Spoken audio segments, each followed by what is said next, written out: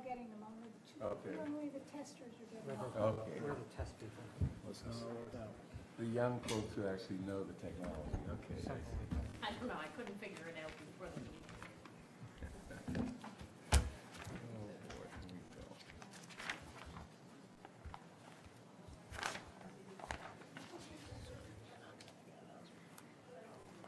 I am. Okay. I won't do that. No, it's fine. I'm kidding. Played so poorly. Well, no, I'm not going to talk about that. Oh, good.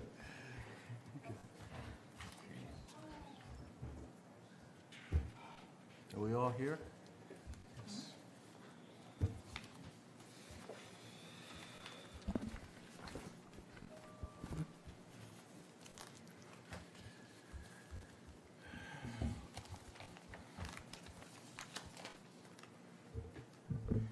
Okay, this is a select board meeting of August 6, 2019.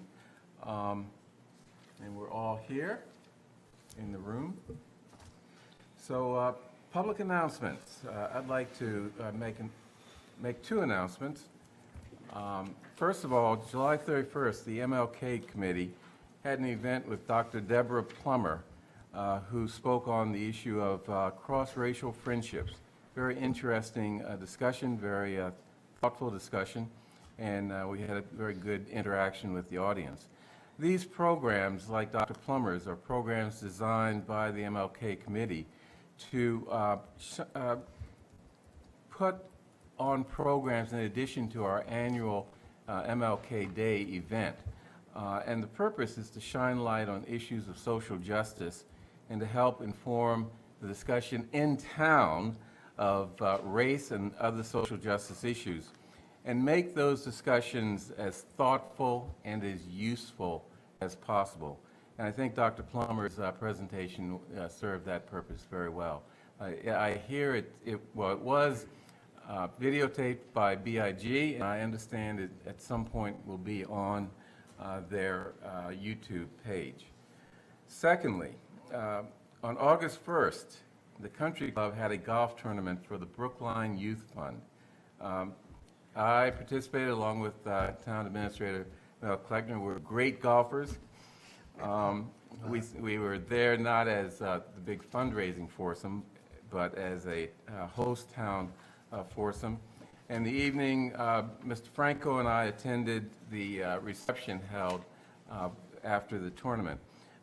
I want to mention a couple things about this that people should know about. And I think I have my notes here. This is a fundraiser for the Brookline Youth Fund. It's the only fundraiser the Country Club puts on. And it started after the Ryder Cup in, I think, 1997, when an initial gift of $500,000 was made to the Brookline Community Foundation.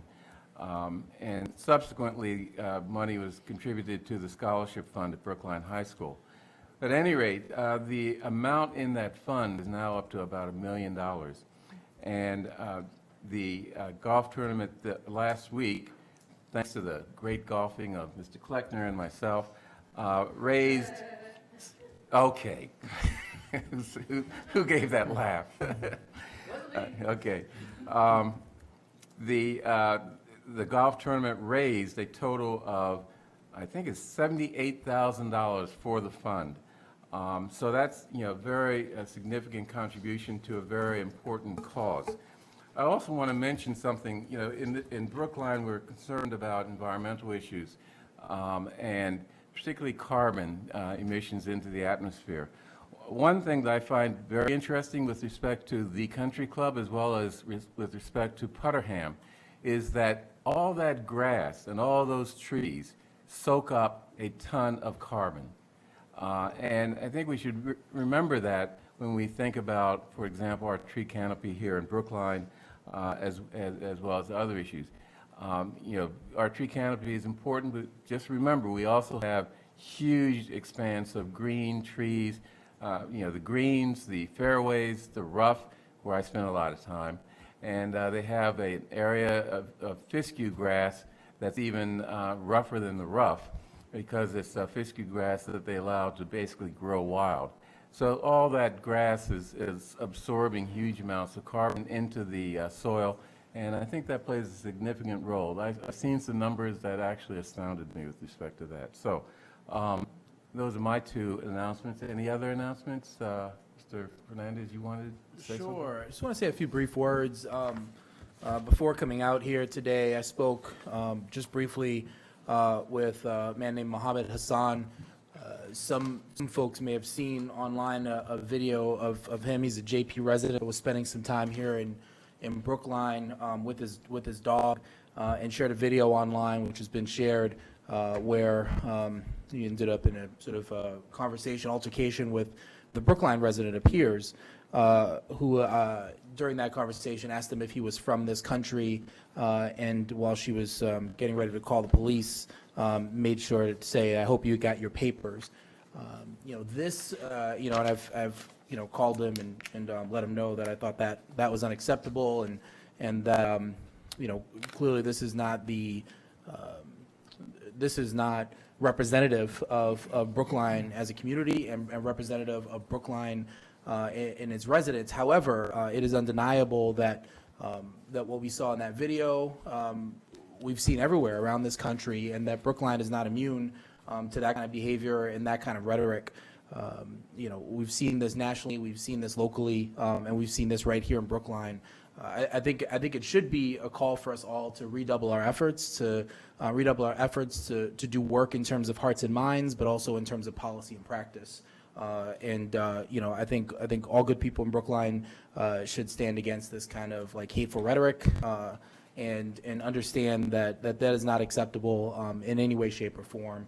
And so certainly on behalf of our town, my apologies to Mr. Hassan. My apologies to everyone and anyone who's had to deal with that kind of behavior. We should be better. We will be better. We must be better. And so I just wanted to share that with everybody. Thanks. Any other announcements? I'll just add to Ms. Fernandez's comment that we all are better. And the important thing is to just make sure we emphasize the good side of our natures, because people like that have always been around. The white supremacists have always been around. It's just that certain environments at the political level allow them, encourage them to come up out from under the rocks. That environment can be fought by what we do as good people, as decent people, to counter the other stuff that's coming at us from certain layers of our society and our politics. So, okay. So we have approval of miscellaneous. Oh, sorry. Okay. Sorry. Public comment. So we're going to have a couple items that apparently going to elicit a lot of public comment. That's the police app and the, I think the CHAPA grant. So I'm going to let people make comments, short comments when those items come up. But if you wanted to make a comment at the beginning, step forward and have your say. Seeing none, let's move on. Okay, question of approving the minutes of July 23rd, 2019. I gave some comments to Kate. Any other edits, corrections? Hearing none. All in favor of approval, Mr. Franco. Aye. Ms. Heller. Aye. Ms. Hamilton. Aye. Mr. Fernandez. Aye. And chair votes aye. Question of approving and authorizing the chair to sign a preservation restriction agreement between the Commonwealth of Massachusetts by and through the Mass Historical Commission and the town of Brookline for the Brookline Reservoir Gatehouse. Good evening. Good morning, Ms. Valentine. Erin Galentine, Director of Parks and Open Space. In the spring, the Select Board authorized the town to enter into an agreement with the Massachusetts Historic Commission for a grant towards the preservation of the Brookline Reservoir Gatehouse. The gatehouse is listed on the National and State Register of Historic Places. It is also a national landmark. We have successfully completed that work and submitted our paperwork for the reimbursement. And as part of any grant with the Mass Historic Commission that involves structures, the municipality then enters into a permanent preservation restriction on that structure. So what you have before you is a request for authorization to grant a preservation restriction in perpetuity on a structure known as the Brookline Reservoir Gatehouse and 20 feet from the foundation. This paperwork was submitted with the grant application. It was also provided to town meeting, and town meeting authorized the board in May to enter into this agreement. I'll say the language is very standard. It's been reviewed by town council. It's similar to what we have at the Fisher Hill Reservoir Gatehouse. And the only amendment made was just to reference Article 14 that was voted at town meeting. Any questions? No? All in favor of approving and authorizing the chair to sign the preservation restriction agreement? Mr. Franco? Aye. Ms. Heller? Aye. Ms. Hamilton? Aye. Ms. Fernandez? Aye. Chair votes aye. Thank you. Thanks.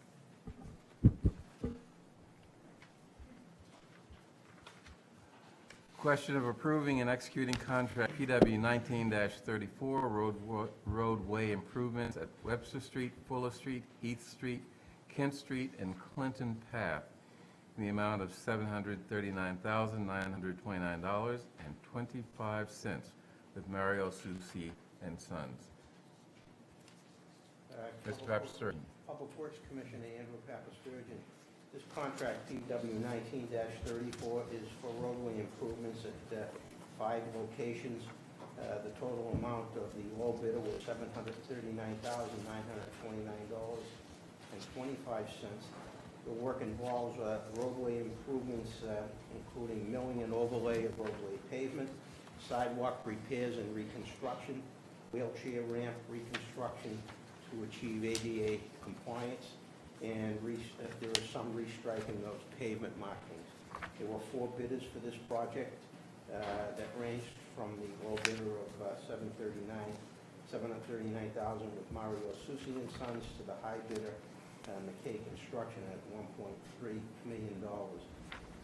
Mario Susi has worked with us on many occasions, is one of our valued contractors, does excellent work, and we therefore recommend award and execution to him for this project.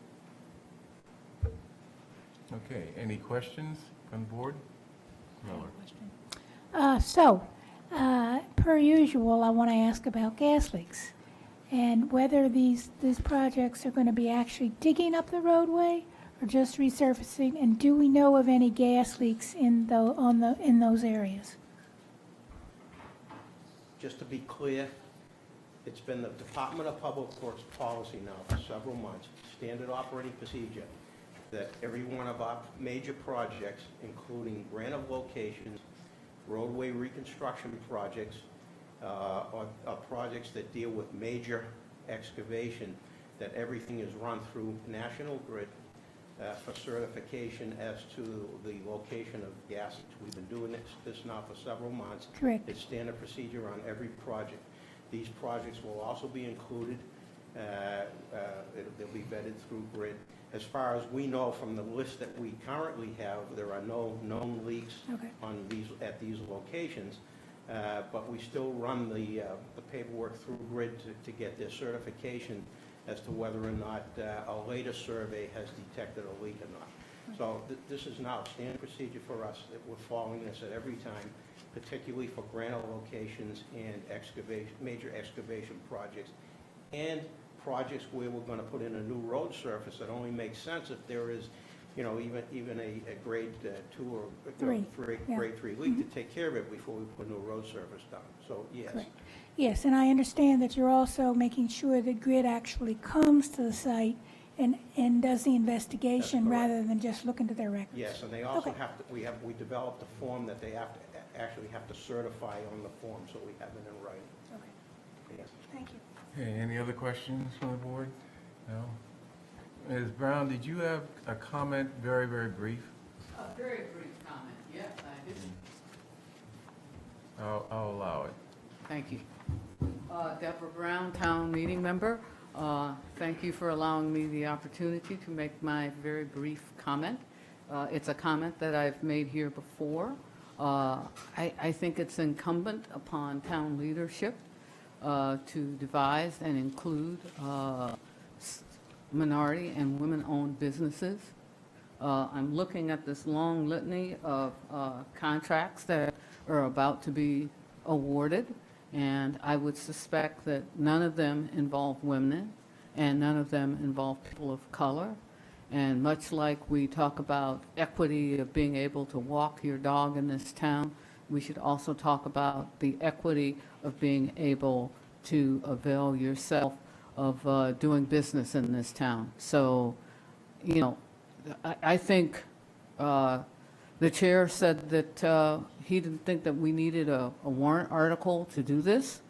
And I don't know how we encourage people to do the right thing here, but for each one of these, I think that there was more likely than not an opportunity for women and people of color, and I would just implore you to figure out a way to get the departments, all of them, to make that, you know, a more vital part of the way that they do business. And perhaps one way, the same way that Select Board Member Heller routinely asks about natural gas leaks or the environmental implications, maybe each one of you can ask, what were the women-owned and minority business considerations that went into this project? So thank you.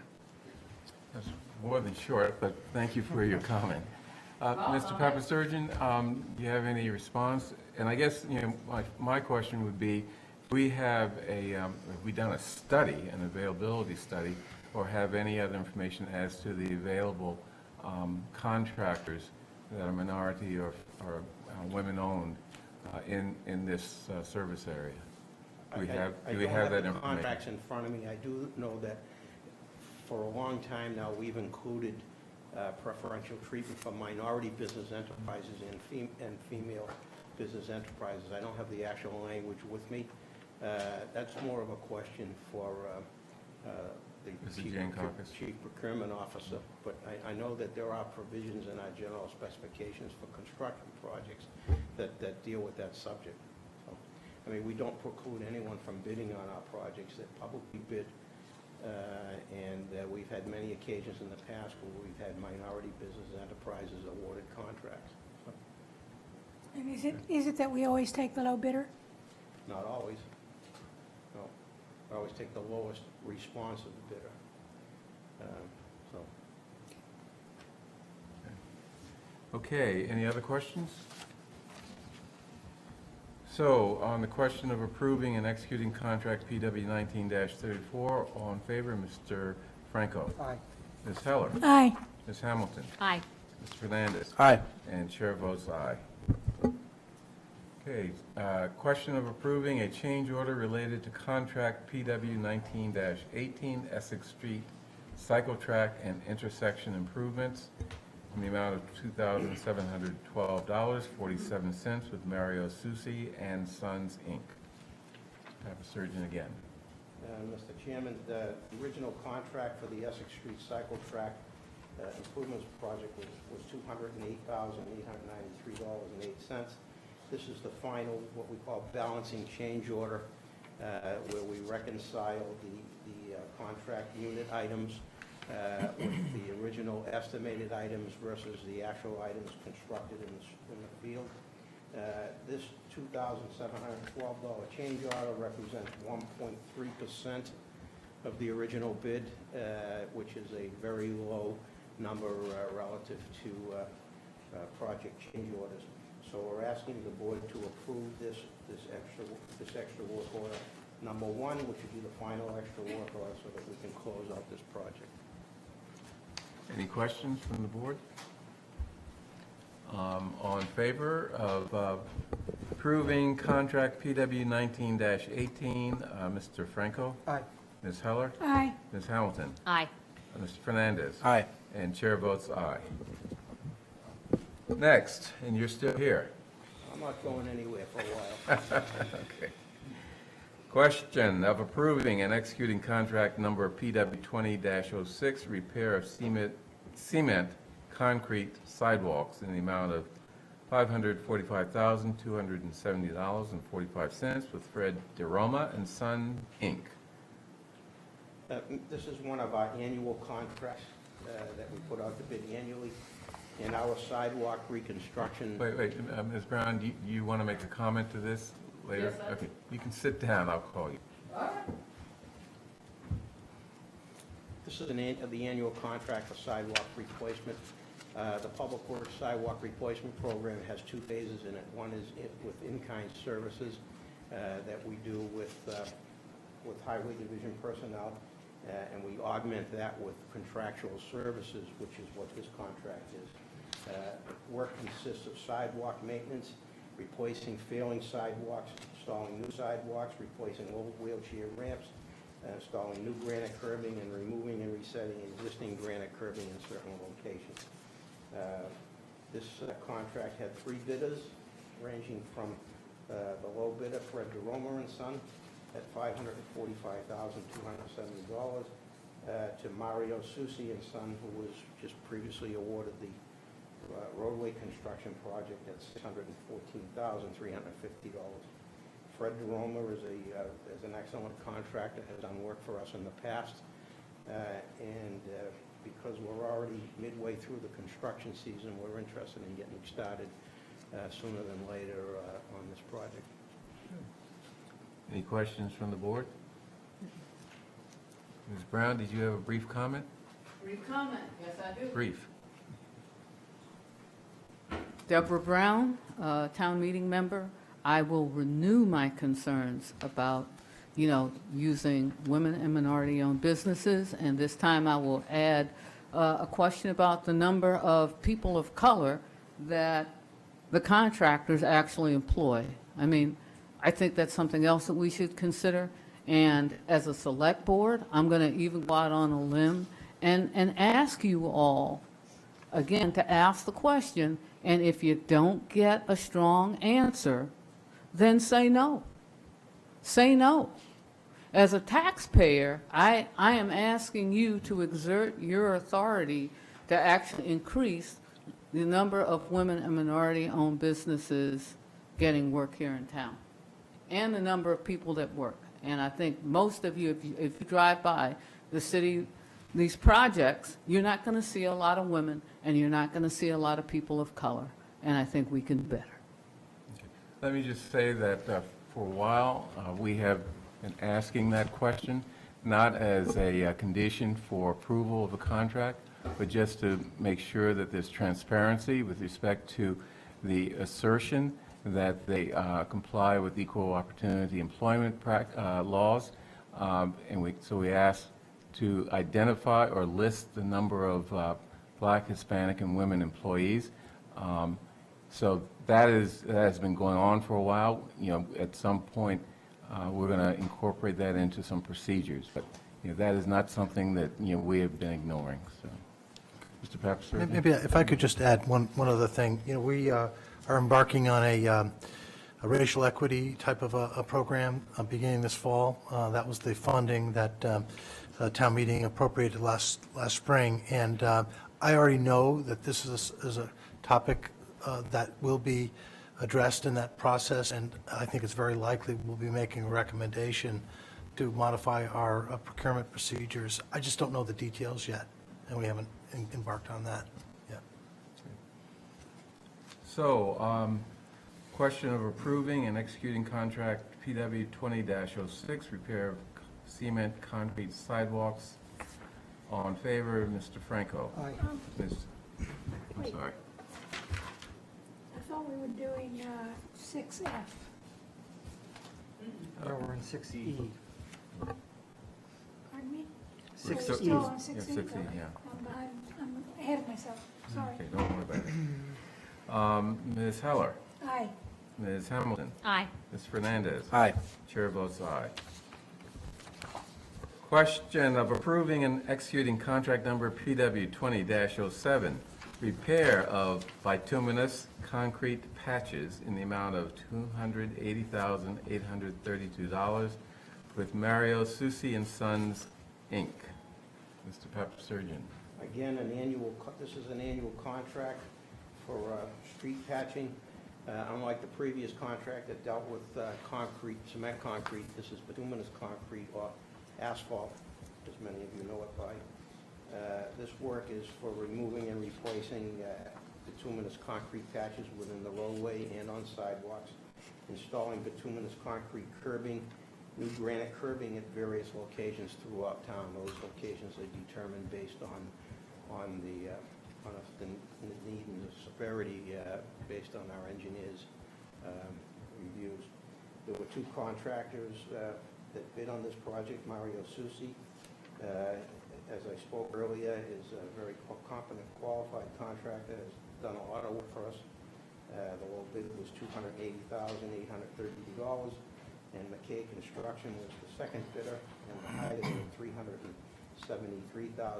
$373,675.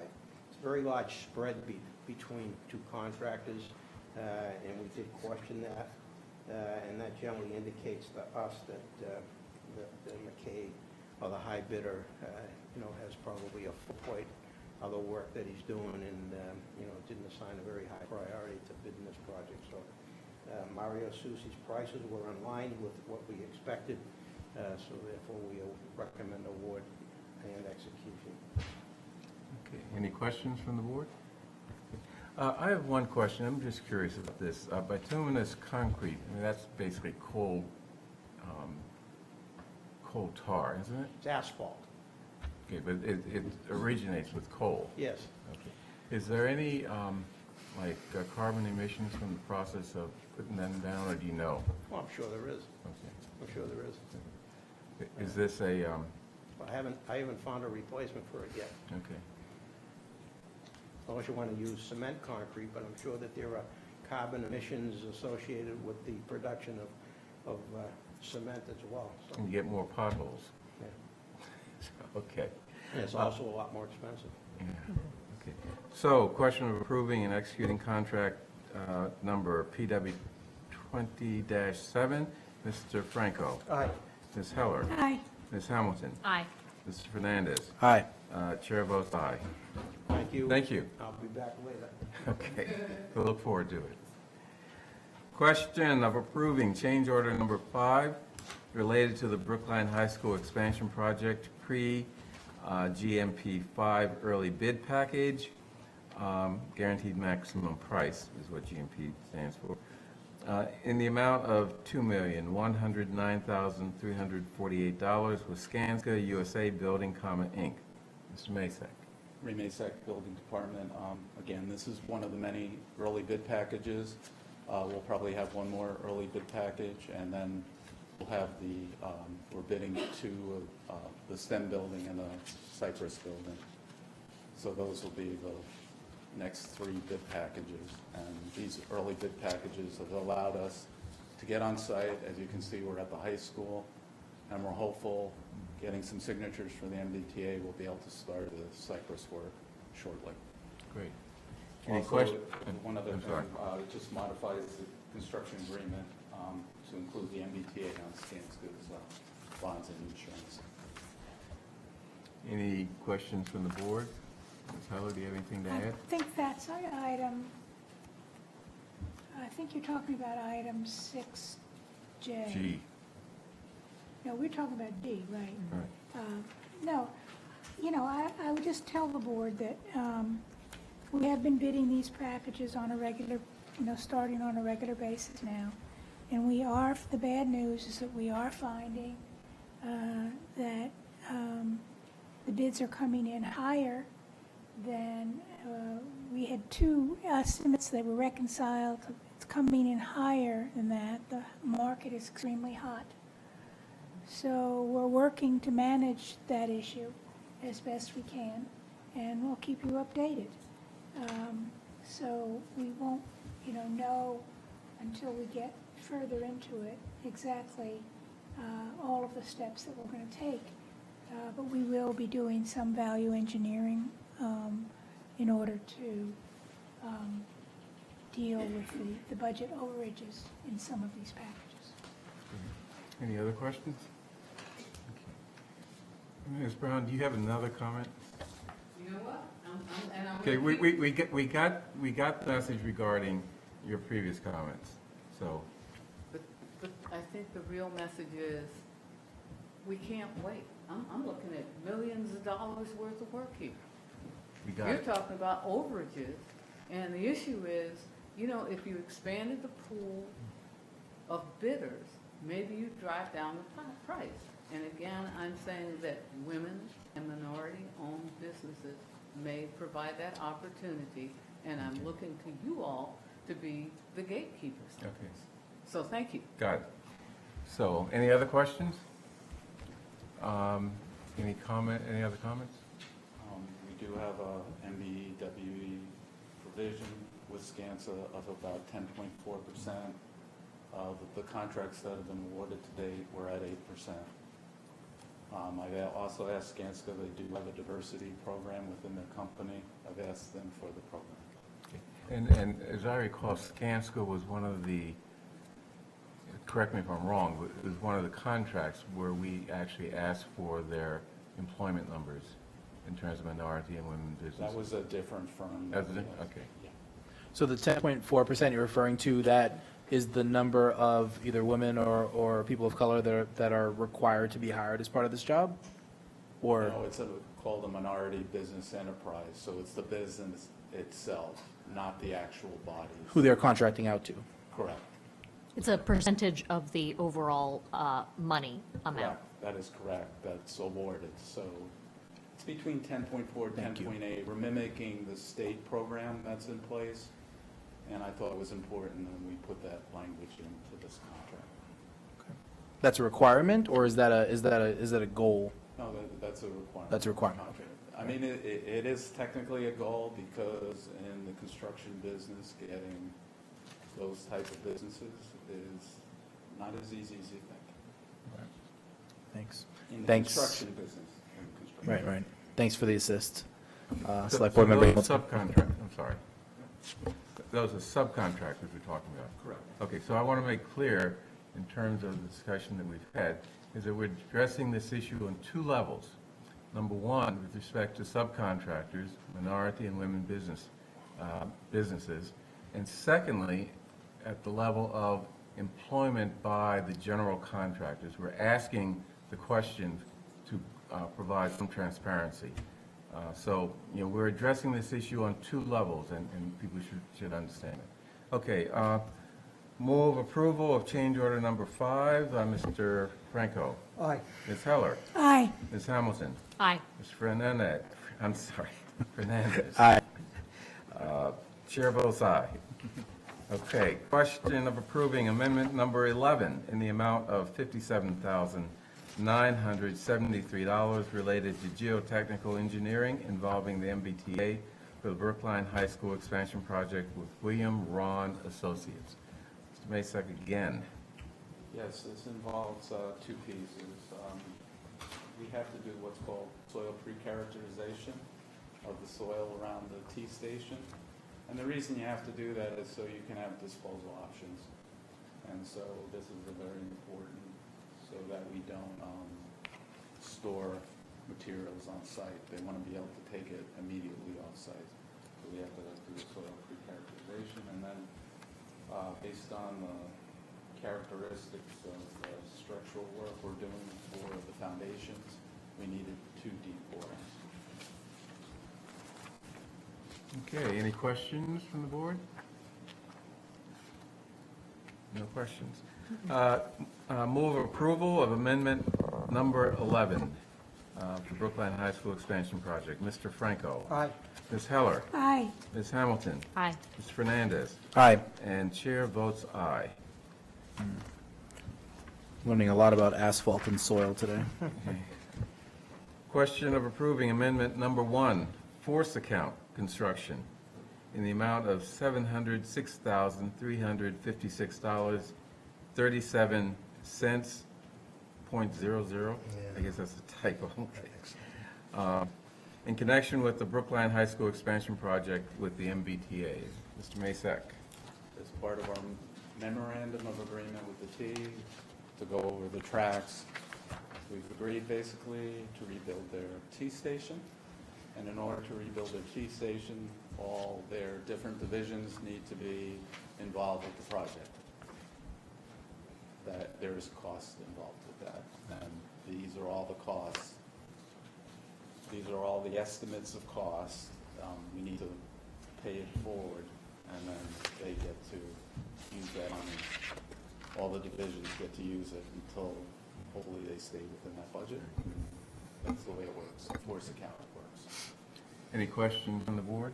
Do you have a question, Mr. Franco? I did. So my recollection is that this force account was at $160,000 previously. Why are we going up to $706,000? That was the design. Okay. They're overseeing the design, now they're going to oversee the construction. So we're just at a different phase within the construction There's all process. sorts of pots of money that we've brought forward to, there's been legal, then to oversee the design, and then oversee construction. I'll just make a comment about the MBTA. It is obviously extremely complicated, very detailed, and we continue to work at it. Luckily, we've had good luck with having a project manager on the T side who's been facilitating things, but it is one of the cost drivers in this project. There's no question about that. Okay, move approval of amendment number 1, force account, Brookline High School expansion project with the MBTA. Mr. Franco. Aye. Ms. Heller. Aye. Ms. Hamilton. Aye. Mr. Fernandez. Aye. And chair votes aye.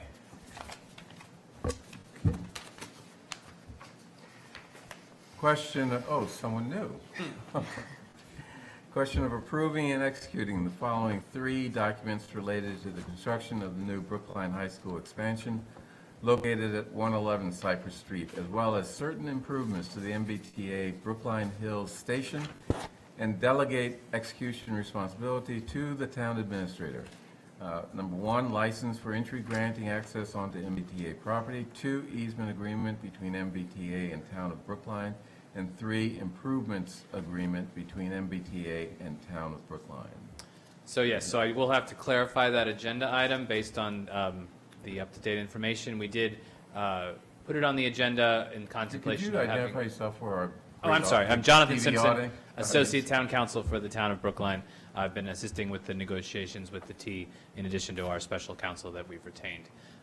The 3 agreements that the chair just listed will constitute the entire exchange of property rights related to the project. However, the second and third that he mentioned, the easement agreement and the improvements agreement, are not finalized. The original contemplation was that we would be signing them as a package, but there has been delays in getting the T satisfied with the agreements.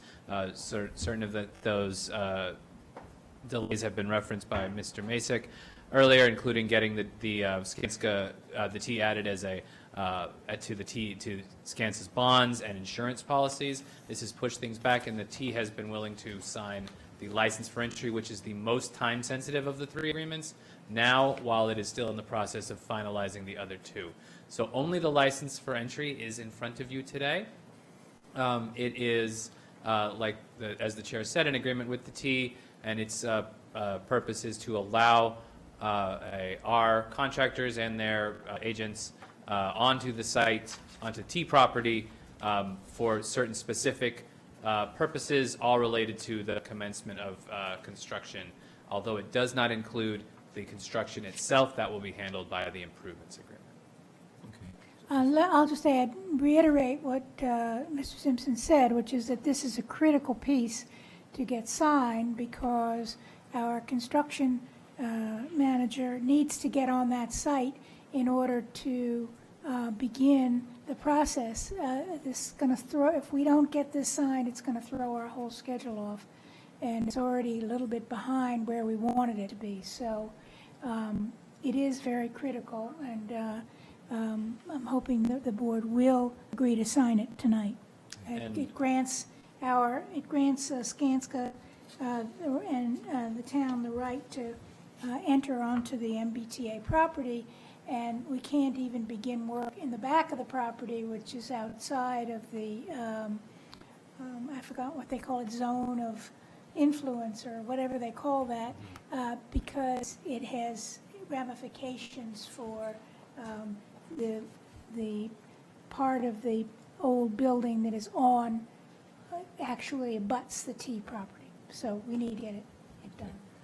So I assume that this agreement allows us access to do our testing, et cetera, but it's not, that's not conditional on the easement or improvements agreement. But the easement and improvements agreements are necessary once we begin construction. So although this is, this is what we need to do to go forward, we're in deep trouble if we don't get those other two agreements. Absolutely. The timing distinction is a distinction without a difference. The improvements agreement will be necessary to get on site to build the property, and the easement will be necessary to have the school continue to exist on the property once the construction is finished. So they're all integral pieces, as Select Board Member Heller emphasized, and you are correct. We need all three to make this work.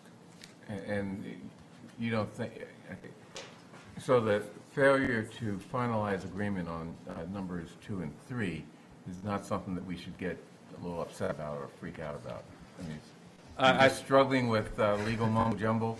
I think that it is not a fight or a struggle worth having right now. My understanding that I've been working on those agreements. Like I said, they are most of the way done. We've certainly agreed on all of the important particulars. It's just a number of things such as insurance and things like that are still finalized.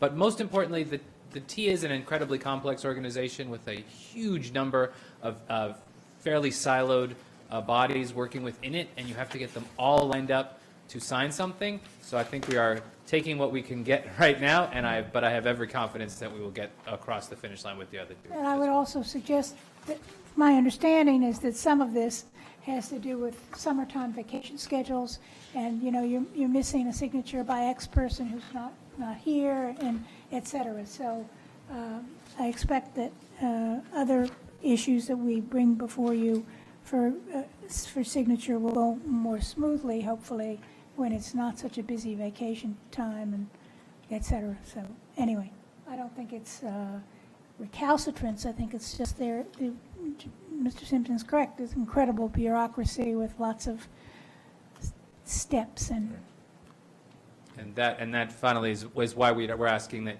or I'm asking that you delegate authority to the town administrator rather than signing it yourself, because there is always the potential that we have a last-minute technical requirement by the MBTA that it will give us the flexibility if Mel needs to sign an additional original or something along those lines. I just want to protect our ability to move quickly if we need to. Okay, I move approval of the following one agreement, license for entry granting access onto MBTA property, and approval of the delegation of the execution of said agreement to the town administrator in substantially the form before us, with such minor changes as necessary that don't materially change the terms of the agreement. All in favor, Mr. Franco? Aye. Ms. Heller? aye. Ms. Hamilton? Aye. Mr. Fernandez? Aye. Chair votes aye. Thank you very much. Thank you. Question of approving an electric vehicle charging infrastructure and electric vehicle car share memorandum of understanding and license agreement with Green Spot JC LLC. Mr. Crane. Todd Crane, Transportation Administrator for the Town of Brookline. This is the third time that I've appeared before the board. I appeared before you in April for this project to give you an update on the Beacon Street Green Transport Program, which includes partially to provide accessible and reliable EV charging infrastructure along the public way within the median of Beacon Street, as well as to introduce EV car share to reduce traffic congestion and pollution. In May, I appeared before you on the first part to approve the contracts with Eversource to take part in their Make Ready project, which is essentially Eversource, through this Make Ready project with DPU, is paying for and installing the infrastructure needed to support EV charging on Beacon Street. And this is the second portion of the project. You may remember that we are partnering with two different companies to install, maintain, and operate the EV charging units on Beacon Street at no cost to the town. The first is Green Spot, who's before you tonight. We're asking to approve the memorandum of understanding and license agreement with them. They will be installing the equivalent of 20 park spaces within the residential areas, so 10 level 2 dual port chargers to begin with. The locations are Air Road, near Dean Road, Brandon Hall, St. Paul, and Englewood. The more residential sections of Beacon Street. So here we are targeting the garage orphans, those that have EV cars or want to have EV cars but do not have access to charging within their rented parking spaces typically. Additionally, next to those two publicly accessible parking spaces will be two parking spaces dedicated to EV car sharing that will be operated by Green Spot as well. So this is the second contract, I guess we'll say, that the board has to approve to move this project along. I'm joined with Michael Mazer, who is the Chief Operating Officer for Green Spot, and he's just going to walk you through just to introduce Green Spot quickly. Hi guys, I'm Michael Mazer, CEO of Green Spot. Thanks, Todd, for the great intro. Obviously, we've been working a long time on this project, and we're very excited to get things moving. Just kind of a higher-level intro about what we're doing. So, philosophically, our vision is to reduce the amount of cars per household by 1 and to facilitate EV adoption. So we've been doing this for the past 4 years, almost 5 now, and in the past year and a half, we've started expanding our program from Jersey City, where we started, throughout the East Coast, and now also into the Midwest and internationally. This is obviously not news to you guys, I'm sure, but there are not too many charging stations in Brookline, and we anticipate a significant growth in electric vehicles on the road in the upcoming years, and therefore it's extremely important now to take measures to be prepared for the mass EV adoption, and part of it is installing EV charging in the right of way. The other side of it is obviously incorporating alternatives to car ownerships that are electric. What we do, and we focus specifically on those two modes, it's how can we really identify the locations in a town, in a city, where we can install EV charging stations at no cost to the town in this case, and over time recoup our investment through the utilization of the stations from the public user. So anyone who owns an electric vehicle can charge in a portion of these spots.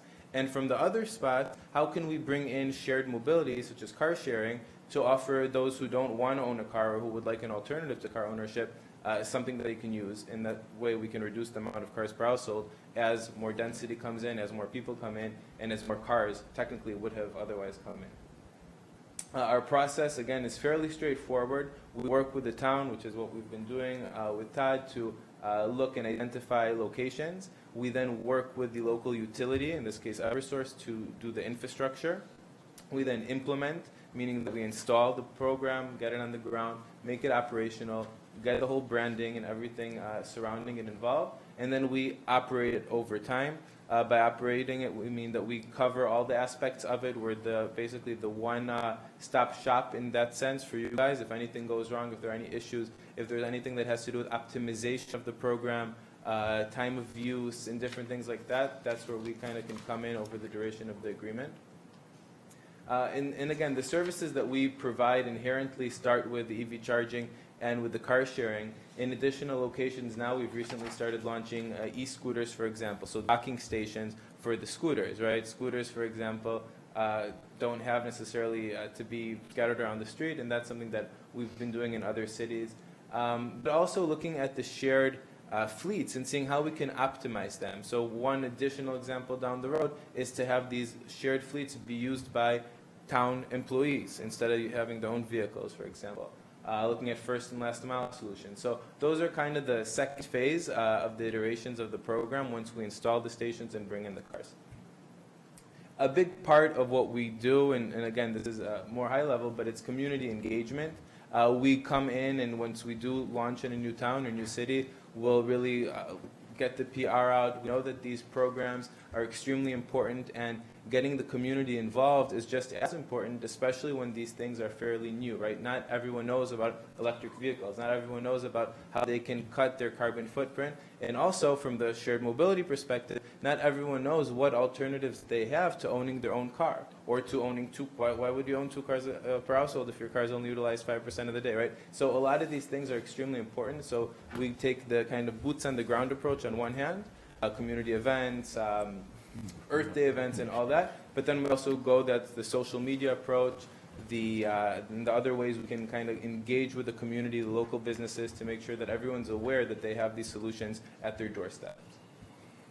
Again, the benefits, like we mentioned, making sure that the end user experience is great. We positioned the program on Beacon Street specifically because we know that that's a key location and identifiable and accessible and convenient for most people who don't want to own a car or who would like to park and charge their car and don't have a garage or a parking spot. Those are things that we think speak for themselves, meaning the location of the program is what will drive its initial success, especially in these phases when things are still fairly new in the EV world and in the shared mobility world. One other last thing is social media. When we look at millennials and Generation Z and their adoption of technologies, a lot of it is about how they are seen and how they do things to be seen, right? So how are they showing their friends that they're cutting their carbon footprint? How are these college students that are here? How are the other people around able to show the public or their friends or their community how they've, on their own, contributed to the environment? So those are key parts that we're trying to integrate into these programs as well. Our deployment, like I mentioned, has been slowly but surely expanding. We recently started the program in Newton, Massachusetts, so not far.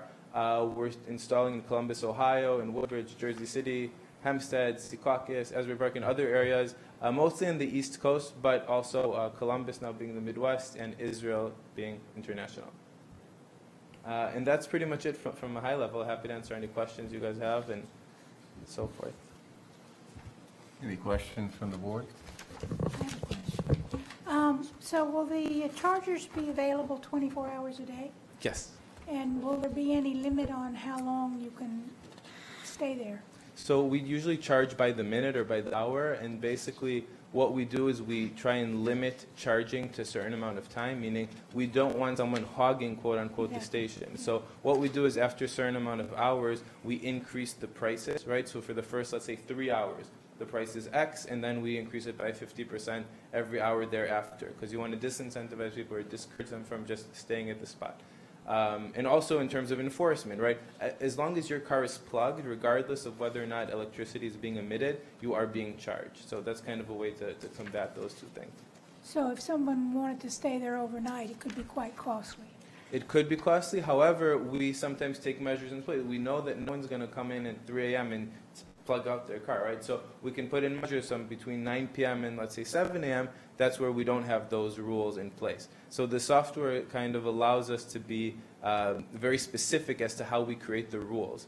And that's something we figure out over time based on the supply and demand, right? It's all about the demand and how much stations need to be used, and that's how we put these rules in place. Sure. A couple questions. This might actually be for Todd. I'm not sure. But one is around. So I think this is great idea, but I just want to also make sure that we're aware of any cost to us. So currently there are meters in those spots right now, right? And so there'd be some lost meter revenue. Or do we think that we're going to make that up through the revenue sharing agreement? What's that going to look like? So we expect over time that we will actually make it up through the revenue sharing agreement. All of the fees that is going to be charged by Green Spot and eventually Green Lot, which is the other provider, all have to be approved by this board. So the they're not setting it themselves. They're going to come before you and get approval for all of the, for the fees. But we expect over time that we will actually be making up the meter revenue.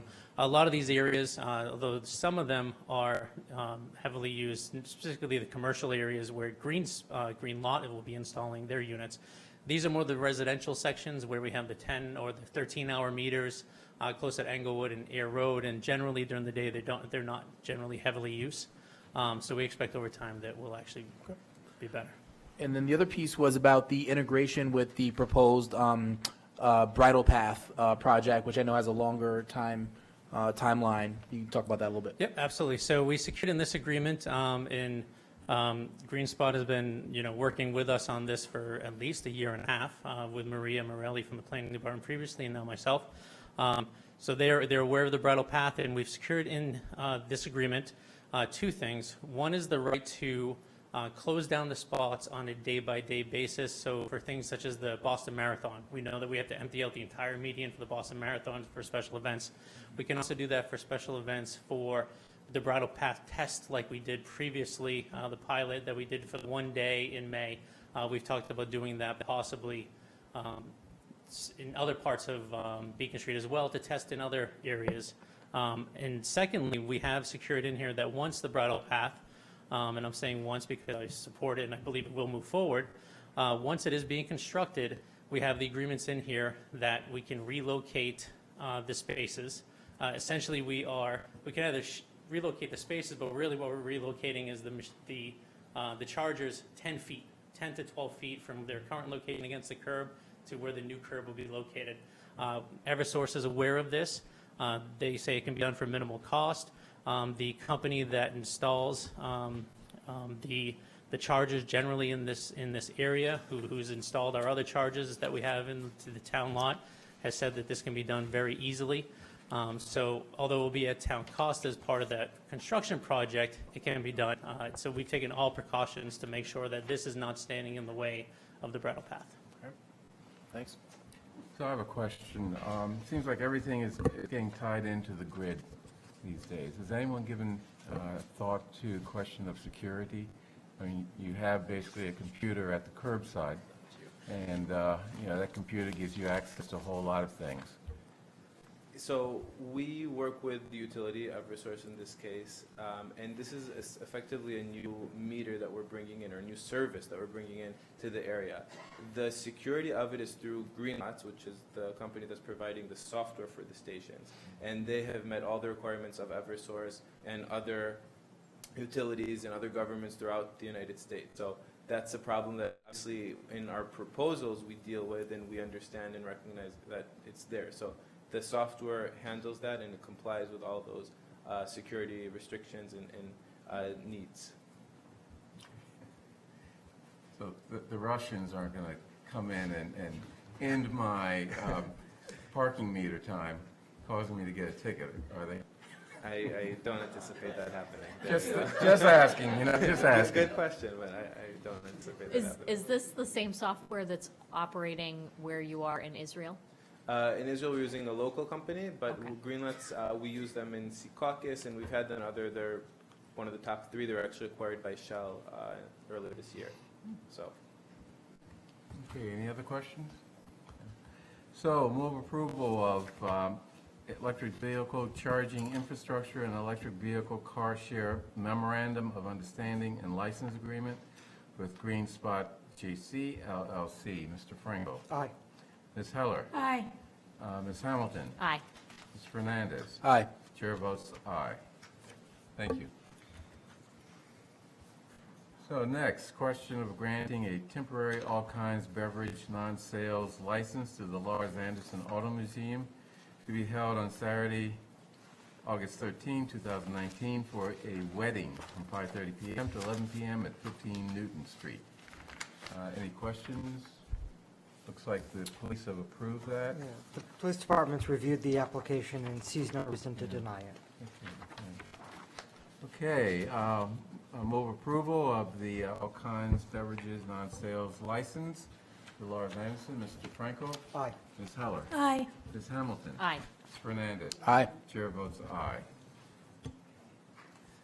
Okay, personnel, fire department, review and potential vote on question of filling vacancy within the fire department for fire apparatus repair foreman.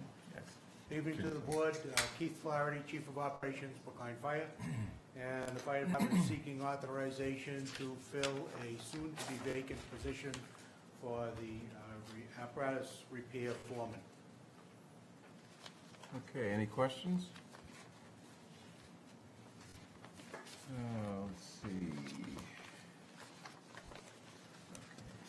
Okay, move approval of filling the vacancy in the fire department for fire apparatus repair foreman. Mr. Franco? Aye. Ms. Heller? Aye. Ms. Hamilton? Aye. Ms. Fernandez? Aye. And chair votes aye. Thank you. Very good, thank you. Question of approving or authorizing the filling of the following 5 vacancies within the Recreation Department. Curriculum coordinator, lead teacher, recreation leader, lead teacher, .75 or partly funded at 75%. Is Ms. Jackson here, or are we getting anyone? Justin, do you know if Ms. Jackson is coming for the Recreation Department positions? Maybe we can just put them off for a little bit. Okay, we'll put that off a little bit.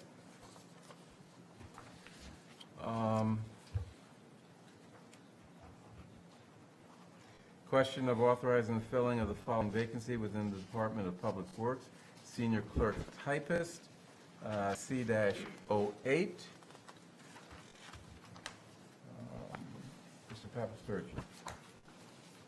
Yes, we're seeking authorization to fill a vacancy in the Water and Sewer Division for a senior clerk typist who is actually an assistant billing clerk for water and sewer. The position has become vacant due to the promotion of the incumbent Soretta Channer into the position of business manager, water and sewer. And we're happy to have Soretta available to take the lead in that section of the department. We're prepared to advertise this position. It's already been posted internally with no applicants internally, so we're prepared to post and advertise externally. Could you detail the outreach to ensure that we have a diverse pool? The material in our file does not include page 2 of the authorization to hire form. Oh, should have. You sure it's not on the back? No. That's handled through the Human Resources Department in conjunction with the Department of Public Works. And we use the Pro Diversity Network, Indeed, ZipRecruiter, all of which have multiple targeted affinity group job boards and other relevant groups. So that's what they generally use. So it's the same for this position. Are there any DPW-type associations or organizations that could be used to expand out? Yeah, we also, where this job is a clerical position, if it was a DPW-specific technical position, we would then use the public works associations to reach out through that avenue. But where it's a clerical position, we try to cast a broader net and do it through this avenue. Okay, move approval of, any other questions, by the way? No. Okay. Ms. Brown, very quickly. Yeah, all right. This is the kind of entry-level position I'm going to put a plug in for folks that may not necessarily have had opportunities to enter the job market. I would put a pitch in for advertising in the Bay State Banner and actually figuring out a way to advertise Brookline Public Housing. Since this appears to be since this appears to be a clerical position, there might be someone in our own community that might not have seen the advertisement. So before you approve it, maybe you could encourage, and that goes also for the recreation jobs, to actually look in our public housing. Okay. We're going to approve this before that, without doing that, but I'd suggest that you prepare your suggestions to our new personnel director, Ms. Ann Braga. Yeah, we'll definitely do that if we don't already. And Okay, thank I'm you. pretty sure they actually do use a Bay State banner, but, no harm in sending an email to, lay out your suggestions. Okay, but Okay. I want you guys to be the backstop, though, because Well, I don't come every week. Okay, we backstop this all the time. So, question of authorizing the vacancy within the Department of Public Works for senior clerk typist. Mr. Franco? Aye. Ms. Heller? Aye. Ms. Hamilton? Aye. No worries. Mr. Fernandez? Aye. And It's a difficult chair name. votes aye. Thank you. Just as a clarification, this is not an entry-level position. Yes, senior clerk typist, right? I don't see Lee here. Just keep going. So, Yes. okay, next item, and here the fun starts. Chief Lipson, good evening. So, community service app update. Chief of Police to review implementation of a school and community safety reporting app. There is no vote here. We're just asking Chief Lipson to sort of give us some information on this app and address some of the questions that have been raised in the community regarding it. So, Chief Lipson. Thank you. Good evening, Andy Lipson, Chief of Police.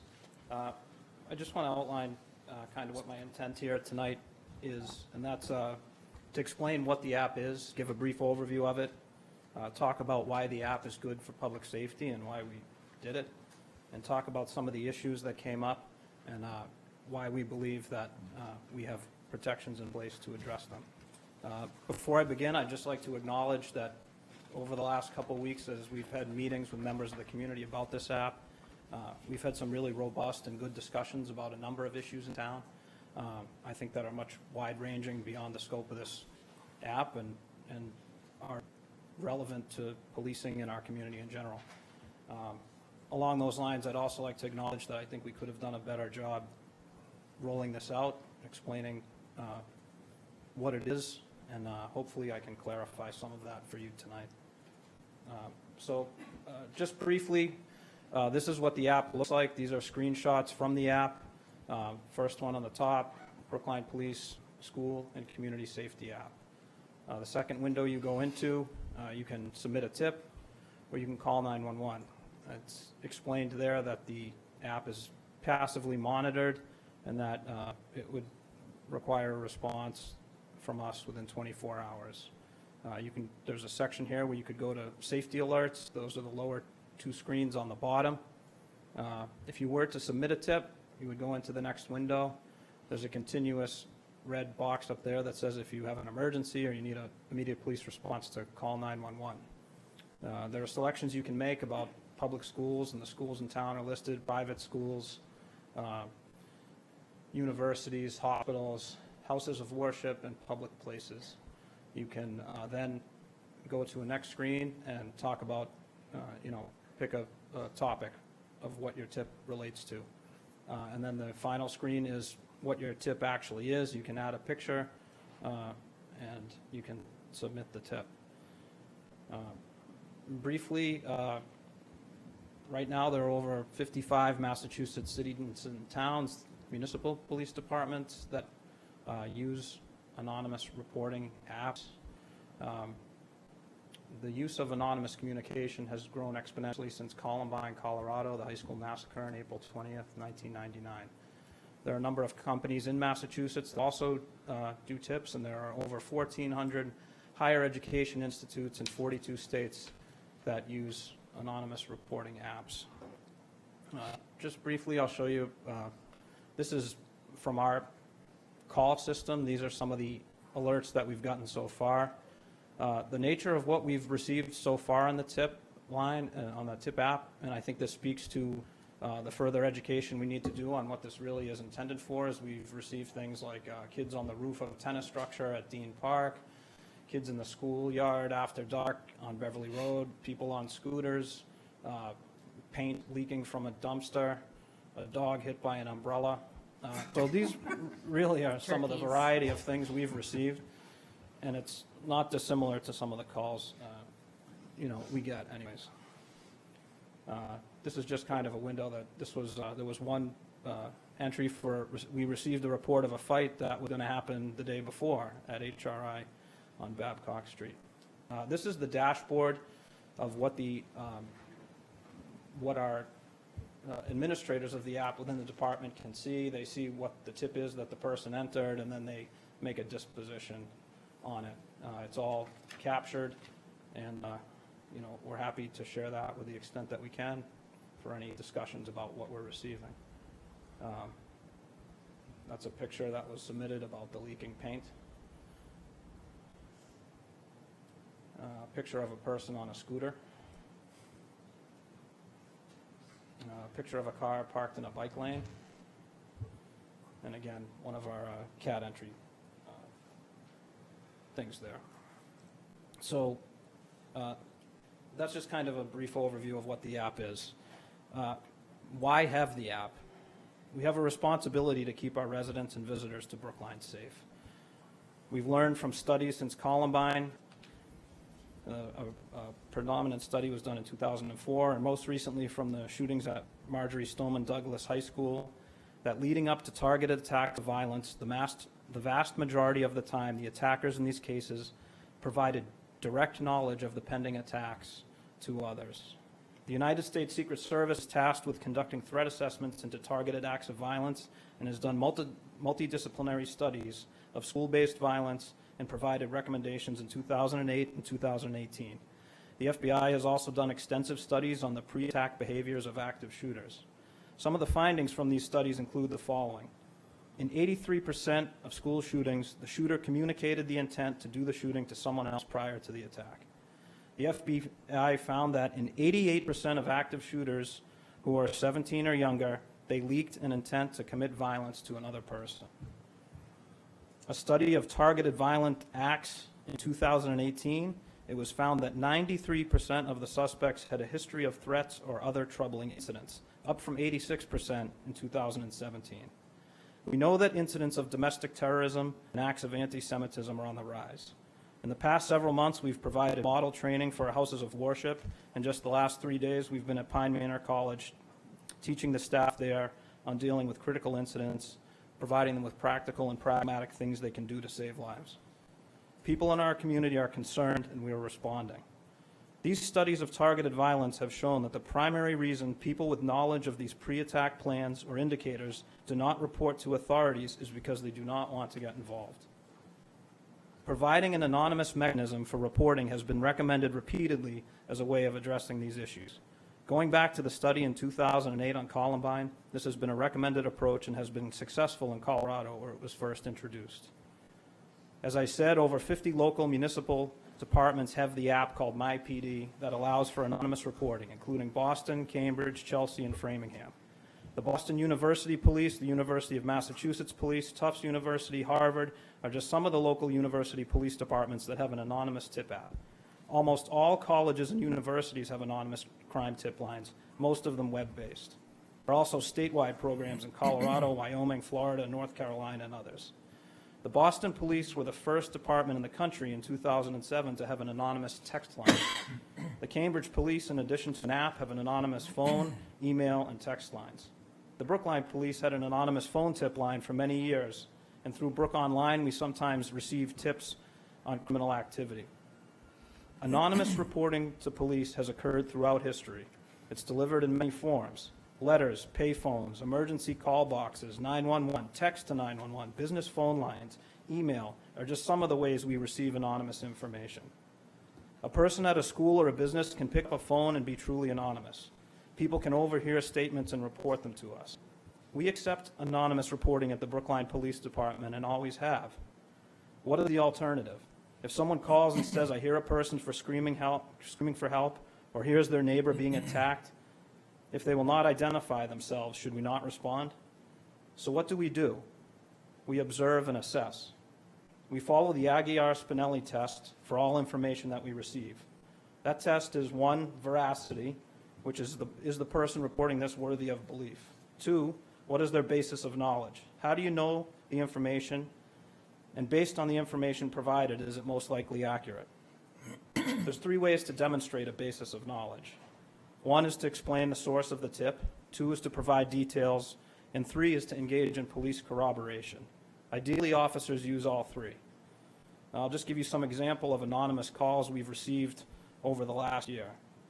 We received an anonymous call of a suspicious person acting irrational, and the person was found to be severely dehydrated and given medical aid. We received an anonymous tip of an erratic motor vehicle operating on Route 9. The motor vehicle was stopped, the people in it were found to be under the influence, and the motor vehicle was stolen. We received an anonymous tip of a check on the welfare of a child. The case was referred to DCF for possible neglect. It was a 7-month-old baby who was being left in a carriage while the nanny went in shopping at different stores, leaving the baby out in the carriage out on the sidewalk. We received an anonymous tip of a suspicious vehicle near a temple, with the subject photographing the facility. The report led to a stopping of a motor vehicle. Interview of the operator led to a bomb squad responding, and explosives in the form of fireworks and paint canisters removed from the vehicle. We received a report of lewd conduct, somebody masturbating in front of the high school. We received an anonymous tip of domestic abuse. The caller heard someone calling for help and anonymously called the police. The suspect was arrested after punching the victim in the face. You may remember we received an anonymous call about an assault and strangulation of a child playing in Pierce Playground. The suspect was eventually identified and charged. We also receive a wide variety and every variety of minor calls, noise, etc. Our job when the call is anonymous is to go and corroborate the information before acting. In fact, we have had policies in place to handle such situations, most recently updated and voted on and supported by the Select Board in May of 2017.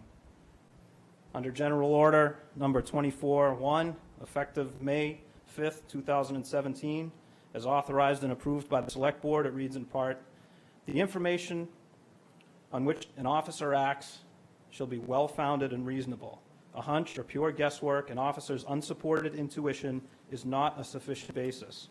Investigatory stops shall not be used to stop persons based on their race, color, religion, national origin, ethnic group, ancestry, gender identity, or sexual orientation, political or social opinions, or attire, without an additional lawful basis for the stop.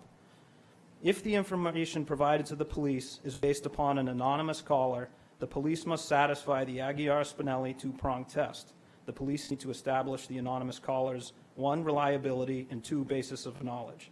An anonymous caller's basis of knowledge may be satisfied by obtaining information on how the anonymous tipster knows the information that is being provided, e.g., anonymous tipsters witnessing the reported crime. The reliability prong may be satisfied when the responding officers are able to corroborate the anonymous caller's information, e.g., confirm the description of clothing or vehicle as provided by the anonymous tipster. Also in policy, the Select Board has approved the definition of a police source of information. A source of information, according to the policy, General Order 31-1, effective date February 13th, 2017. Source of information, any person who provides information about criminal activity to the police department. This includes, but is not limited to, witnesses, other police officers, anonymous tips, and persons who may reveal information through casual conversation. And our policy, as approved by the Select Board, also states regarding complaints that this is about complaints about police officers. All complaints, including anonymous or third-party complaints, shall be processed in the same manner so long as there is sufficient information to warrant investigation. General Order number 34-2, effective June 7th, 2017. Working in Brookline as a police officer, you're keenly aware of the nature of unfounded calls that people make to the police department. The issues of bias, both overt and implicit, are at the forefront of policing, and we have received thorough training in these topics. Through our movement to procedural justice, 21st century policing, and examinations amongst our officers in 2016, it was widely discussed amongst the officers that was a frustration that we were cast in a bad light because of the biases of residents who made unwarranted calls to us. We're well versed in the need to corroborate information. We understand the importance of receiving as much information as possible to observe and assess before acting. As an investigator for Brookline for many years, you also become aware, through canvassing neighborhoods after crimes, of people who saw the criminal prior to the crime they committed acting in a way that got their attention, but they elected not to call because they did not want to get involved or did not want to be, quote, that person. We've added a means of communication, but we have not added a genre of information. Anonymous reporting is not new, and we have select board approved policies in place to handle these situations. We've trained extensively on how to handle these types of scenarios. We have partnerships in place with the schools and mental health partners so that when we act, we have the appropriate means in place. This app adds an additional layer of protection that is passively monitored. It is not designed to start an immediate police response to a person walking through a neighborhood. This app is not designed to elicit an immediate police response to an unwarranted report of a person walking or carrying out some other form of daily activity in a neighborhood. The discussions we have had since the introduction of the app have been wide-ranging and good, but have involved few people. The message has been received loud and clear that our rollout should have been better. We could have done a better job explaining the app. It's a pilot program, and we're receiving data. Deputy Grotman will be sharing that data with the CDICR. This program was a true community partnership in its establishment, but there were more groups that wanted to be heard, and we could have done a better job. I did not pull the app because I did not see the dangers of the app outweighing the benefits. It's a work in progress, but one that I would strongly suggest is worth doing. We partner with school administrators for many initiatives and do not report these to the school board. Our peers in the school administration, we have had discussions about this app going back for months. We hear the message loud and clear that our rollout could have been better, and public dialogue was desired by many. We hear the message that there are people concerned about the danger this may pose to people of color, but we believe that as a police department, we have a select board approved policies and measures in place to address this. We acknowledge that there are people with biases that make reports to the police and that a larger discussion on this topic is warranted. I have faith in the officers of the Brookline Police Department to perform their job professionally, appropriately, and with the dignity of all people in mind. I see countless examples of this regularly. Yes, we as police officers are human and there are mistakes made, problems to solve, internal and external. There are people who don't trust us. Some of our most vocal critics will not engage in dialogue. There was a recent study that noted police departments that received public support get a better policing product. I think there's ground to be made on both sides. As police commissioners, you can vote to pull the app, but I would strongly encourage you not to do that. I don't think the app is constituted and endangers people in the community or visitors. I believe that if you were to pull the app, you would be setting back an evolving form of communication that is recommended to address one of the most vile threats we face.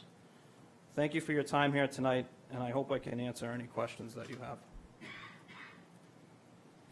So, actually, I'd like to start off by stating I am not in favor of pulling the app. I'll say that right out.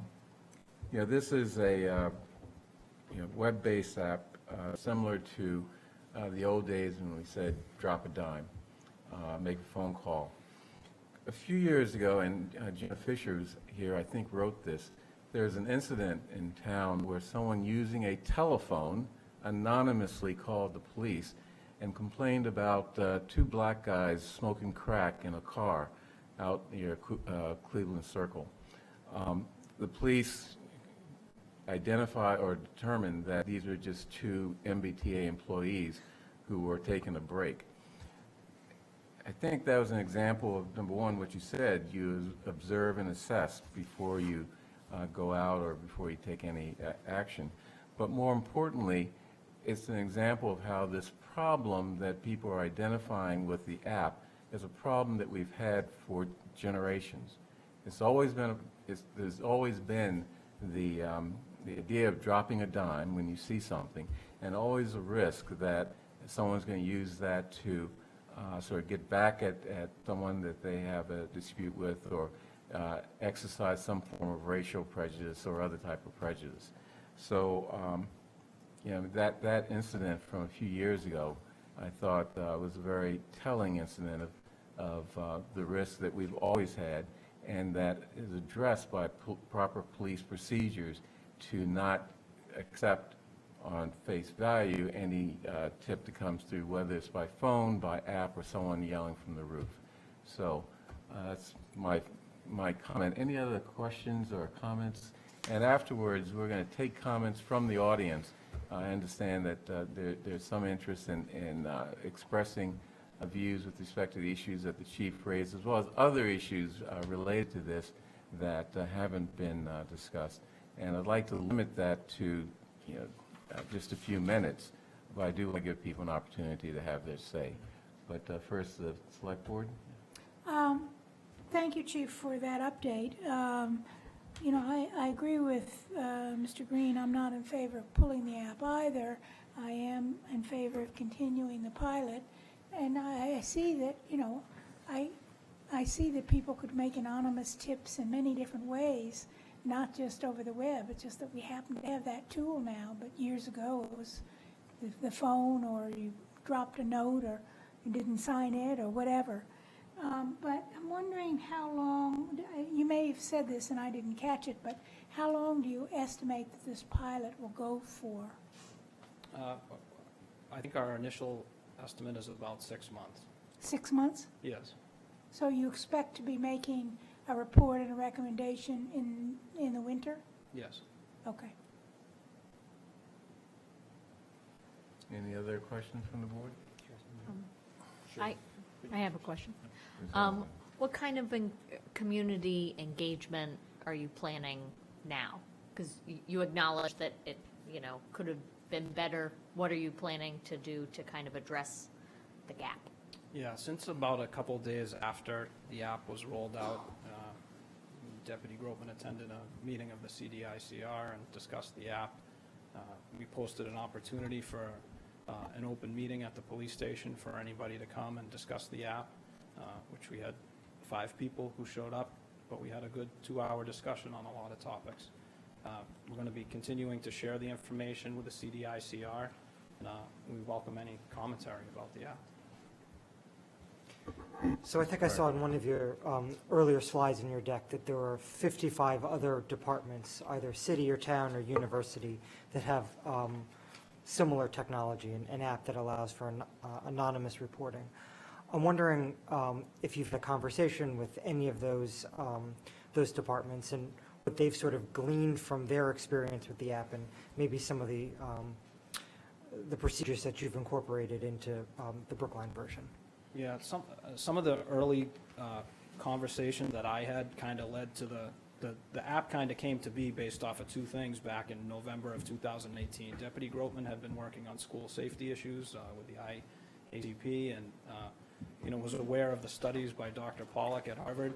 And I was having discussions with chiefs that I was meeting through the Mass Major Chiefs Association. I had a discussion with Chief Keyes from Chelsea, and we were talking about tip lines, and he was telling me that in Chelsea they had a phone tip line for the longest time, and it had dwindled down to receiving basically nothing, but they had rolled out an app, and it was enormously successful for them. That kind of sparked this discussion. Since that time, I haven't had discussions with departments about how their apps are performing or what they're experiencing, but I would just encourage you, in addition to engaging with the Brookline community, some of the issues that have been raised as concerns, racial profiling, inappropriate reporting, are not unique to this town. We're all human, and there are implicit and explicit biases that exist outside of Brookline, and anything that peer Massachusetts departments have learned, I think, are applicable here and are worthy of talking through and learning about. So, Mr. Fernandez. Sure. Chief, first I want to start by saying, I was watching, like many people, the coverage of the 2 incidents that took place over the weekend in El Paso and also in Daytona, and in particular, Dayton, sorry. The coverage of the surveillance footage in Dayton, and was struck by watching, so many, what we would naturally do, so many of us flee in the opposite direction of a shooter, and watching these officers very quickly move in the direction of danger. And I was thinking about you, and I was thinking about our department when I saw that. And how remarkably they acted so quickly and in a way that we are sure saved lives. And so I think that is, when we think about policing, the role that departments like ours and others can serve in the worst of circumstances is to provide a shield for so many of us who have unfortunately too much ability to hurt one another with these guns and everything else. So I just wanted to say that, and I was thinking about you all. I mean, you've addressed the rollout and issues there. I think there are a lot of folks that were surprised to see something like this. I think there's a sense in this town that having community input is a really important thing, especially when it comes to issues like this. And I hope that you see now that there are these underlying concerns that folks have. You've been here for the whole meeting, and you've heard Town Meeting Member Brown speak about some issues related to diversity and inclusion in town, and that these are important issues to folks. And I hope that in the future we can anticipate this kind of these kinds of questions that are going to come up as part of this. I wanted to ask you a couple questions about the app, and then and then get into some of the larger questions. I mean, one of the things that I saw on here, for instance, is and we talked about this at Diversity Commission, where it says planned fight here, and it says select to report possible gang or street violence. And I wasn't aware that gang violence is a big issue in Brookline, and quite frankly, I'm not sure what street violence even means. But can you talk about where the language for these options came from? Was that from our department? Was that from the creator of the app? A little bit of both. So we had many meetings over the months where there was kind of an initial array of choices and options. We took some out, we added others, and whittled them down. I think that's the specific ones you're referring to are kind of boilerplate ones for police departments. We don't have identified gangs right now in Brookline. We have had identified gang members in the past living in Brookline. Right. And you mentioned that there was one submission of a planned fight. Can you tell us how that worked out, what the response was? So the report was already over. It was received the next day. So it was really, that's kind of an education thing where the app was used in a way it was not intended to be used. If somebody thought there was going to be a fight, they could have, they were reporting a past plan. But the way it would work is that, every 8 hours, our commanding officers are tasked with reviewing the app. If they saw, something for a planned fight, they would have to begin the process of vetting the information and creating a plan. Now, what if that was a planned attack? I mean, somebody might find out 7 hours before a school shooting occurs and would submit something. Yeah. I'm very concerned if this is the purpose of this app that we would then have been notified potentially 7 hours earlier that something was coming, and because of this 8-hour check-in only, that we wouldn't actually be able to act upon that tip. That is a possibility of the tip, but I would like to think that based on the information on the app, that if somebody read what it said, that they would call. Right. Right. So that's often is checked. And then what about referrals? I imagine there's some things that are you read and someone needs to do something. Maybe Brookline High, maybe someone else needs to take action. Do you also just say, will the officer that's taking a look at this read this and say, well, maybe I should just let the principal or the head of school over at Brookline High know about this. This is not a police. This doesn't require police intervention. Yes, absolutely. I mean, just kind of a different example is the leaking paint. We notified the building department. But the schools, these are types of information we receive on a regular basis. We're 24/7, 365 days a year, so we receive information about things that are going on in the school through calls, different various means, and we have partnerships in the schools. We have roundtable meetings. This isn't something where when we receive information about things that are in schools, we don't just go into the schools as the police. We partner with our people in the school administration, with service providers in the schools, and approach it that way. And then, I mean, we learned this through the scooter program, that folks have been asking us a lot about what is going to be the evaluation procedure for this. So we're running a pilot. Folks want to know, well, how are we going to make our decision about whether or not to move forward? Can you sort of maybe give us a few items that you'll be looking at to determine whether or not to move forward with this after the pilot's over? Yeah, well, I think community input will be a huge part of that. We're going to be meeting with CDICR to review that.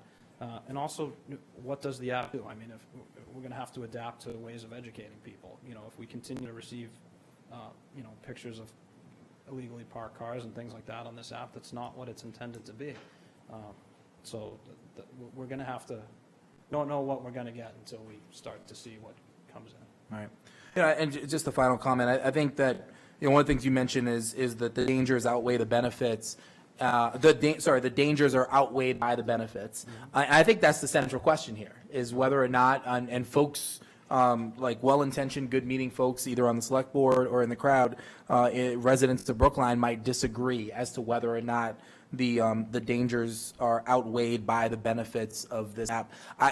Personally, I think that while I would like to imagine there's a scenario in which something like this would prevent something horrific from happening, I think that the likelihood of that is extremely low. It's not saying it won't happen, that it couldn't happen. Are you aware of any of these many apps that you talked about before that did disrupt, for instance, a school shooting or a shooting at a house of worship? Well, I believe the most studied location where this has been employed is in Colorado. They were kind of the forefront of this, just due to the fact that Columbine was one of the, and the reports that I've read there, and I haven't gone in depth on the studies, but the reports that I've read there, it's generally been reported as a success, and they believed it's caused a drop in crime incidents in the schools. Okay. I think that's the central question. The other piece, I think, is as it relates to bias and procedures, and I appreciate that we have good procedures in place, but you can forgive a skeptical community, not skeptical necessarily of Brookline PD, or maybe, although they may be folks that are, but skeptical in general, because I'm sure that there are police departments, I'm sure the chief of police in Ferguson or the chief of police in many other municipalities where we've seen incidents related to bias, in New York, et cetera, may have said the same thing and may have even believed the same thing. But we know that bias exists. We know it exists in our populace. We know it exists in our police department. We know it exists in our DPW department. It exists everywhere. It's pervasive. And so as much as we have perhaps the right training mechanisms in place, we know that bias is something that we live with every day and that we have to be concerned about.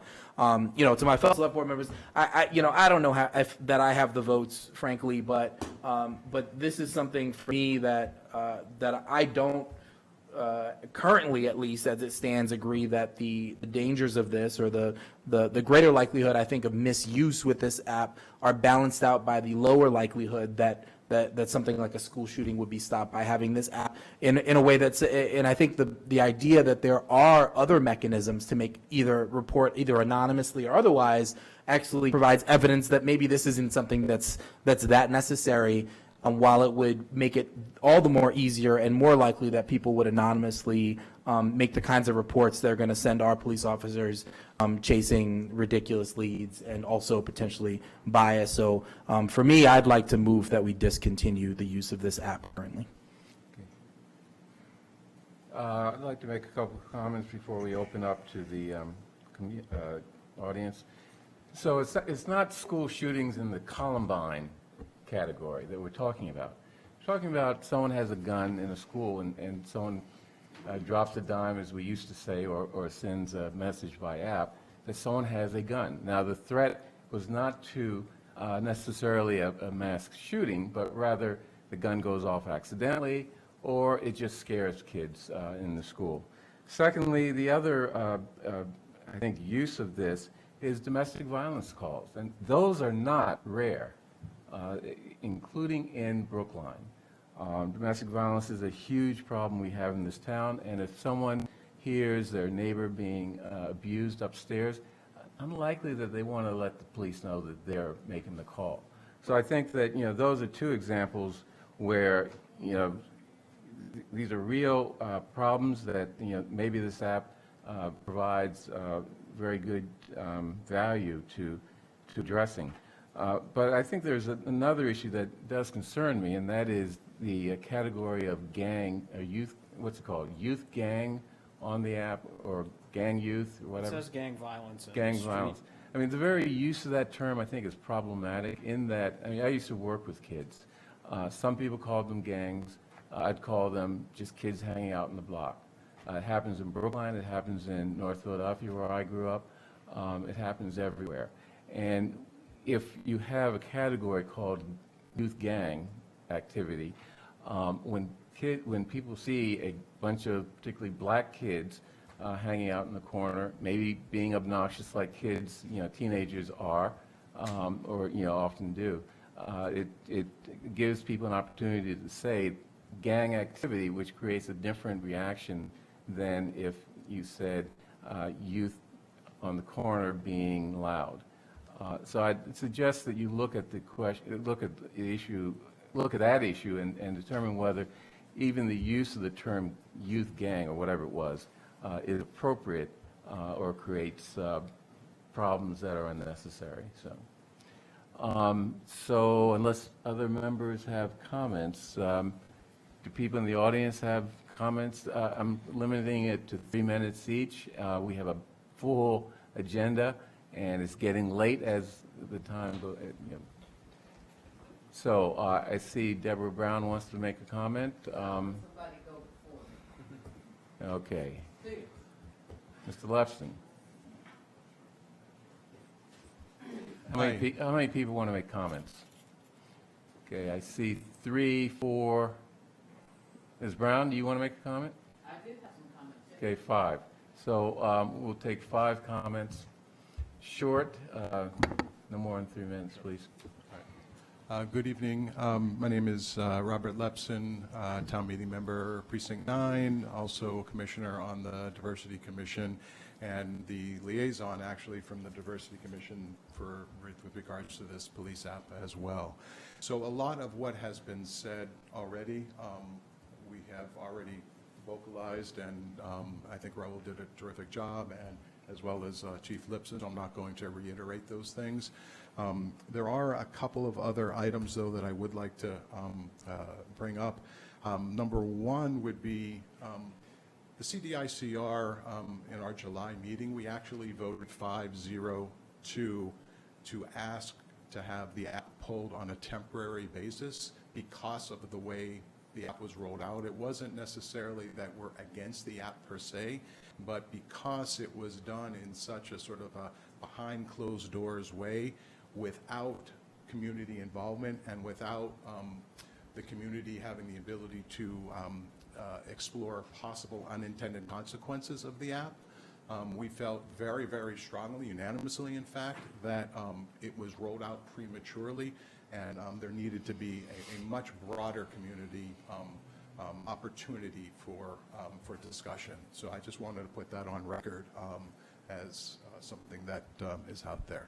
Number two, also part of these unintended consequences and part of, I guess, where we are as a town, we think about GARE and how town meeting has adopted the GARE process. It doesn't appear as if when this app was rolled out that GARE was part of the consideration at all, and that was also bothersome for us in a pretty significant way, and that was also part of the vote. And then I guess the other aspect of this is that trying to understand who was actually informed prior to the rollout of the app, and I'm hearing different things. I know that we found out about this as a result of some posts on Facebook and some other social media sites. I'm not quite sure about the select board. I'm not quite sure, Mel, how you were informed. I know that the liaison from the school committee was completely surprised. She was completely unaware that the app even was under existence. So when you think about all the various uses of the app and where it could potentially have a positive impact as well as potential some uses, you would think that there would have been much more. So again, it's about the process and the rollout, and we've discussed that, but I just want to really emphasize that.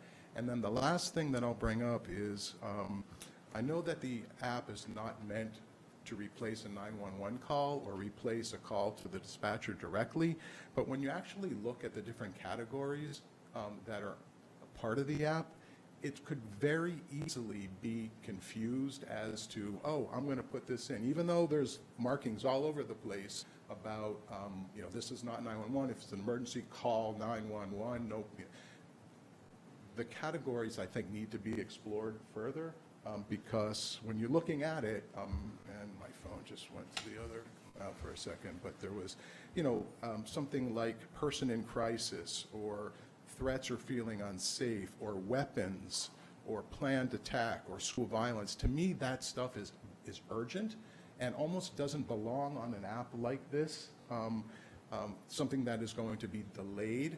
And so that's part of, I guess, another reason why we voted the way we voted. So thank you for the time. Appreciate it. Thank you.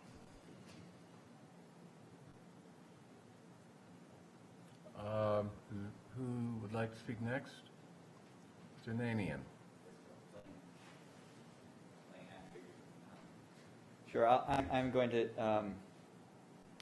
3 minutes. Yes, no, I'll be brief. I read your memo. Yeah, exactly. I said everything I have to say already. So I'm not going to talk about how we manage the risk of bias, although I think those are very important concerns to address and discuss.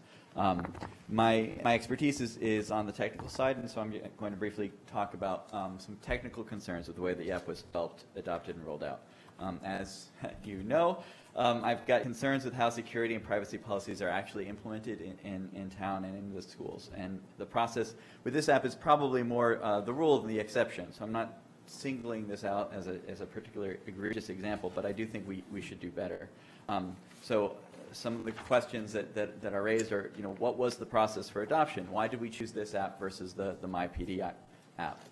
Was there a public hearing? Who reviewed the claims made in the app and the website and the privacy policies and data retention periods? What auditing was done to see that the app did what it was supposed to do?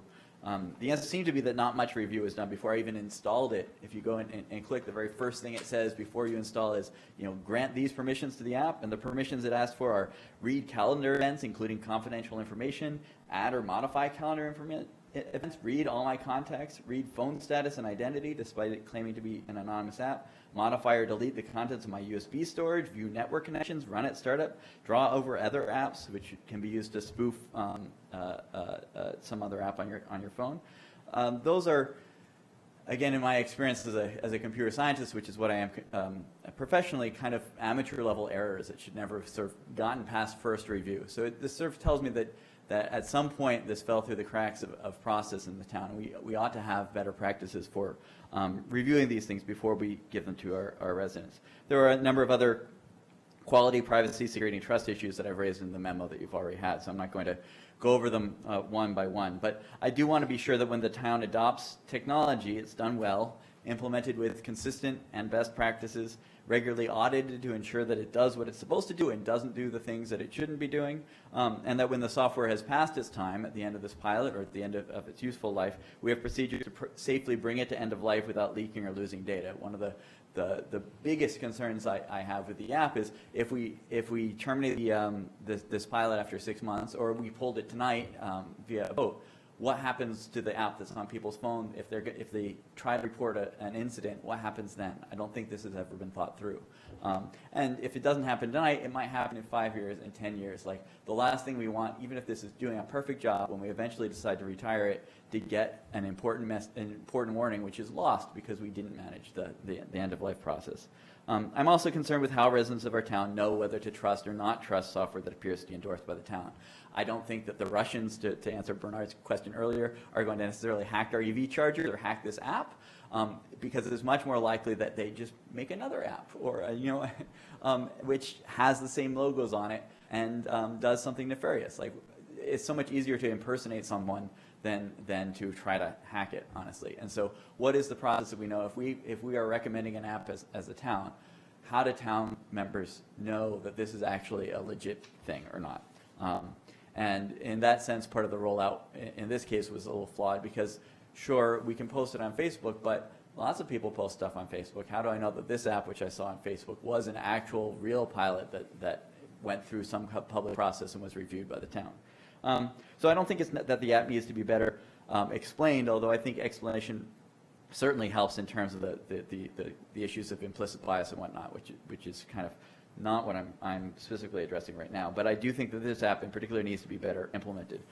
And I think that certainly before this pilot is extended, the flaws that I've identified, and probably more that I haven't identified, should be addressed. It's likely that the current police policy permits entirely how this app was adopted and employed, which is the reason I think for you all as police commissioners to review and revise those policies. Thank you. Thank you. Ms. Race. Hello, Kelly Race, Chair of the Commission for Diversity, Inclusion, and Community Relations.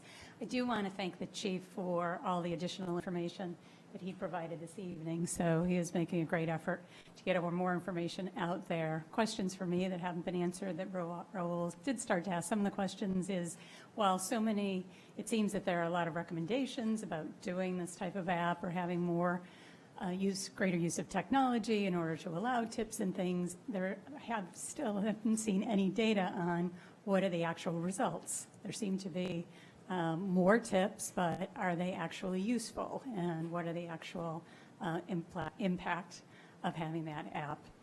I would like to ask if the pilot does go forward, that information is kept on racial profiling or if there is a racial element to the reporting that's coming in so that we can see that. And I'm not sure if that's currently kept in the police department, but whether there's a comparison to other anonymous tip or unanonymous tips that are coming in, and whether there's a spike because of the illusion of anonymity with this app.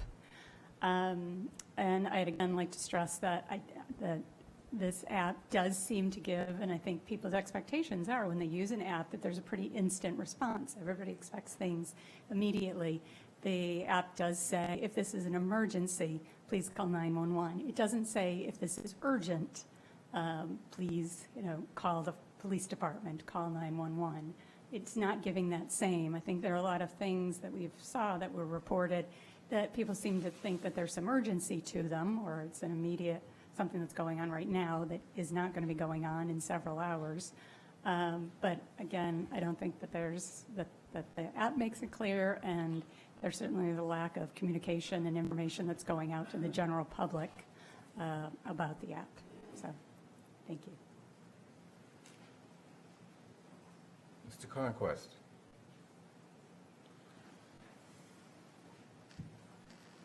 Good evening.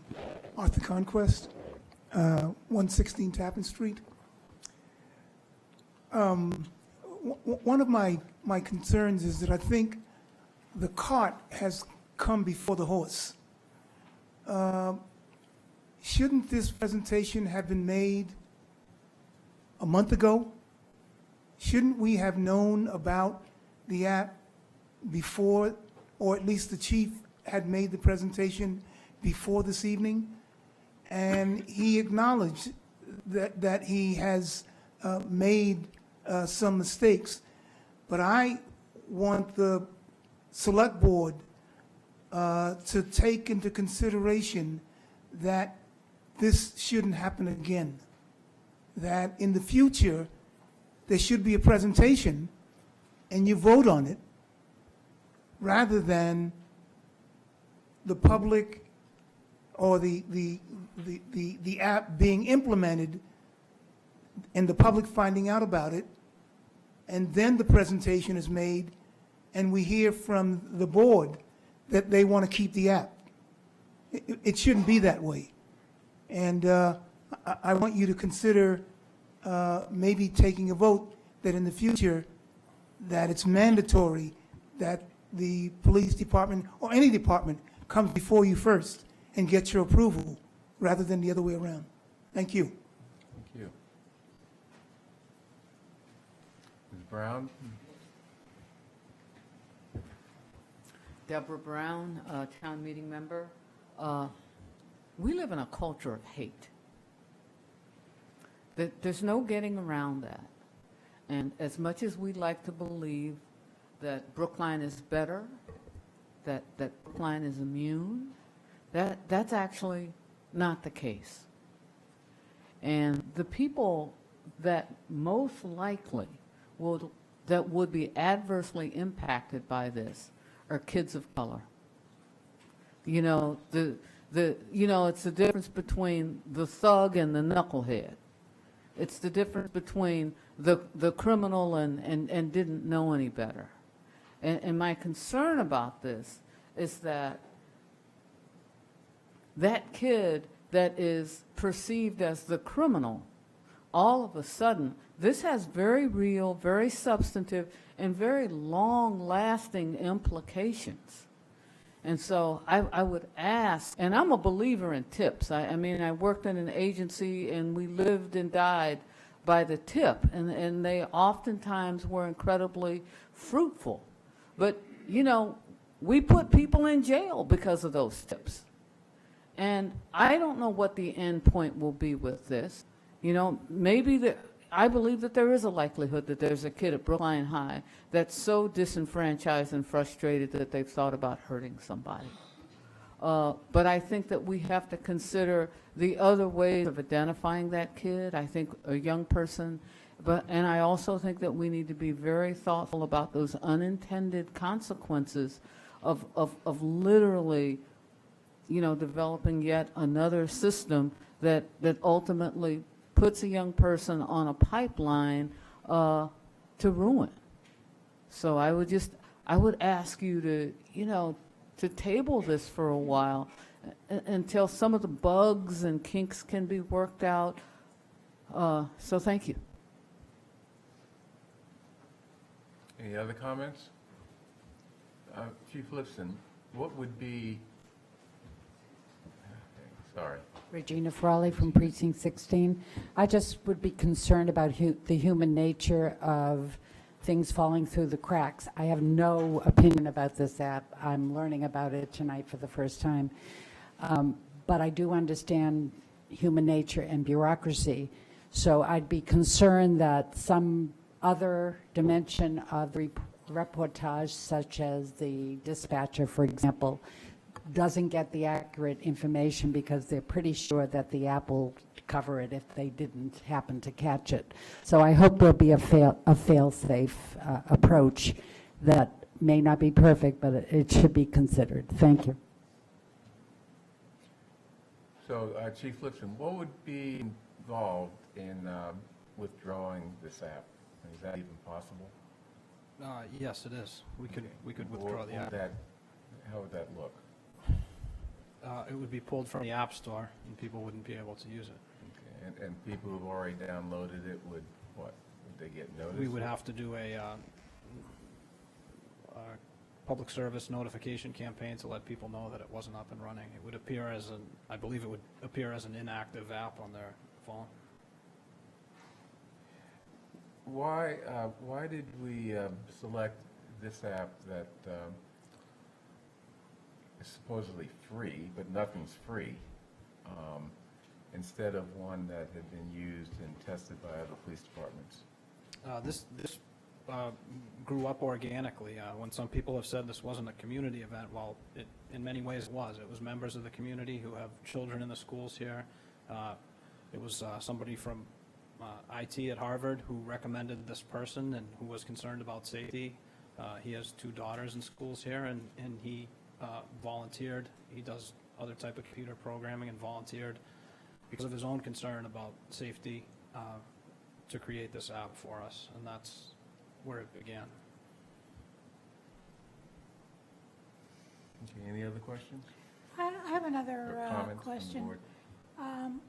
Chief, how many, you mentioned when you talked about this was triggered by Mr. Green's comments earlier, the thought about it, is that you mentioned that there was a case of domestic abuse, and the officers went there and verified that it was abuse and Yes. that the one spouse was hitting on the other. Is that correct? Yes. And so The question I guess I have is, you know, I mean, I suppose we'll never know. Did we prevent further violence? Did we prevent somebody from really getting damaged very much more significantly? And how many of those cases have, you've only had this up for about a month, right? Yes. So how many of that type of case have you had in a month, and which resulted in your saving someone the anguish of a violent attack? We have not had any cases like that yet. Except for this one? No, that one was an anonymous call. I was giving examples Oh, that was an of anonymous call. calls I that, see. Okay. that did not come in through the app. Okay. But it's possible that something like that could come through the app? Yes. Except that is, I would characterize as an emergency. But Yes, but we do receive information through other sources about people that are concerned about other people. And it's not necessarily reported as an emergency, but it may be somebody who, you know, after a week or months of seeing somebody who they believe is in trouble, finally comes forward to us and says, so-and-so is having an issue. And we have procedures in place to work with partners, multidisciplinary partners, on how to address those situations, and it's something we do. it seems to me that, you know, I don't know what you did about the case of the dog being hit by the umbrella, but who you referred that to, but, I mean, obviously, there's some cases which are not, don't rise to the level of needing police protection. I happen to think that it's a good thing that somebody's letting you know that a car is parked in a bike lane. I mean, that could be dangerous to bikers, because they're swerving around it, they're going out into the road where drivers don't expect them to be. So to me, that's not an emergency, but it is a situation which could lead to something more significant.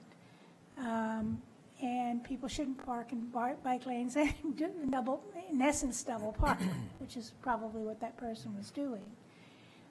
So I think that, you know, the reporting mechanism has the opportunity to provide some benefit. And the question is it providing some disadvantages as well? And are you able to track how many of the calls that you've responded to have resulted in some sort of an action? I mean, obviously, did you give the guy who was parking in the the woman who was parking in the bike lane a ticket, or did you know, how was that one resolved? How were some of the other ones resolved? And was that in a, you know, in a biased manner? Was there any sort of bias that you could detect in that resolution? Yes, we will be able to study all those things, track them, share them. That will all be out there. I'd just like to say briefly on this point, you know, it's hard to say. We're talking about what we're trying to do with this app is reach people who otherwise aren't sharing information that could be a precursor to an event. This is a stage removed from a way that somebody could make a bias report that would result in police action. There's additional protection from that by the passive nature of this app. But what it's designed to do is, and it's supported by many studies, is to reach the people who aren't otherwise reporting specific information that they have. And it may take a long time. You know, hopefully there's never a targeted act of violence that rise to the level of the things that resulted in an app like this being employed widely across policing. Hopefully it never happens. And I wouldn't judge this app on the success of whether we, you know, have that in the next 6 months or don't. But it is important to reach out to people who would not otherwise provide critical information they have about somebody who may be planning to do harm, with all the things we're talking about, the hate and all of it. So I'm sorry, let me just say one thing. So I'm from a different generation as some people. So this is an app that people use their cell phone to use? Yes. Okay, so you're using a cell phone, why do you need an app?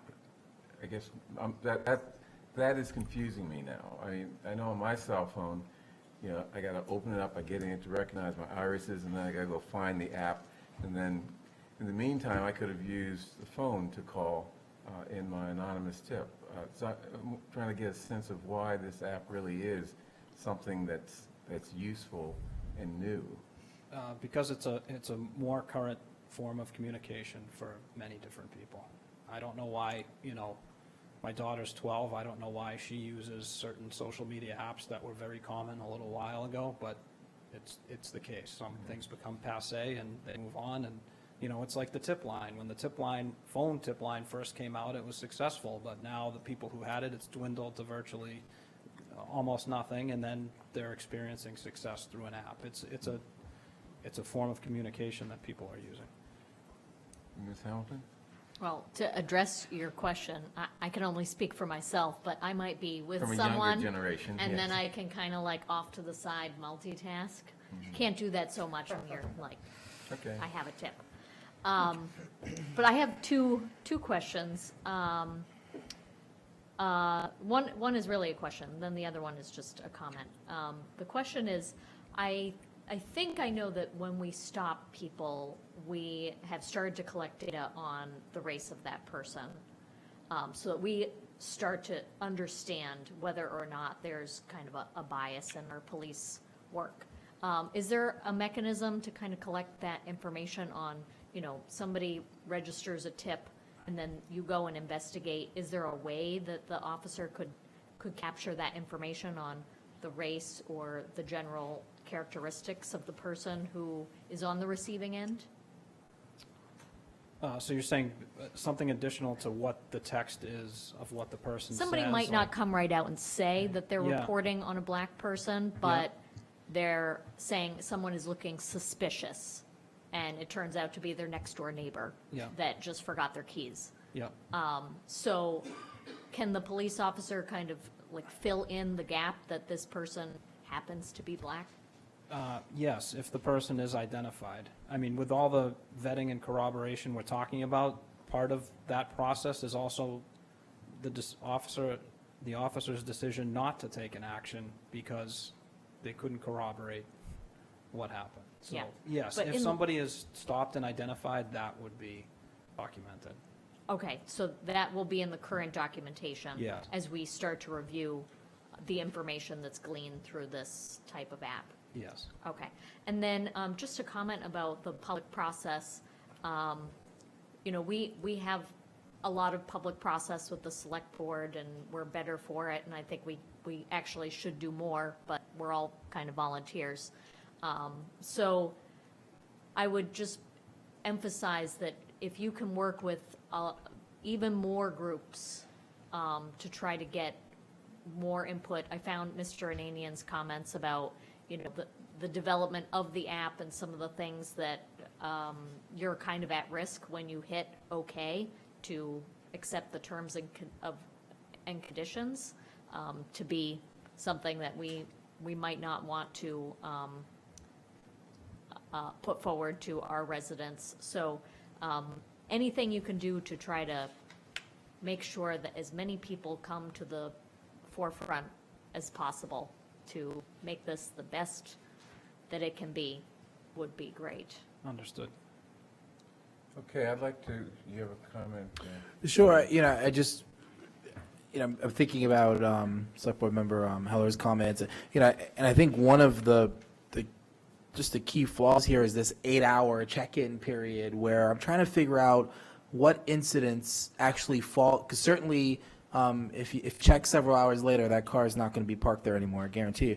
But what are the incidents that are not so critical that we can wait up until 8 hours to find out about them, and also that are still actionable 8 hours later, right? That we can follow up on, understanding that there's no one to follow up with. So there is no opportunity to say, hey, can you give me more information about that thing that happened, because theoretically this is anonymous. So I'm trying to figure out what even falls into this space where 8 hours later, we can do something about it without having any more information available because we cannot reach out for more information. I just don't know. I think when people call, they're telling us something is happening right now, and then we can act right now based on what's happening currently. I'm not sure, and maybe the technology doesn't allow for it, or at least with this particular app, it doesn't allow for push notifications, perhaps to go to a police department to say, and you know, I think regardless of what people see here, I think like Bob Lebson mentioned that some people are going to expect a response, or it's not a response to them, but a police response to the incident that they're actually bringing up. I'm still looking at this Venn diagram that I've created here and trying to figure out what falls within that space of 8 hours that it takes to respond to something that we can actually do something about. I just can't see it. There's countless things. We receive all types of information all the time, and oftentimes they're things that have happened in the past. Our clock doesn't stop ticking. People decide to relay information to us at all different points. It can be old, it can be something they're concerned about. Maybe they saw that last piece of information that finally they're going to call us. So, you know, or maybe they just can't bring themselves to the personal decision to actually stop and call the police. We had a guy last week on Amory Street. He was a 70-year-old man. He fell down, face down, bleeding on the sidewalk, and we had video of it, and you should have seen how many people walked by him and did nothing. It takes people time to build up the gumption to report something. And the information, you know, yes, it's critical, but what we're looking for is information that would otherwise go by the boards. It could be about child abuse. It could be about an elder in trouble. It could be about a kid who's spiraling out of control. And the reason this all came to be is because people were not getting involved because they didn't want to be involved. And the app was recommended by all the studies in these terrible situations, and in the places where it was first implemented has shown to improve reporting. So we're looking for a niche of people, and the reason for the passive nature is to include that extra layer of protection. If somebody's, yeah, I agree with you. If somebody thinks that something is an emergency, they should call us, but people don't. Okay, so let's move forward. How does, is there any sentiment on the board to take any action on this? What do people think? Just quickly. We don't have anything docketed. I'm wondering what is, you know, So we can't. we Okay. only have a review docketed. Right, okay. So what I suggest is that, you know, we consider docketing something at a later date, but for the time being, you, Chief Lifson, take the comments that you've received from this meeting and, you know, prepare for, I guess, a recommendation or propose changes or make the changes now with respect to the app, and we'll at least take it up, or take it up at the latest at the 6-month into the pilot. I mean, I just like to say, I wish that we could actually vote on this today. I think there's some, I think the security concerns are, I don't know how we resolve those between now and a few weeks now, particularly for those people who've already downloaded the app, the 160 people that have it on their phones right now. You know, and if there's any way to vote on this today, I really would love to, but if it's not permissible, you know, it's not permissible. I'd really love to. And if it's not permissible to vote on this, I'd like to recommend at the very least to the chief that because of these serious concerns that have been brought up, that it be shelved pending some of the updates that were discussed today by the board as well as by folks from the community. What do you think, Mr. Franco? Sorry to put you on the spot. Yeah. You usually have thoughtful, insightful ideas. So I'm a little bit torn. Clearly, there's some issues here. I think we've articulated them, and I think the chief and others have acknowledged that there were some mistakes made and have a plan to work forward. I take seriously the comments of Mr. Ananian about security and the comments of Mr. Fernandez and others about language. What I'm struggling with is it seems like we're in an impossible situation. We either press forward and we allow people to report up until this point, you know, dogs hit by umbrellas or leaking paint cans or illegally parked cars, or we pull the app and we run the risk of having people who have already downloaded the app, the 160, 180 people, who may report something that's as inane and is inappropriate as the reports we've received to this point, or something that's serious. It may be something like, there's somebody's going to come to camp tomorrow or next week with the intent to commit violence, and then we miss it.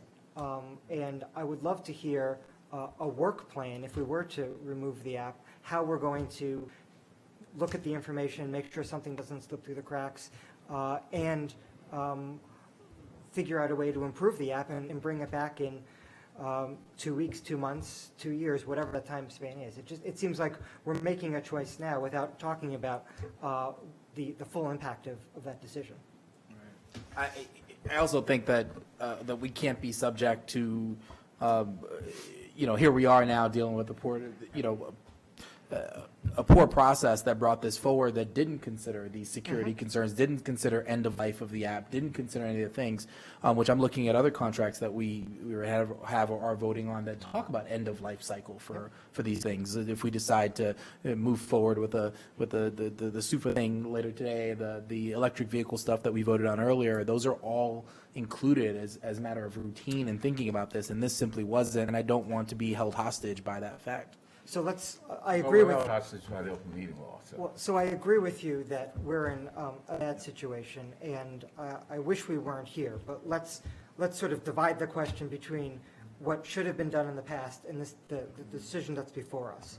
I'll sort of bookmark the fact that I think this conversation and some others I've had in recent weeks and months about the Brook Online app, the website, the state of our technology makes me think that the IT Advisory Committee maybe should be revised and we should think about it.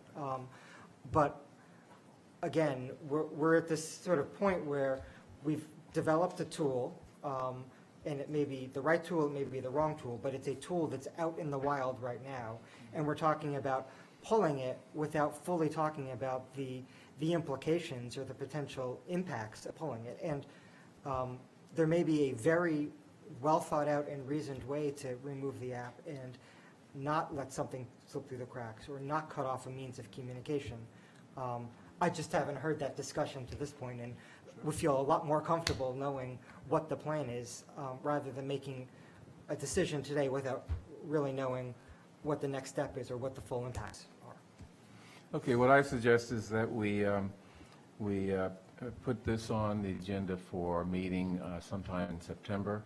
I can't say what day in September, but sometime in September. We have at least 3 meetings. I think there's a Jewish holiday on one of the days that we meet, so there's the 3rd, 10th, and probably 17th. So, we need to go through a process of addressing all the issues that were raised today, and getting the type of information we need to be able to make at that point a good reasoned decision. Yeah, and I want to be clear that I'm not belittling or dismissing any of the concerns I've heard tonight. I just feel like 2 wrongs don't make a right. I mean, we've made sort of some errors to this point. I don't want to make another error and be back in 3 weeks or a month having a conversation about this app coming from a different direction. Mr. Chair, can I just say that, I don't think we should wait till September for the chief to, obviously, to consider some of the issues raised today and deal with them, and certainly would expect the chief, and I'm sure he will do that, and report to me, and I'll communicate to you as soon as they happen. Can I just make one comment?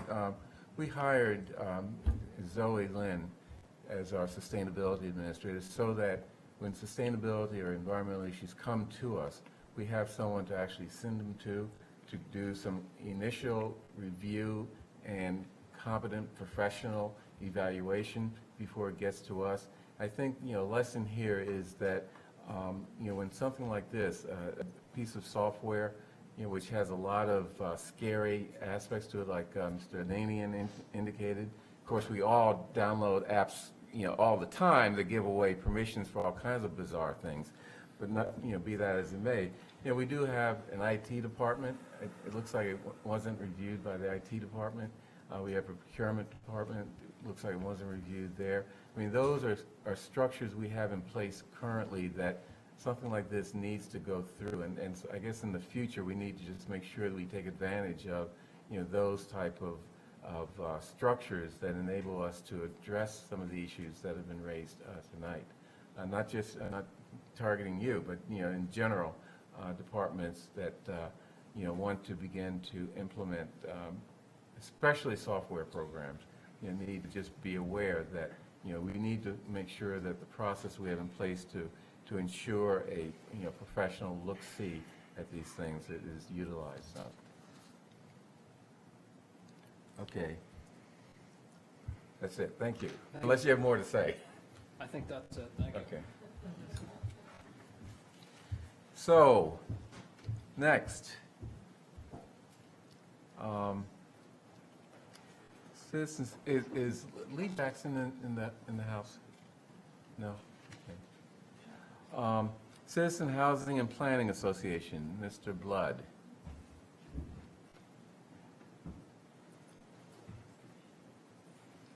Roger, can I just make a joke to sort of lighten the atmosphere? So your email address is bloods@whatever. Yes. Yeah, I got that. I got an email from you and said Bloods. I said, oh no, the Crips and Bloods are after me. maybe that's a joke from my generation, but. No. Well, there are two of us I know, by that name at my place. I have heard from somebody in the past week who we both know that tells me that my emails of that address are going into his junk. Oh. And he's thinking maybe it's because there's some sort of violent, implicit violence that's being screened out. So who knows? Okay. Well, thank you for having me back. Roger Blood, Chair of the Housing Advisory Board. I know you have a busy agenda, and I was happy to have the time to present a proposal and a request a couple of weeks ago that the town submit an application to Citizen Housing and Planning Association to have Brookline become a member of the Municipal Engagement Initiative. And I promised you at that time to have a document, a draft in your packet for review for tonight, and hopefully you'll react positively, and so that the submission might go in as early as tomorrow, as the deadline is the day after tomorrow. And unless you would like more comments from me, I'm here to answer any questions that you might have. Well, at the last meeting, two issues were addressed, and because of those issues, we put off considering the grant application, and those were, more clarity as to what exactly would be done under this grant agreement. So if you can answer that, and secondly, staff resources that would be required for this grant, for the project that would come out of this grant application. So we've outlined in your presentation or described our thoughts to present to CHAPA for how our needs and how their team that would come and assist us would help to address those needs. Basically, in terms of a series of tasks, the formation of a steering committee to work with the CHAPA team. And then basically addressing some educational goals, some actual housing production goals, and as I understand, the main purpose of their offering is to provide assistance for building support across a range of the community, both in terms of boards, commissions, various municipal groups that have an interest, as well as town meeting and the public at large. So we've described in further detail in the packet, in the proposal, how we think that might play out, including specifically a series of up to over a period of a year, 3 public events, public forums for achieving these particular goals. As far as staff and resources on the town side, I do think it's minimal in terms of the staff within the Department of Planning and Community Development. And one thing that we've specified in the application itself is that the primary contact would be with a designee of the Housing Advisory Board. And we have another individual in addition to myself that would be prepared to play that role. So the town's staff contact would be secondary. And I don't know quite how to quantify it, but I do think it would be intentionally minimal, but necessary. As you know, the process begins with a memorandum of understanding, so there will be an initial process that we would need support on in that regard. I mean, its staff is very, very busy on many, many things, and yes. Although this is a very important project, we have to take into consideration the reality within which it's being implemented. So I think we're sensitive to that, and the flip side of that is, to the extent that we're going to be getting several people that are presumably qualified to do things that we feel, based on a number of converging events at this time, which I reviewed last time, that we would have to undertake those ourselves as a town and as a board anyway. Let me just mention that a couple things that I thought were important in here is discussion of the high need for affordable rental housing in Brookline, but among the many obstacles to that is that there's no sort of unified, coordinated approach to addressing this. I mean, everyone's in their own silo, talking about one aspect or the other of affordable housing. So I think that's important. And you also mentioned, which I think is really critical, the fact that before we get to the 10% subsidized housing inventory level, we're really motivated to get more affordable housing. But once we get to 10%, are we still going to be motivated? And that's something that you see as useful, or one thing that this process can be useful for addressing. So, any other questions, comments? I'll say briefly, I think this is terrific. I want to clarify for me, and I'm trying to read between the lines here, and maybe I missed something, but are those staff, you mentioned several now, are they still just working out of the Chapel office? Are they actually working, would they be working here in Brookline, like out of Town Hall? What does that look like in terms of getting that kind of staff support? I spoke with the head of the program sometime back at some length. There is a team within CHAPA that works with Dana LeWinter. I don't know anything about the other specific individuals. I don't think we would be having them move here and providing them desks and office space and the like. But I do think they would be here interacting on an extended basis. And for the planning and execution of the public forums, they would play a major role in the content, the agenda, as well as the logistics.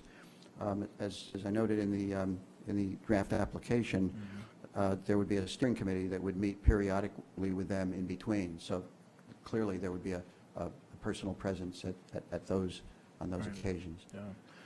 I appreciate all the work they put into this. I mean, especially in the past and working on this sort of particular item, but you raised some important concerns about the need for us to continue to move forward in really addressing things like zoning and having grown-up conversations about parking and things like that. And so I appreciate that this is all part of an ecosystem of issues that we need to deal with at the same time. So I think having support in that would be great. I think this is so good. Is this either Mel or someone? Is this available? The packet that we see, this is available somewhere online for the public? Yes. Okay, it's on the Brookline website somewhere. I'd encourage folks to read through this because in it you provide a lot of helpful information about what has already been done, and I think there are probably a lot of people that don't know all the great work that's already been done around affordability, and I think that'd be important to check out. And the kind of the side benefit of this particular approach is, while the HAB has focused, we have various policies, but getting production and preservation, having these other stakeholders for a period of time at the table will deal, and address the various priorities within the affordable housing, the need for more diversity, the need to address seniors, the mix with economic development and mixed-use housing. So that should be a very healthy dialogue. Good. So I understand that there's one person who wants to comment. Ms. Lancourt? Wait, someone's before you, Barbara. Deborah. Ms. Lancourt, are you going to speak? Did you want to speak? Yes. Okay, please do it now. Oh, two people are going to speak? Okay, be quick. We're both on the same committee, so. Okay, we're way late. Yeah. Sandy Batchelor, I'm Vice Chair of the Diversity Commission and Chair of the Fair Housing Committee. And we've been working with Roger on affordable housing for almost half a year now, trying to understand it and seeing what we can do. And we're very much in favor of joining CHAPA. Okay. We'd like to see, though, that reference in the process for people of color to be added to the steering committee, for representatives of the various groups of color in town to be included. I just spoke to Roger about it. He's not opposed. The problem is the timing. There are a number of people, organizations who have cleared this report, and the deadline is day after tomorrow. So I think we take assurance that this subject will be treated later in the process if we are accepted. Yeah, there's no reason why other groups can't be involved, other than the ones listed here. We So, feel strongly that it should be it. part of it when we get going, so to speak, if we're selected. I'm just going to take the two, Ms. Lancourt has evolved into two people, but this is not a hearing, so I don't want to have a long period of comments. So, Joan, can you make your comment? I've made my comment. Yeah, thank you. John Ancourt, who's done the heavy lifting on this, may have a few other things to say. And if the person behind you will spend 1 minute, okay? Work on your speech. 1 minute. I'll let you go. Yeah, I think this is a real opportunity, partly because it brings together a whole lot of the sort of stovepipes that are looking at the problem, just from one particular point of view. I think having, this opportunity for the steering committee really is a way to bring all those views together and, come up with how do we go past the 10%, because we have to.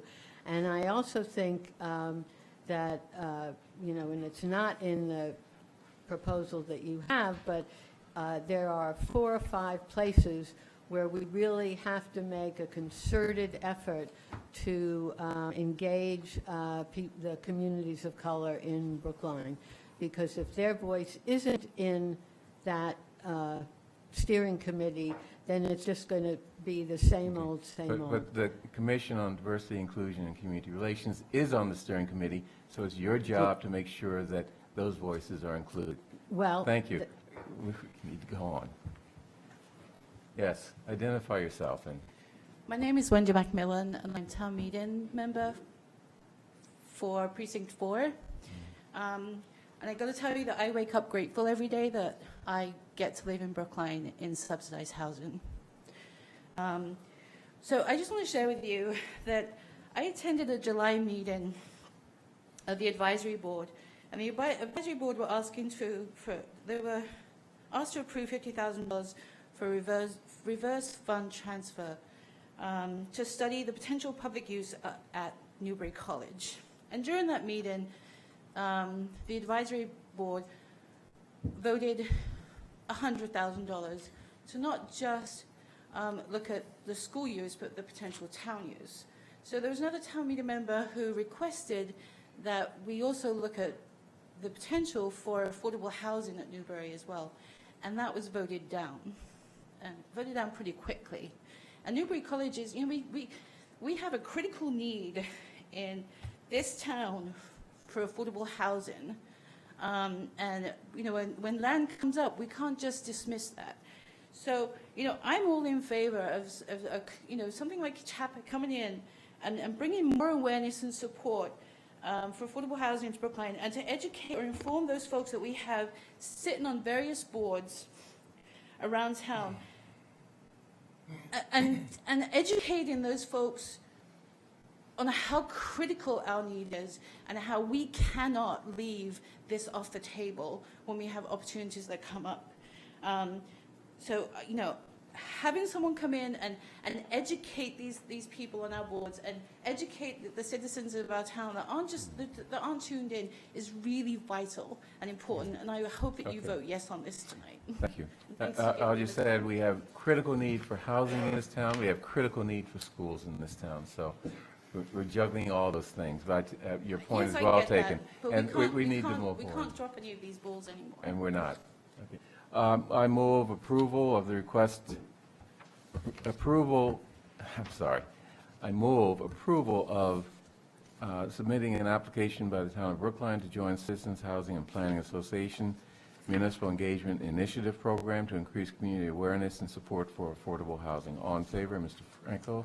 Aye. Ms. Heller? Aye. Ms. Hamilton? Aye. Mr. Fernandez? Aye. And chair votes aye. Next. Thank you. Thank you, Roger. Next, sustainability update. Zoe Lynn will do a quick update on developing sustainability town public building policies.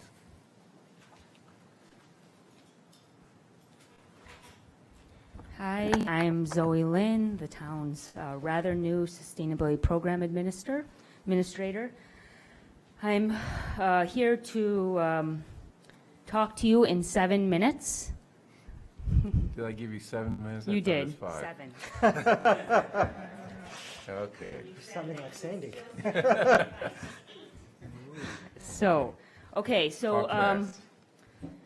with that, we will get started right away here. So on July 9th, you saw this presentation, our post-summit presentation, and I said I would be coming back with a number of things. This is number 1. So we are pulling together a working team for sustainable public buildings. We're talking public buildings today. And this is a briefing to introduce you to what we're working on. I'm here for 2 reasons. One, well, I guess 3. 1, to let the public know that we are starting to engage in this conversation. If they want to be on the working team, they can contact me to be part of this volunteer group that's helping to draft these concepts. 2, to get feedback from you, and although I only have 7 minutes, you can still contact me post 7 minutes so that I can make sure I'm integrating the board's concerns ahead. And point 3 is to make sure that I don't like working on things that I'm heading in the wrong direction and the board's not going to support when I bring it back to you more baked. And so this is your chance to give me a red light if I'm heading in the wrong direction. So, so what we're working on is a policy and process for addressing sustainability in public buildings. This is coming to you based on my 4.5 months here and learning how we're dealing with sustainability in public buildings right now. So it goes very loosely like this. We go through an enormous amount of process to decide we are going to build. We budget, and at town meeting, in my experience, my 4.5 months here, CIP amendments get attached to the budget, or things happen where it sends it back as a fossil fuel free design or other things. This is very important that we address climate change. So the intent of the amendments at town meeting are very good. However, this is a very expensive way to design green buildings, because what happens is you've already often gone to bid, you've already hired your architect, you may even already have your schematics or feasibility done by the time it hits town meeting, depending on the project. And so then what you now are doing, you're either going backwards or you are not hiring the best team that you can to deliver on your own objectives. And in 2018, the board said that they were going to prioritize climate greenhouse gas emission targets to hit zero emissions by 2050. So what we need to do is get that target in our feasibility and planning before it goes out to bid, so our architects and engineers that we hire can help us achieve that. Right now that's happening afterwards, and so what we're going to bring forward is a policy and process, so when we go out to bid, that we're getting that goal in there right away, okay? So with that, I'm recommending, have been recommending for a number of reasons, that we use the International Living Future Institute standards. They have a number of standards that we can choose from. I'm going to skip ahead to just a quick overview here. Sorry. There we go. By having a standard, a well-recognized leadership standard, this is similar to LEED. It's not LEED, but it is similar to LEED. You can, you're not having to define terms. You're not reinventing the wheel. Staff can, in bidding documents or feasibility work, say that we are, the board has, if you would to adopt a policy that we brought forward, set our standards here, you know, at one of these, which I'll explain to you in a minute, and in that case, then when we hire engineers and architects, they're designed to that standard, to definitions that are well used in the industry. Staff don't need to be debating, since I've been here, debating what fossil fuel free means behind doors after we've already gone out to bid. And or we have architects that are saying, what do you want from an all-electric building? And then they bring, you know, 4 or 5 choices to their staff and saying, now which of these? We need a policy to help guide this. And that is what we're working on. So what I want to introduce you to is the International Living Future Institute in my remaining 4 minutes. So that if I'm heading in the wrong direction, or if the community has feedback, they have a chance to get that to you or myself. So we're looking at the International Living Future Institute for a number of reasons. I think the most important is it aligns very, very closely with what's happening in town meeting and with the CIP amendments and other things. It's designed for fossil fuel free. So you can see on this, I can't leave here. You can see on the second column, so they have 5 standards that I've presented right here. They have a zero carbon standard, a zero energy standard, a core building, sustainable building standard, living pedal standard, and a living building challenge standard. We're not going to get into the details of all those there, but we are aligning Brookline right now very closely to the left side of these columns. The right side of these columns are some of the greenest building standards in the world right now. And by having at least our policy aligned to our left side here, we have terms defined for architects and engineers that we can be building towards, rather than, again, staff dealing with it after it's gone out to bid or feasibility.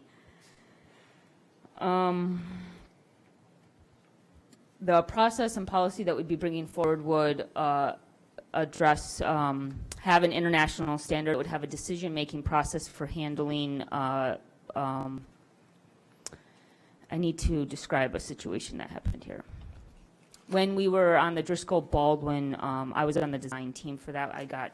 Came in just as that was being presented, and an all-electric building, to design to an all-electric building, you may have 4 or 5 different HVAC system choices, and those choices may range from, you know, a couple million to many $1 million, and they have different consequences: environmental consequences, quality of life consequences, land use consequences.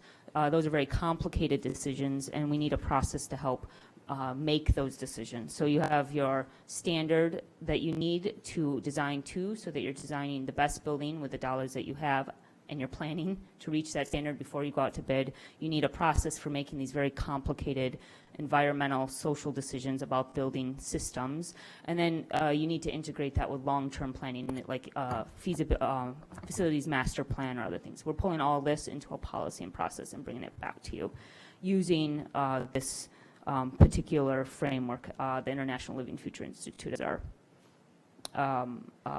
baseline. I'm going to stop there. I'm going to take questions or comments. I'm sure you have a lot. That was a lot to put in to my 5 minutes, 4 minutes, whatever I'm at. Any questions? I think this is essential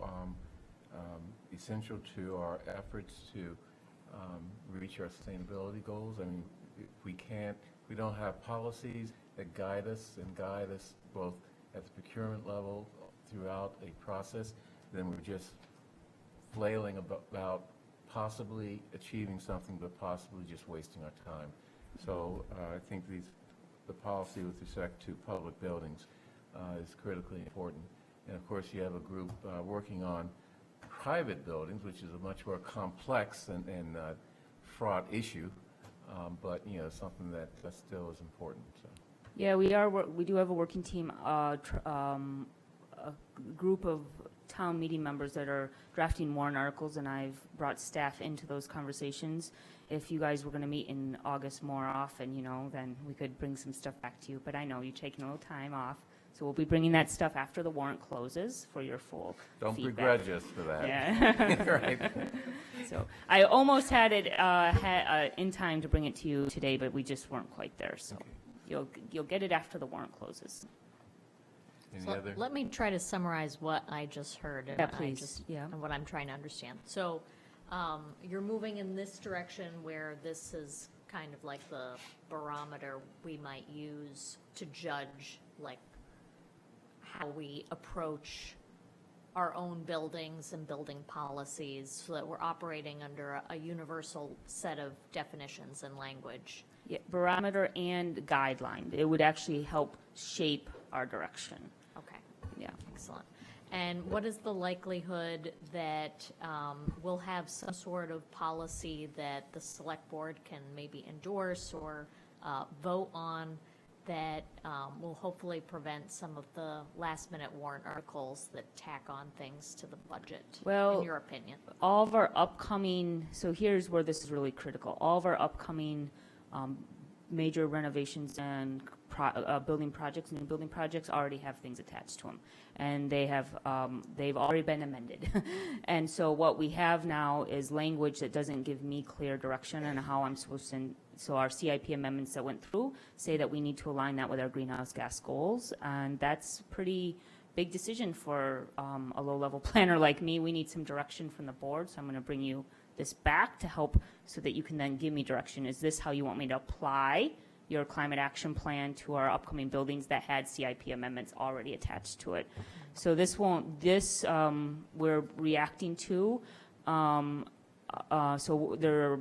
This one is not stopping any warrant articles, this particular one. Other things that we're bringing forward are pulling together warrant articles and have integrated that, and I'm very proud of what we're doing there. And so those will be, but this one is now us trying to get ahead of the curve because we have Pierce and other projects that are going to go out, and at some point I'm going to be asked, what does this line mean on the CIP amendment? And then I'm going to come back to you guys, and we don't want to be debating what does fossil fuel free. We can use international, well-respected standards to help define that and guide us and get that in our feasibility and bidding, and so that we have engineers and architects that are actually helping us achieve our own goals, and that's what this is about.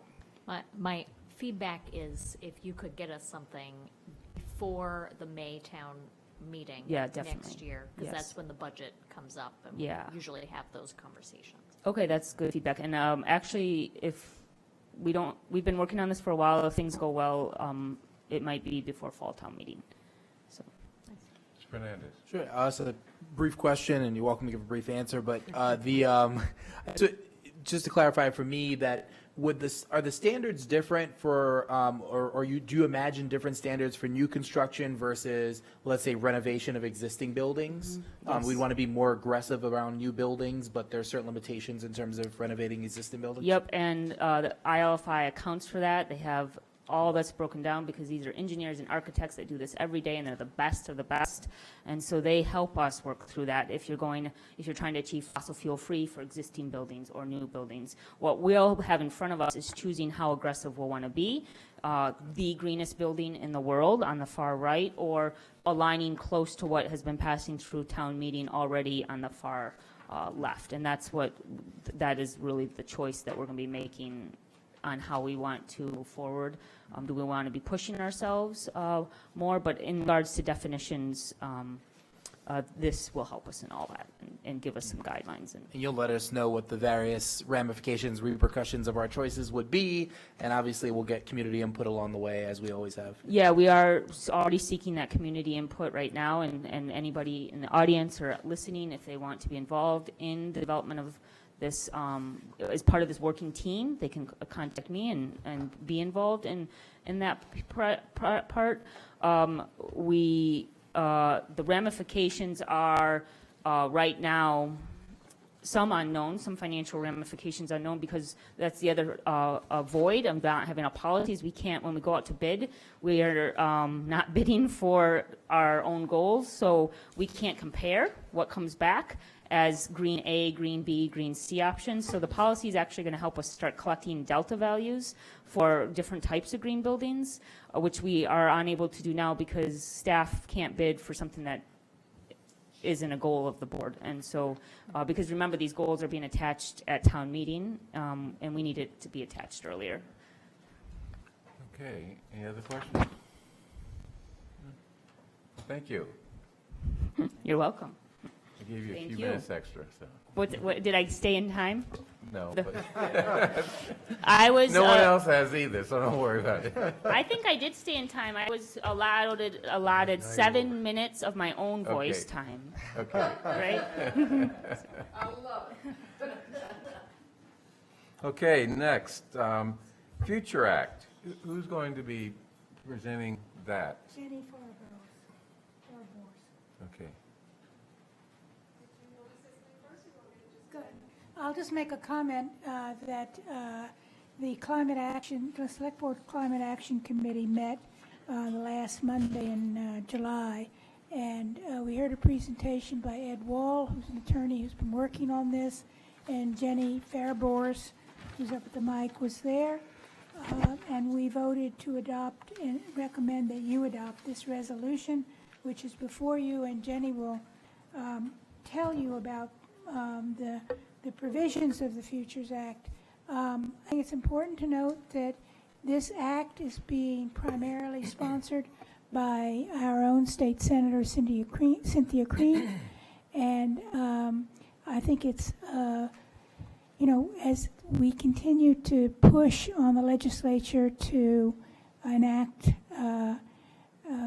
laws which will favor renewable options, this is an important step in that direction. So, my name is Jenny Fairbourse, and I've lived in Brookline. could you speak into the mic, Jenny? I'm trying to. Am I there? I have lived in Brookline for 23 years, where my husband and I have raised our 2 daughters who attended and graduated from the public schools. I'm here today to ask you to pass a resolution in support of the Future Act. My involvement in this work began because for several years during my daily walks around my neighborhood, I have encountered the pervasive smell of leaking gas. When I cross paths with my neighbors and ask them whether they smell it too, they respond with, "Oh, do you mean the leak near Baker School? Or are you talking about the smell on South Street? Do you mean the leak on Independence Drive?" As residents yourselves, you probably can conjure the location of your closest leak. Working to address the problems with the state's gas infrastructure is a non-ambiguous battle. There is no pro-gas leaks lobby. While the commitment to spending the time and effort to address leaks may vary, it is universally true that everyone would like to see the leaks repaired. We all want a safer, more efficient utility infrastructure for our state. The Future Act is legislation that is both pragmatic and aspirational in its approach to achieving that goal. I believe you were all given fact sheets on the future bill, so I just want to reiterate 3 points that are on those fact sheets. You mean For- the bill itself, or we the didn't, somehow resolution? those didn't make it into our packet. but- Okay, so all we have is the resolution. Oh, okay. You were supposed to have 2 fact sheets.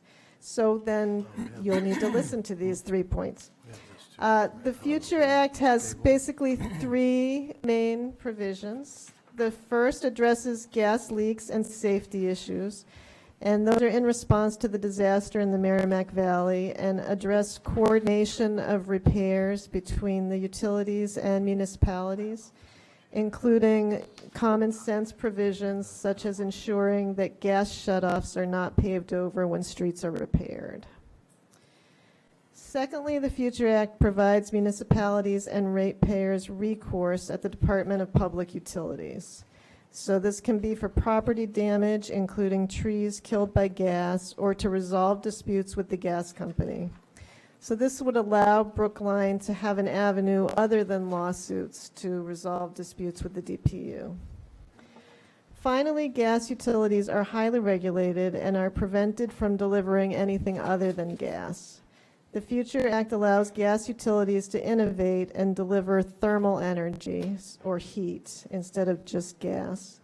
And this opens a path forward for heating our homes and cooking our food with renewable sources and makes clean energy more affordable for all residents, not leaving low and moderate income homes behind to foot the bill for more expensive fossil fuels. As Select Board Member Heller said, this is brought forward by our Senator Cynthia Cream. The process of delivering resolutions to the State House has proven to be an effective way to show legislators tangible proof of the percentage of Massachusetts residents who are in support of specific legislation. Brookline has passed resolutions in the past that have been successful in supporting bills that have passed. The Future Act has been brought forward by Cynthia Cream, and as her constituents, our show of support is very important. Since you didn't get fact sheets, do you have questions about the? So in the Futures Act, the DPU is stated as an alternative to the courts for claims for property damage.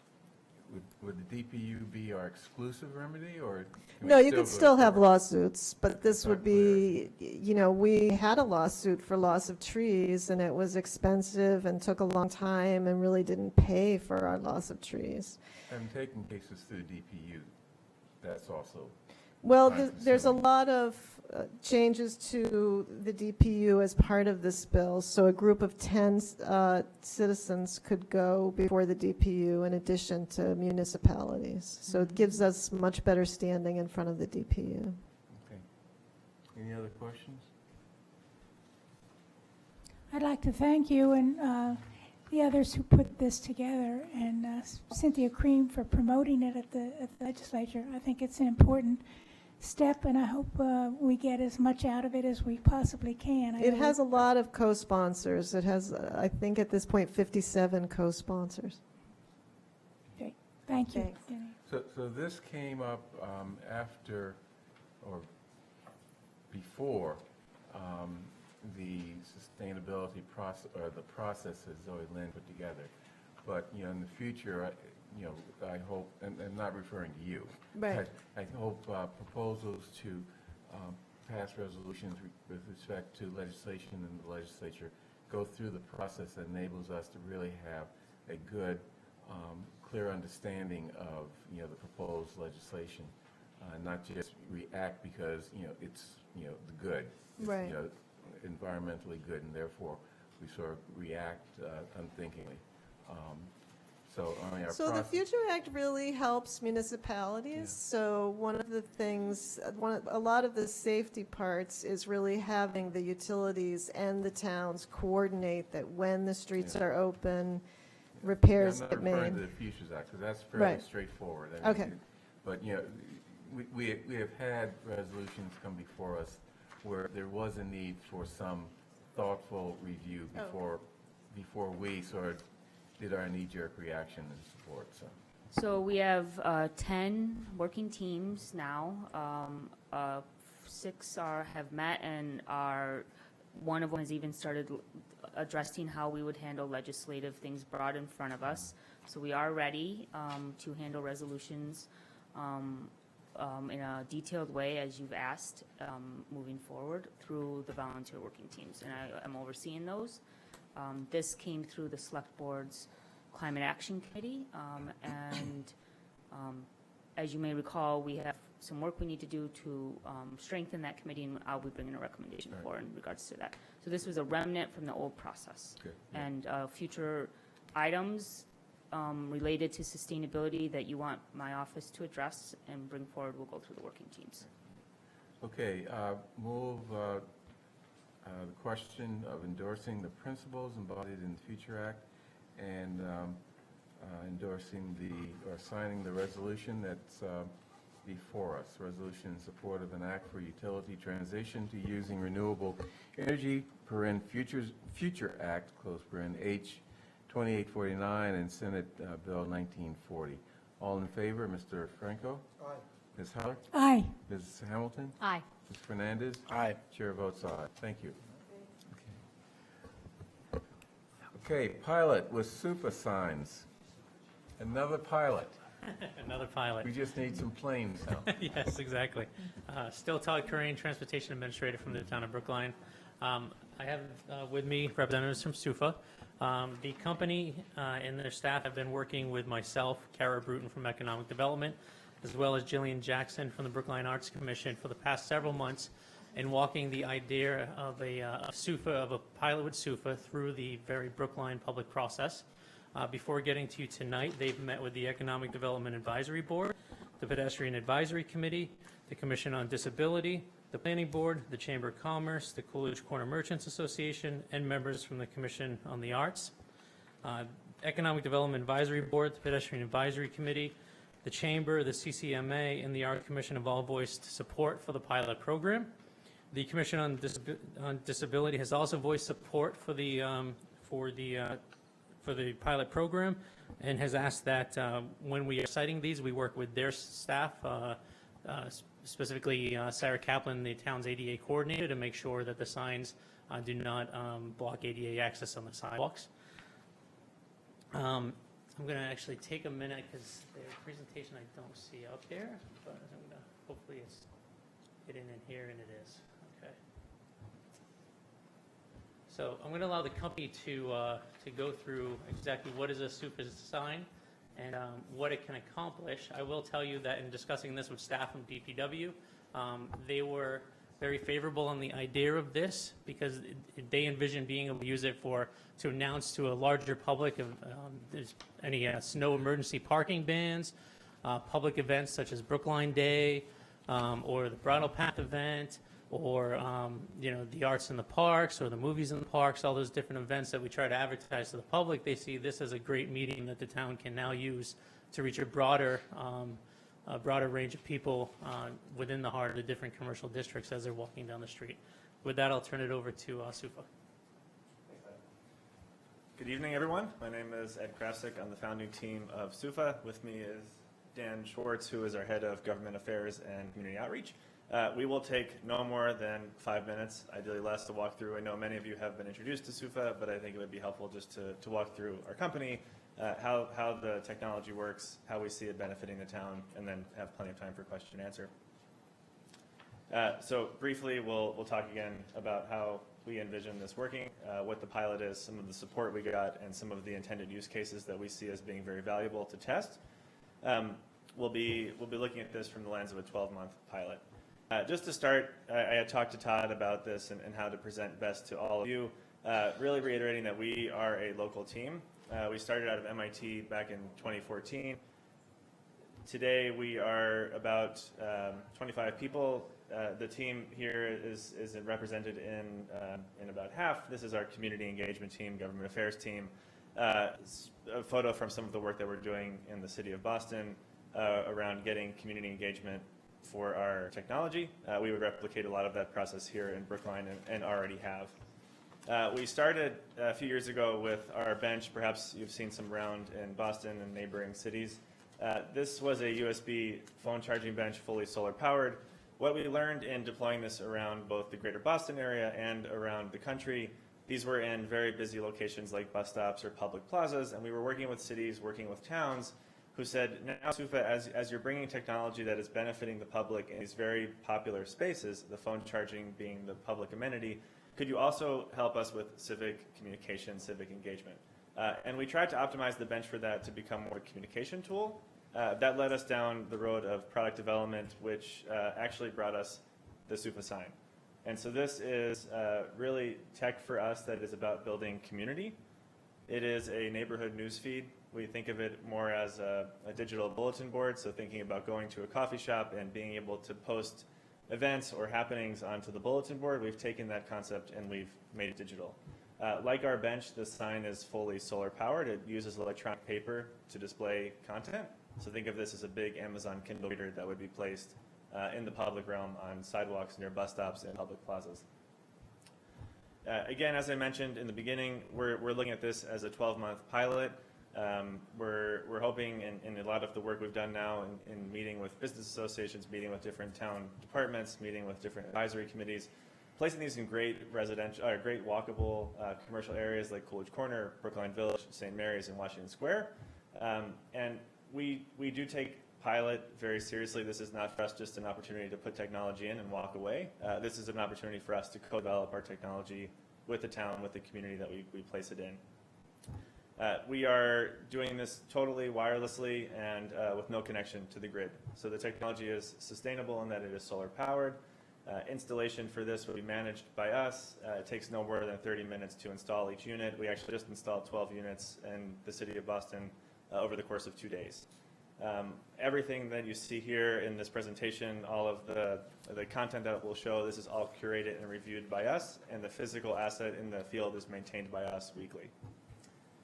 These are a few dots representing where we have signs today in the greater Boston area. Some of the cities that we're working with include Boston, Everett, Cambridge, and Somerville.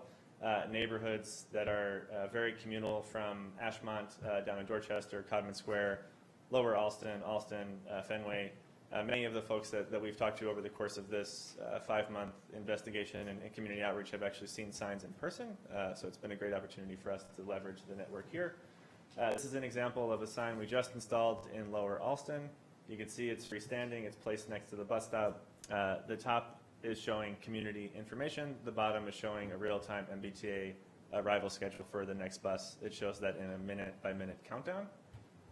The sign works, and we'll dig into this in a little more detail. Of course, have more time for question and answer to go into detail, but it is being populated by user-generated community content. This is content from the city, this is content from the business community, and this is content from the public.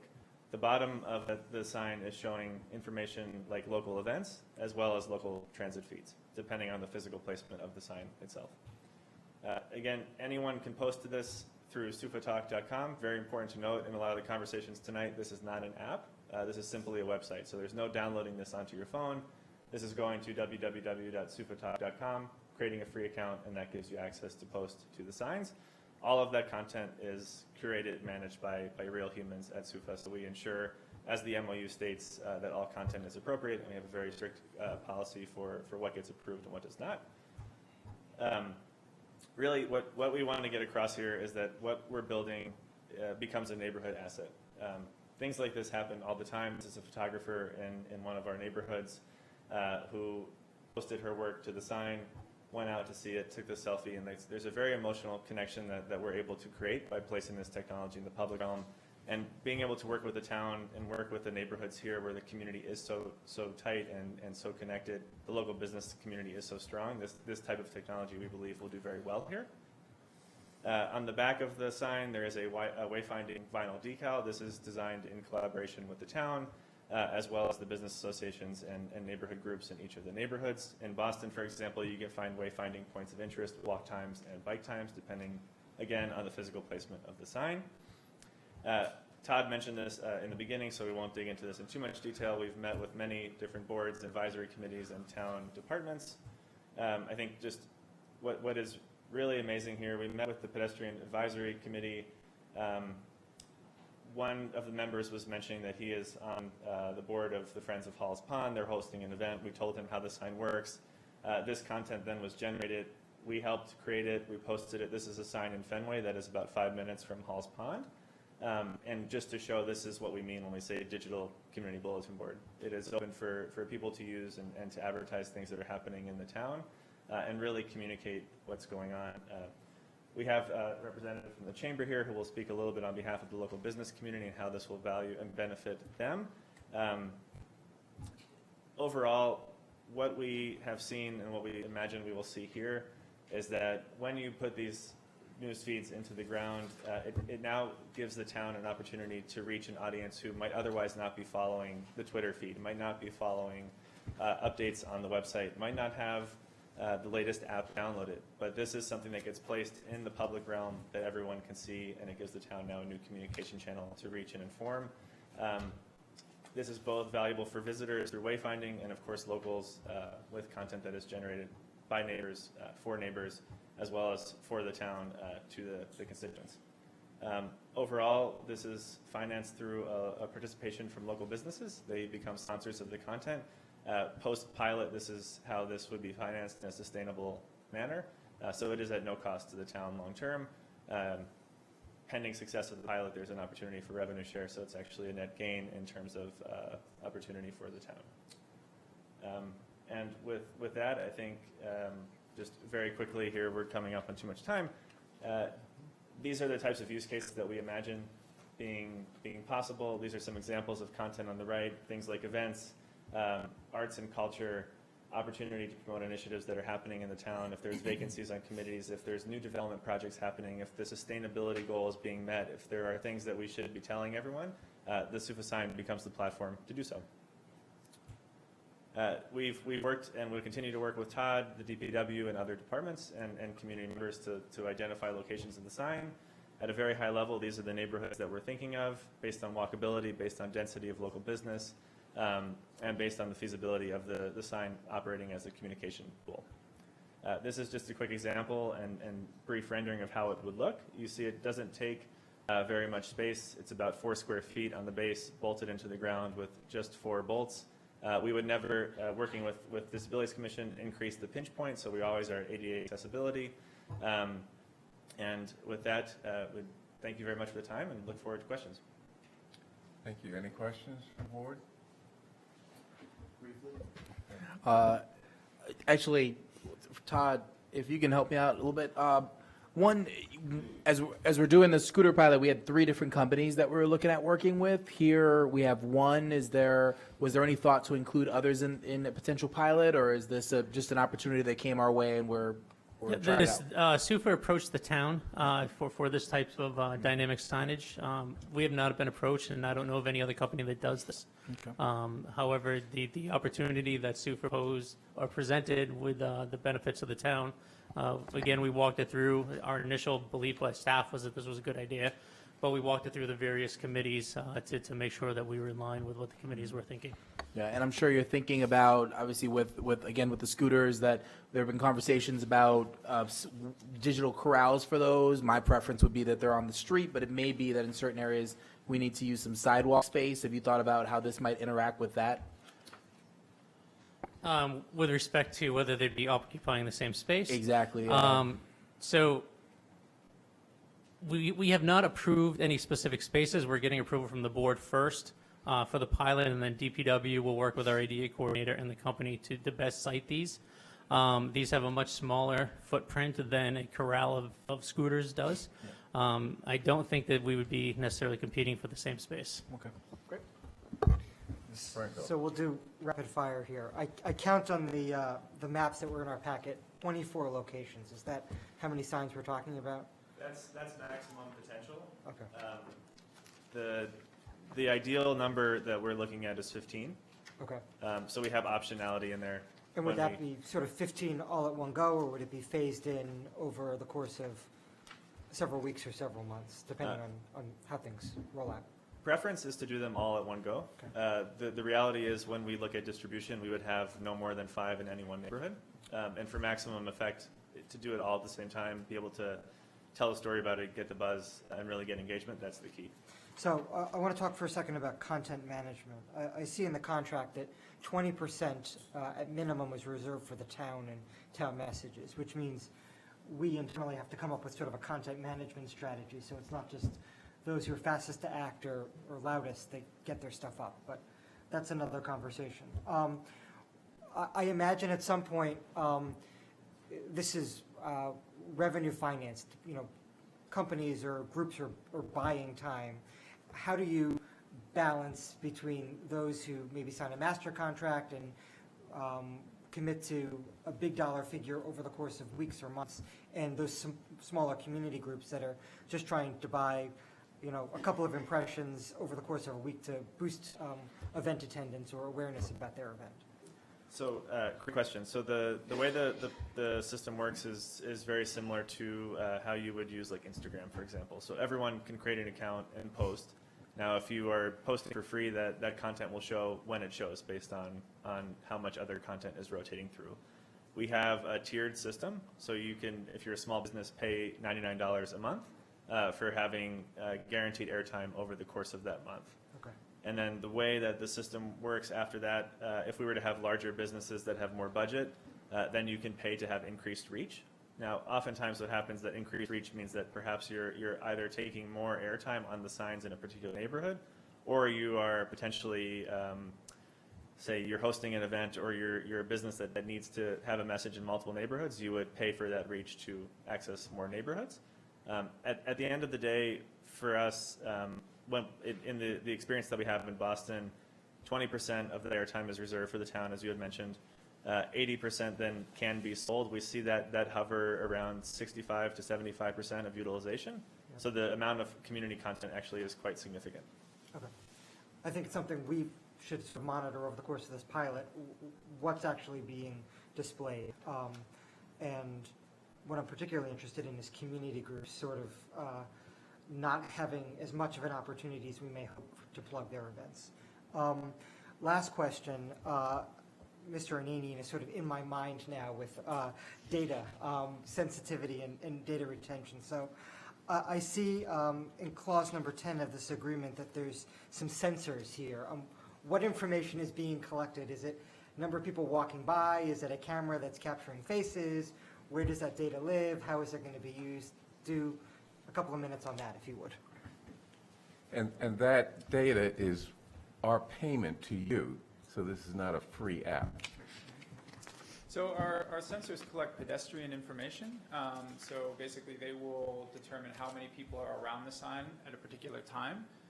That allows us to sell on an impression basis our advertising, but that data will also be available to the town if they want to understand how a certain public space is being activated.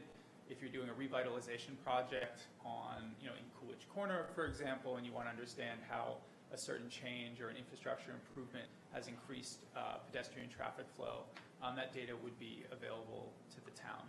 We don't share this data with anybody, we just use it internally. So there's no selling of data that goes on, and all of it is encrypted. So just for my layman understanding, it's sort of a motion sensor rather than a camera that's capturing faces or something like that. Yeah, so we have no camera vision. The sensor technology is something that we developed when I was showing the bench.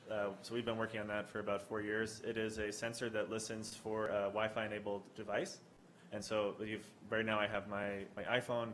I have Wi-Fi enabled. I'm not connected. I don't have the network here, but my Wi-Fi is on. And so as my phone walks by the sign, it would record that a device has passed. And then what we do is we are collecting a MAC address associated with that phone. It's encrypted. And then we aggregate that data so that we know that we never have any personally identifiable information. We have a very detailed privacy policy on our website too, which we can share after. We're never collecting personally identifiable information. We're collecting aggregate counts. So it would be by the hour, by the day.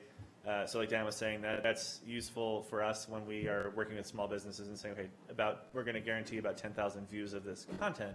It's also interesting, my background's in urban design, so we can deliver that data back to the town for understanding of pedestrian movement through the neighborhoods. And Yeah, I mean, I love the idea of having sort of a traffic count and knowing that there's 15,000 people walking down Harvard Street through Coolidge Corner every day.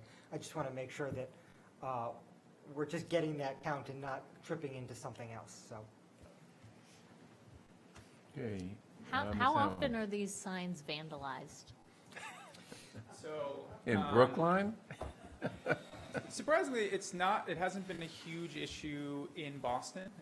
In Atlanta, some of our signs down there, we do have vandalism and tagging that goes on. But part of what SUFA does is we do a weekly maintenance run. So every week, someone goes by the sign, there's a checklist. They make sure that the exterior looks good, that the paint job looks good, that there's no spray paint, that the screens aren't cracked, that the solar panel isn't falling off, or kind of any issues like that, and they repair it on the spot. But typically, we also have a really tight, community ties. So we know a lot of local businesses near the sign. We work with a lot of CDCs or community groups, and often people will go by, see that there's vandalism on a sign, and we kind of have a policy within SUFA that within 24 hours we remove graffiti as soon as we hear about it. So we haven't had a huge number of issues within Boston, but if they were to come, we'd have our kind of weekly maintenance run. So. Okay. So, I move... We've got some from the chamber here. Oh, I'm sorry. Would you like to speak? Just briefly, my name is Timothy Kickham. I'm from the Brookline Chamber of Commerce, born and bred in Brookline, and I'm here just to say the chamber endorses this project. Great. Very concise. So, question of approving a memorandum of understanding with Changing Environments, Inc., DBA SUFA, for a 12-month pilot installation of SUFA signs. So we're approving the MOU. Mr. Franco? Aye. Ms. Hamilton? Aye. Mr. Fernandez? Aye. And the chair votes aye. Thank you. Carlton Street Footbridge Rehabilitation Project. And I understand that Mr. Gordon would like to say a few words after it's introduced. You don't have to stand up there. You can sit down, Leo. Oh, you can start out? If you don't mind. Oh, okay.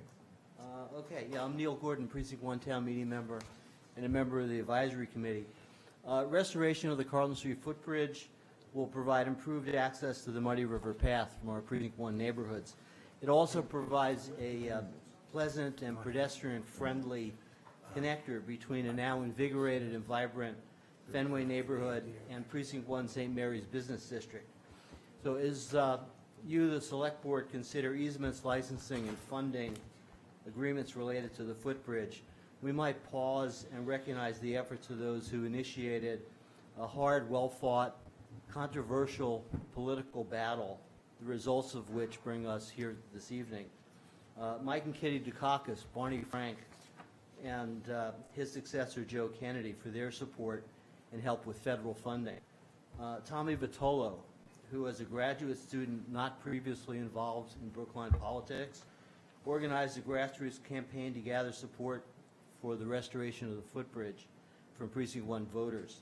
Brookline PACs for their support of progressive candidates and the warrant articles that are making the footbridge restoration a reality.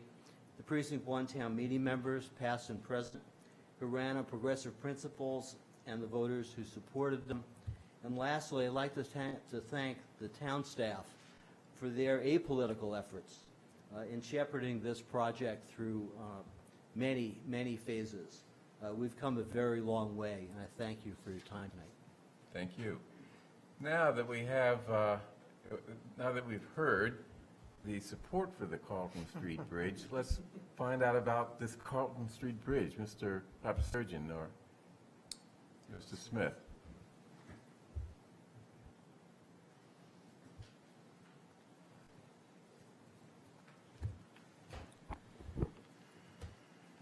Hello again.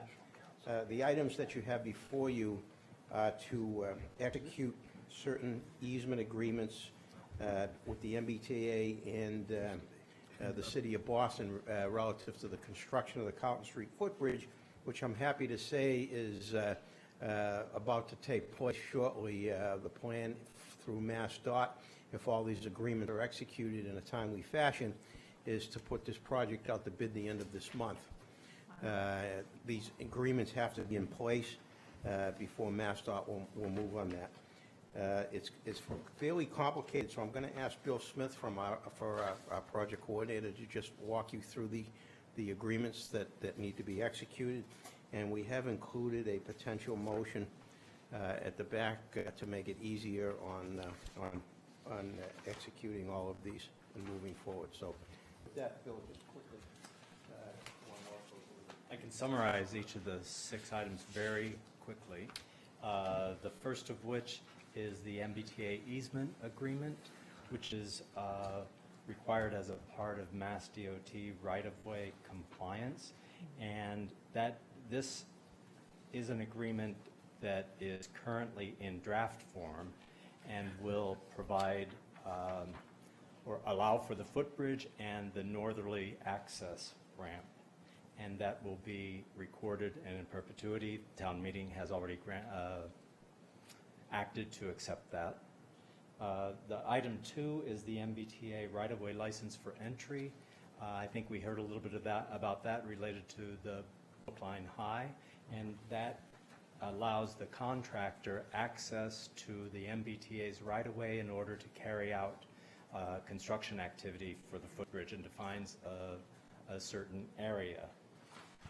The third item is a City of Boston Parks construction access license, and that's necessary in order for the contractor to gain access from Park Drive to the Carlton Street footbridge work site.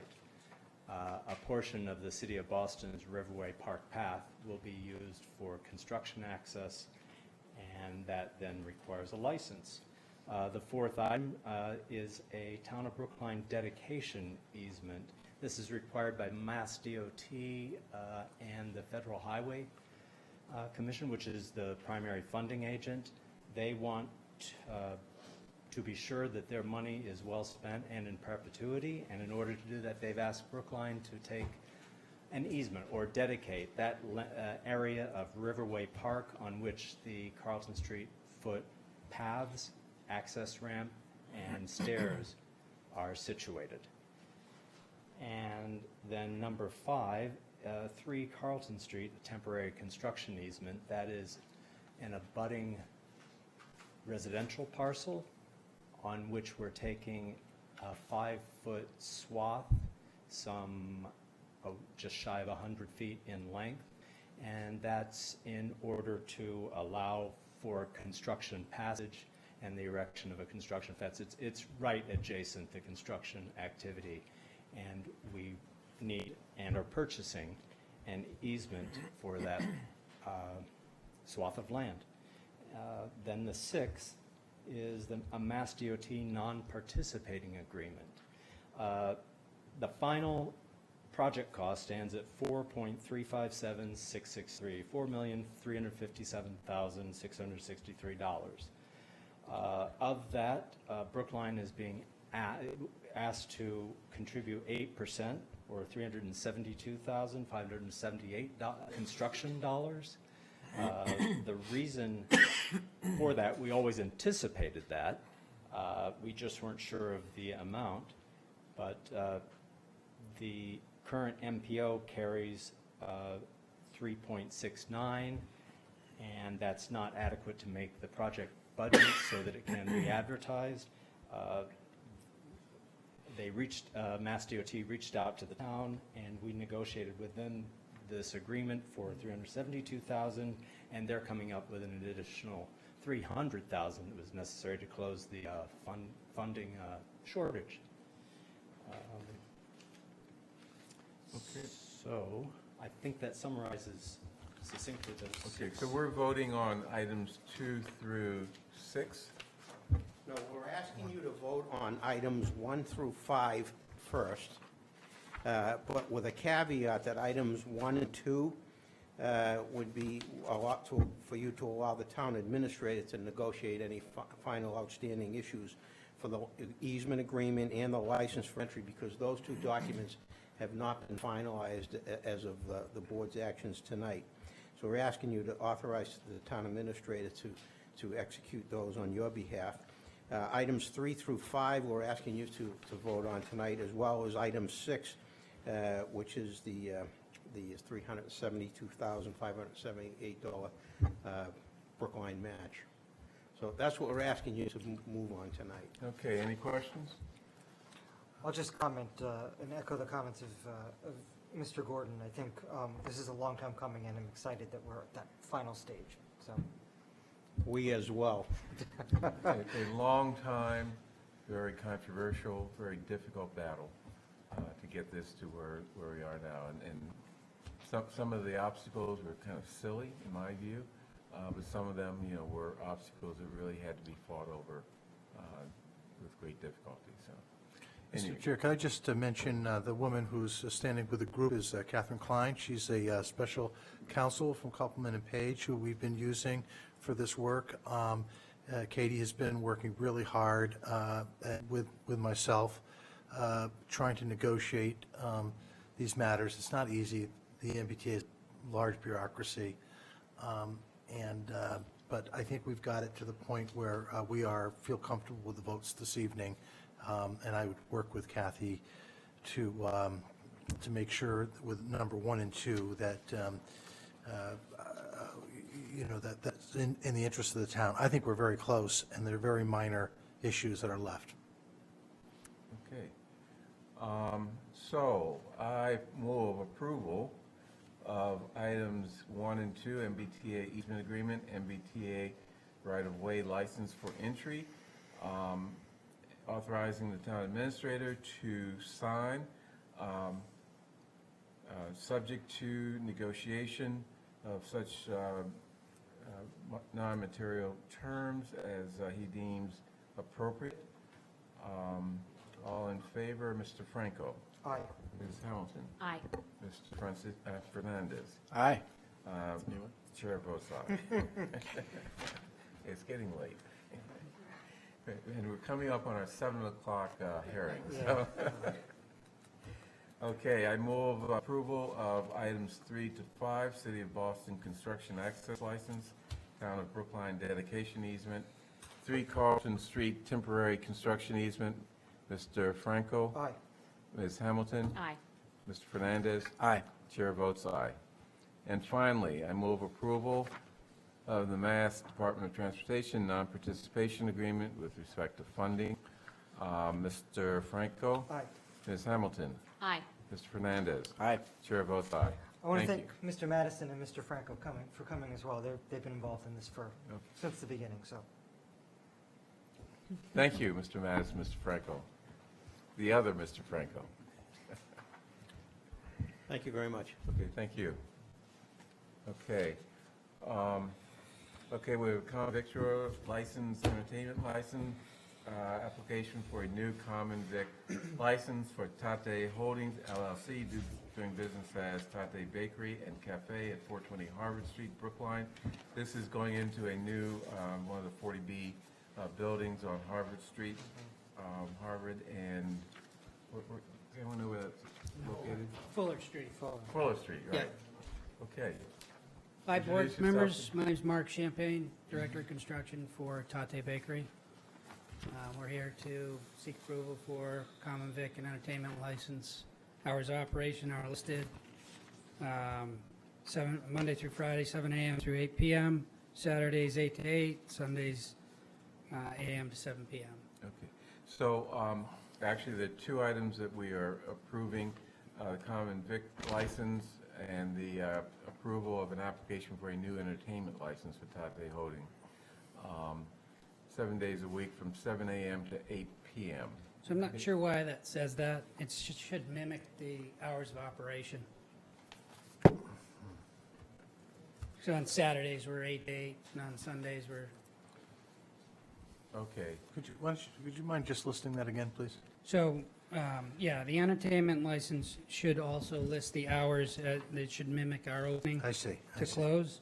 So Monday through Friday, 7 a.m. to 8, Saturday 8 to 8, Sunday 8 to 7. Okay. So we're not going to be playing music beyond those hours. And what type of music are you It's talking just about? streaming radio music. Okay, and it's on the front side of the building? Front and down the Fuller Street side. Okay. Any questions? I see your delivery schedule. There's sort of 2 that are going to happen a day. In the morning, 6 a.m. to 8 a.m., and then in the early evening, late afternoon, 4 p.m. to 6 p.m. Where are those deliveries going to take place? The Fuller Street has a loading dock entrance. Okay. We'll be on the loading dock. Perfect. Thank you. Yep. Okay, any other questions? I move approval for application for a new common victualler license for Tate Holdings LLC doing business as Tate Bakery and Cafe at 420 Harvard Street, and at the same location, application for a new entertainment license for radio, streaming radio, 7 days a week. Both for hours of Monday through Friday, 7 a.m. to 8 p.m., Saturday, 8 a.m. to 8 p.m., Sunday, 8 a.m. to 7 p.m. All in favor, Mr. Franco? Aye. Ms. Hamilton? Aye. Mr. Fernandez? Aye. And chair votes aye.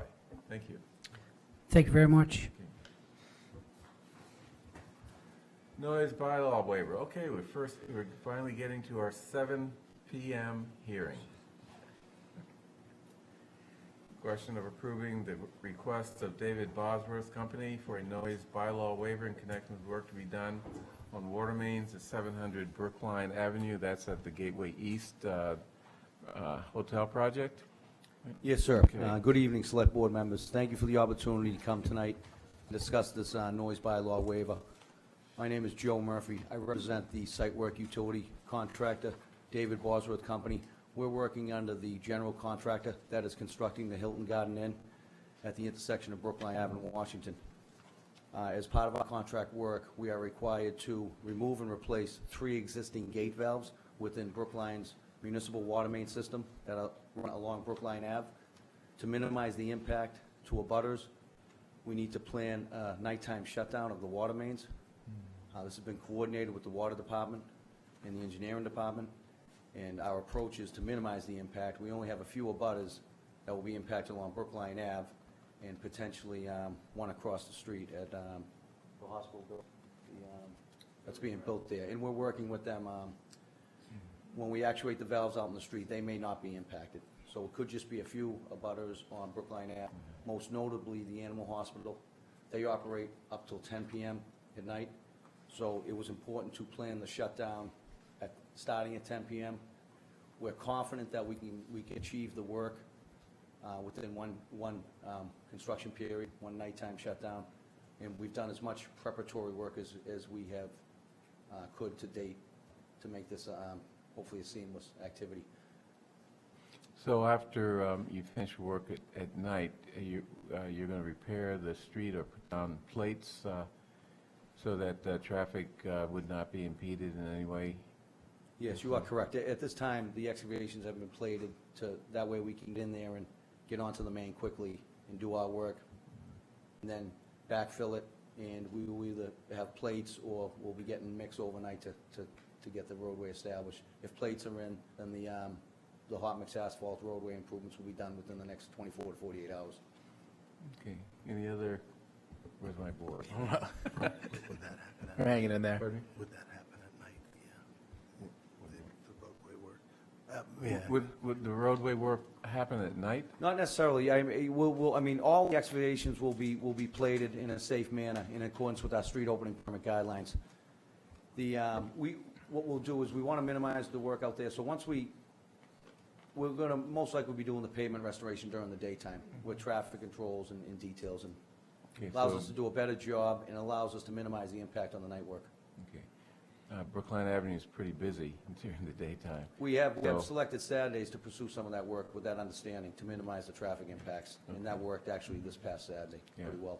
Okay, Ms. Fernandez? I just noticed this is for, you mentioned one night. This is for 3 nights. I see 2 nights are if necessary. Under what conditions might the additional second or third night might be necessary? Sometimes it's possible that you can't get a tight shutdown. You know, like the municipal water group goes out there, they turn their valves, they shut everything. Sometimes valves aren't working, water will pass. So we'll assist them in that effort. At times when you get to do the work, sometimes you have a material defect you didn't notice at the time. You know, you do as much preparatory work as possible. We're very confident we can get it done in one night. However, we just listed those to be conservative in nature, sir. Thanks. Okay. So I've got 2 questions. I know you said a couple of times you want to do all the prep work you can before the night hours hit. Does that mean you're going to dig your trenches, plate over, and then come back at 10 o'clock at night and actually do the removal of the valve, or are you going to be jackhammering, get down to where you need to go, and do the removal? No, the former is the Okay. case, sir. And All then- and then I prep wanna- work to minimize the impact at night. And I just want to nail down exactly who's getting their water shut off. Is it just those properties on the industrial island, the Brookline Ice and Cold, the animal hospital, Correct, the and Buddhist center? It's not the residential units across the street? the You are village of correct with Brookline? that. And there could be an additional impact to across the street. Yep. We don't know until we turn this, there's one specific valve in question that may impact the fire service. So we're working with the managers over at that property and with the fire department. Once we find out the night and we're go for tonight, go for the proposed time, then we'll be in coordination with them to make sure everything's okay there. So it would be safe to say there are no residential water customers that are going to be influenced by the shutdown? I believe that's a true assessment. Okay. Okay, any other questions? It looks like we have people want to make comment quickly. This, oh, I'm sorry, this is a public hearing. Still, quickly. Wendy McMillan, Precinct 4 Town Meeting Member, who lives at Village Way. So, for the last couple of weeks, we have been inundated with construction, with both the Pearl Street reconstruction and the Children's Hospital construction and the hotel construction, which is the least of our worries right now, except when this happens. So I would ask that you do everything possible to make this as inconvenient for the residents of my community as you can, because we have lived a nightmare. It is chaos where we are living. So I would request that this work be done between 11 and 4, and I would prefer more nights than a longer time. We're talking about people who have jobs, who need to sleep, who have children who need to sleep, and we often lose our water to construction. So, let's do what we can for my community right now, because we have just been inundated. It's been a nightmare. So, that's my 2 cents. Good evening. Donna O'Neill, Town Meeting Member Precinct 4. Live right with her in Village Way. That area has been a nightmare. And everyone got a notice a few days ago on all of our doors, taped to the doors and the whole nine, suggesting the water may be off from 6 p.m. until 4 a.m. And everyone in my complex is really nervous about that situation with kids. Again, it's going to be tough. So I want to co-sign on what Wendy said and request that the construction be done, but the water turn off be done after 11 p.m. and then brought back on at 4 a.m. if possible, and to stretch out the days, do the work three nights if you guys have to do it, just to protect the residents in my complex. And that's the reason why we're standing here, other than the marijuana discussion next, but that's the reason why we're standing here. But just to help us out, 11 p.m. to 4 a.m. and then stretch it out if you need to. That's a request from the village, please, Village Way. Very legit. Thank you. Could you respond to that? Yes, it's important to note that these improvements, we're working on the municipal water system, and we're removing and replacing valves. This is a net positive for the constituents of Brookline. If there's a leak, if there's a water main break out there in the future, and they want to get a tight shutdown, we're assisting with that. So we're assisting with we're minimizing future impact to abutters. Nonetheless, we will accommodate the 11 p.m. requested start time. We understand that. I apologize for the notice that went out that did say 6 p.m. We want to get we want to minimize the impact of going beyond one day. So we chose 6 p.m. to 4 a.m. Then we learned that some of the abutters needed to be open till 10 p.m. So with a consensus effort, we've revised that approach, and we got no problem starting it at 11 p.m. But you also said that it's unlikely that the residential properties would be affected anyway. They're not being impacted. Okay, so what is it that you won't do until 11 p.m.? Physically shut down the water mains. If we feel we're not impacting any residences. So in other words, you're just being extra careful in case by some. If there was a reason. connection to it, sometimes.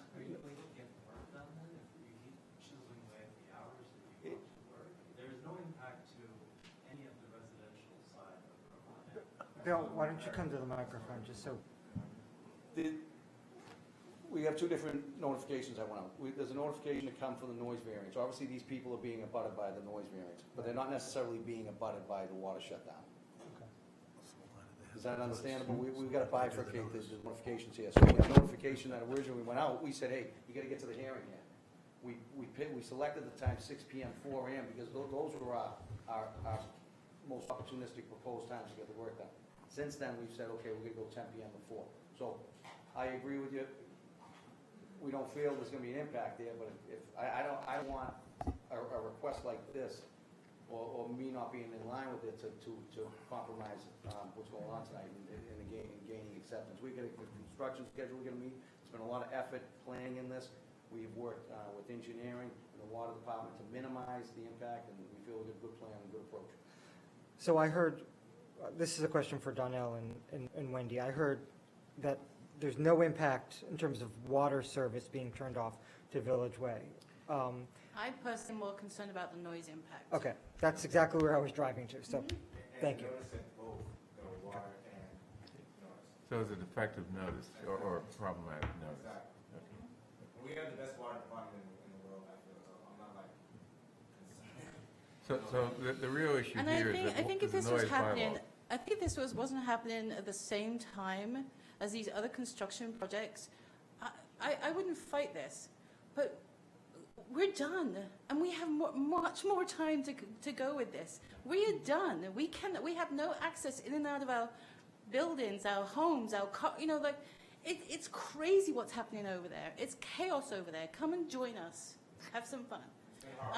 So we just want to know when they go home at 5 o'clock or that we're done until the next morning, that this isn't going to affect us. So if you're going to do this work now, let's do it where it's the least impact on my community, is what I'm asking.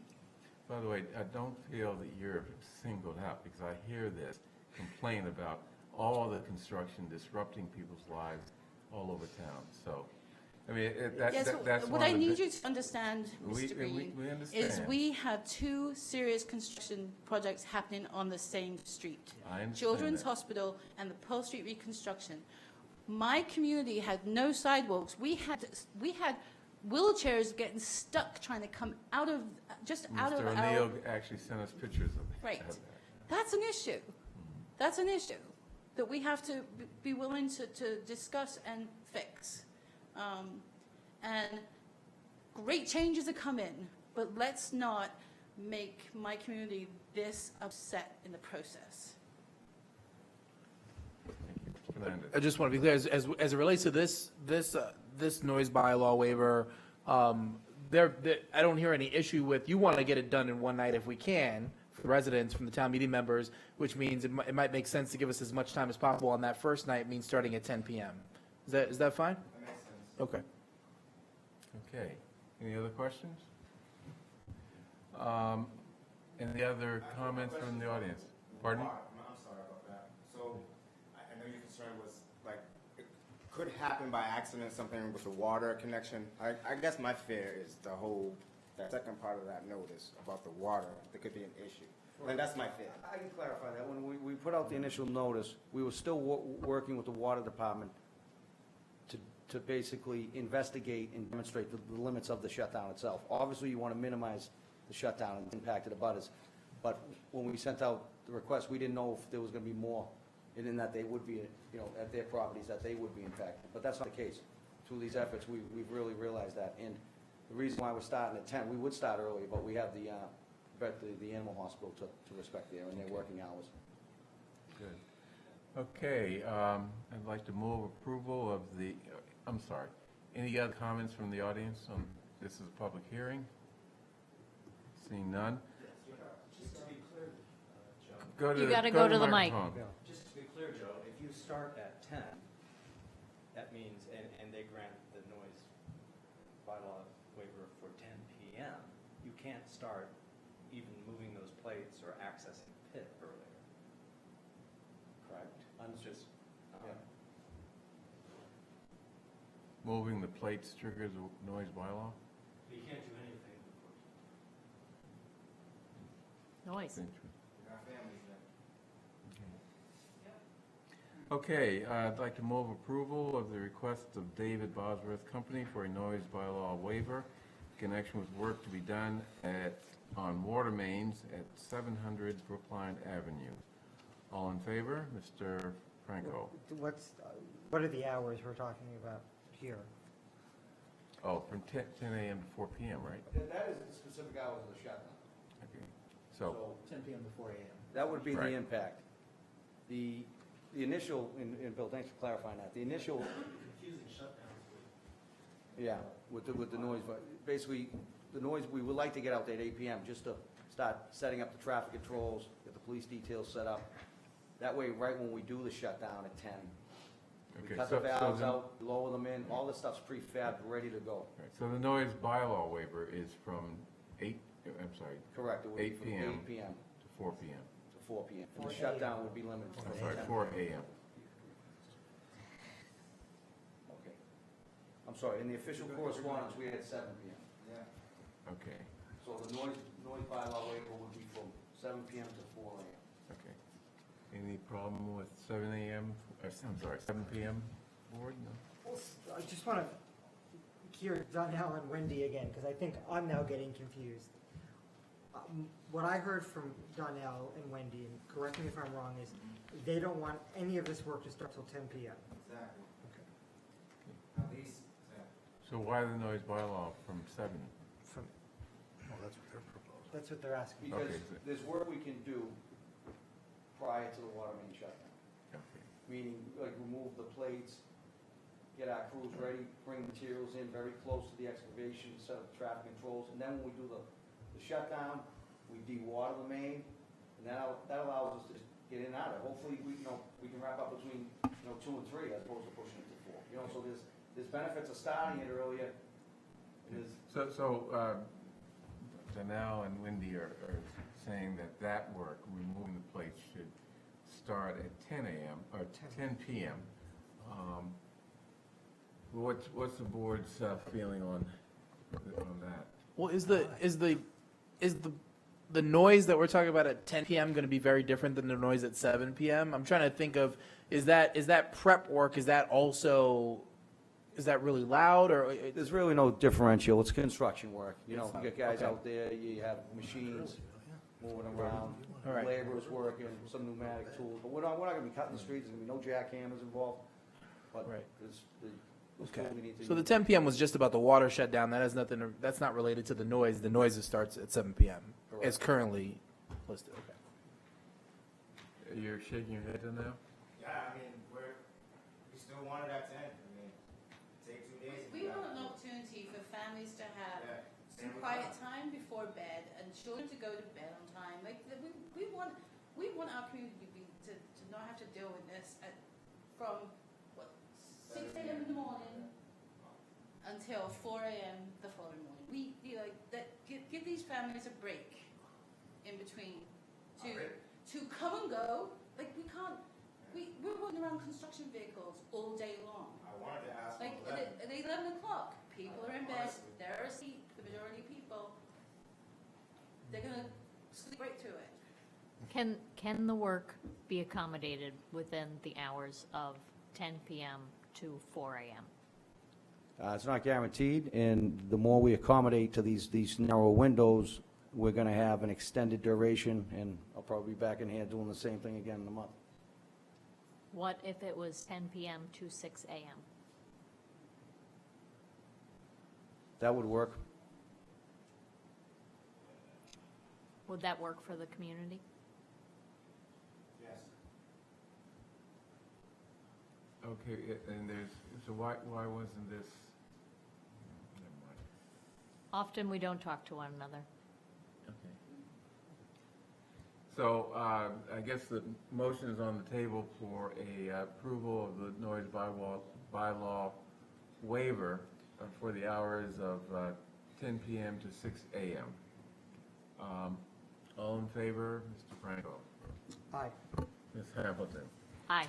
Ms. Renata? Let's do it. Aye. Chair wants to do it I too, okay. And thank you to the contractor for being accommodating. Thank you for your time tonight. Thank you very much. And thank you, Ms. Hamilton, for coming up with the solution. It's something that was getting to be a little too confusing. Lack of sleep is a good motivator. Okay. Okay. So, next is a 7:30 hearing. Grant of locations, question of approving the request of NSTAR Electric Company doing business as Eversource for permission to construct in a location for such a line of conduits and manholes with the necessary cables therein under the following public way: Babcock Street, odd numbered side of Freeman Street, and another one on Babcock Street. Mr. Ditto. Peter Ditto, Director of Engineering and Transportation. So this grant of location is to install a new electric service to number 136 Babcock Street. I have a representative from NSTAR here, as well as the contractor who will be doing the work. My name is Renee Banks Clark from Eversource. Actually, that's 134 Babcock.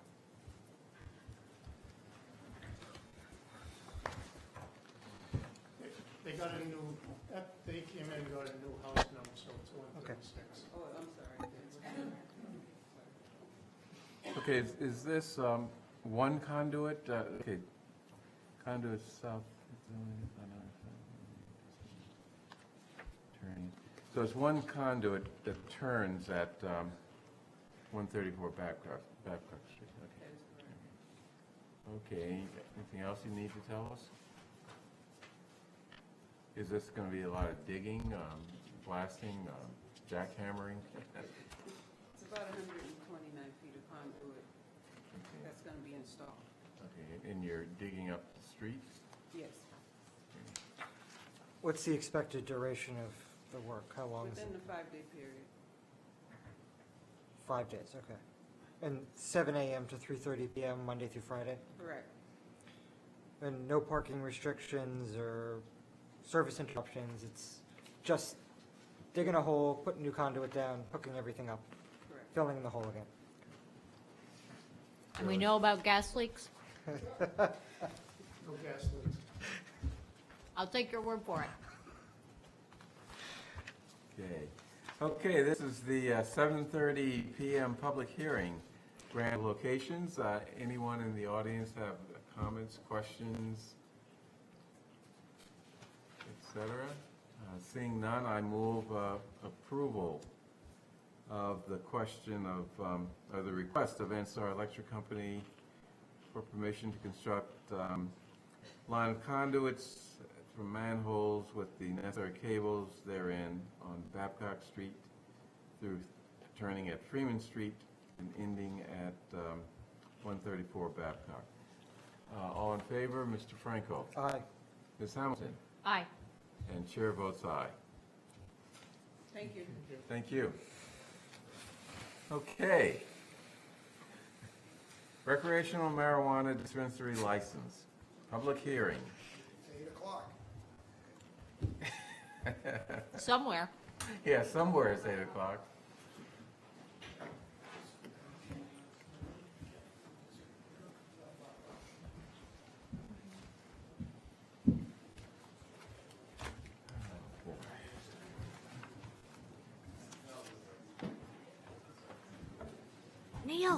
Neil. Order here, order in this courthouse. Okay. Mr. Allen, why don't you start with your presentation? Good evening, members of the board. Jeffrey Allen, representing Sanctuary Medicinals, who's here for an adult use recreational license for the old Pier 1 building in Coolidge Corner. Let me start off by saying, in terms of licensing, this is like the last hurdle in a long process. And because we're the second licensee in the town, it's still a new process. And I really just want to take a minute. I know how often you sit here and work with town staff and department heads. And we have had nothing but great cooperation, great advice, all through this process. Lieutenant Raskin, Maria Morelli, Todd Corain, even getting to this point with the actual license where we went into the select board's office. Tiffany was, neither one of us knew really 100% what to do, but we worked together to get it done. And so we're here tonight at this final process in large part due to the cooperative nature of your staff and everybody in town that worked with us. And I'm happy to be here representing Sanctuary Medicinals because they're one of the leaders in the industry. They were the first facility, cultivation facility in New Hampshire. They have several locations in New Hampshire, and they have a location in Conway, New Hampshire, Plymouth, New Hampshire, Rochester, New Hampshire. They have a cultivation facility in Littleton, Massachusetts, and they have an adult use and medical facility in Gardner, Massachusetts. They have a medical facility in Danvers, and any day now they'll have a facility in Woburn. So this is a company that has a great deal of experience in the industry, has a great deal of success with the municipalities that they operate in. They not only, they want more than operate in your community. They, you know, I've spent my whole life in Brookline, and I'm impressed by how they want to be part of this community. They've pounded me in questions, not just about licensing, but what the community is, who the community leaders are, and how they can be a better citizen in Brookline. And they want to be responsive, and they want to be a part of this community. And no matter how hard you try, there are going to be bumps in the road. And they want me to stress that whatever the bumps in the road is, you can call the CEO, and he's given every neighbor that's come up and asked questions his cell phone number. He says, you have a problem, you call me. I want to take care of it. And I think they want to be responsive. And I would say to you, as someone, where 62% of the Brookline voters voted in favor of adult use dispensaries, retail sale, I don't think there is a more appropriate location in Brookline than in the middle of our retail district, Coolidge Corner. And this location is truly almost in the middle. And historically, Coolidge Corner has housed all of our main retail facilities. And over the years, it's had numerous businesses there. And I think that this will be a welcome addition to Coolidge Corner. And we've been thrilled that we've been embraced by the business community in Coolidge Corner, who looks forward to us as a business that will bring more foot traffic into Coolidge Corner and more life into Coolidge Corner. With all due respect to our financial institutions, we are much more than just another bank. We're not a bank. We're going to bring people in that are going to interact with the merchants, interact with the puzzle store, the party favors, all of those unique businesses that are part of Coolidge Corner, I think will benefit from this facility, and they think they're going to benefit from it. We come before you tonight with the unanimous support of the Planning Board, the Zoning Board of Appeals. We have a location that has public parking, has public transit, and for the queuing purposes, we're actually next to an alley, which is actually part of our premises. That is part of the building where we're a tenant. We've worked with the police department to come up with plans, and we've refined the plans over the 8 months we've been in this process with Lieutenant Raskin. We've looked at the transportation with Todd Corain, and telling you a little bit something about who this applicant is. When we met with traffic and we met with planning, they were talking about subsidizing employees for transportation, so to cut down the need of employees to take up parking spaces that are valuable in Coolidge Corner. And at one point, they suggested a 50% or 70% subsidy, and Sanctuary said, wait a minute, we're just going to pay 100%. Any employee, whether it's Uber, Lyft, T-Pass, however they need to get to work, we're going to pay 100% of the cost. We're going to subsidize it 100%. So we don't need to bargain over what percentage we're going to pay. And I think that's, although that's wonderful that they're paying 100%, I think it's more indicative of who they are and how they operate. As you know from the packet you have, the main floor of the dispensary will be 3,265 square feet, so within the zoning. But the main floor is actually bigger than that. So when we started this process, we were talking to the building commissioner and I think the health department and others, and somebody came up with the idea of building a separate part of the facility and putting in a public art gallery. And so what we've done, and then as we looked at it architecturally, it made sense to make that, because you're not allowed as a dispensary to have people able to see in, and you're certainly not allowed to advertise your products in the window. So what was originally going to start off as smoke windows on Beacon Street now will be beautiful windows looking into an art gallery. So we're going to put that art gallery in front so that if you're walking on Beacon Street, you'll be looking into the art gallery. And that art gallery will be open to any members of the public. We've worked with the building commissioner and Lieutenant Raskin and others on securing the entry so that there's no age limit for people to go into the art gallery, but there certainly is to go into the dispensary. So that takes up 864 square feet of the main floor.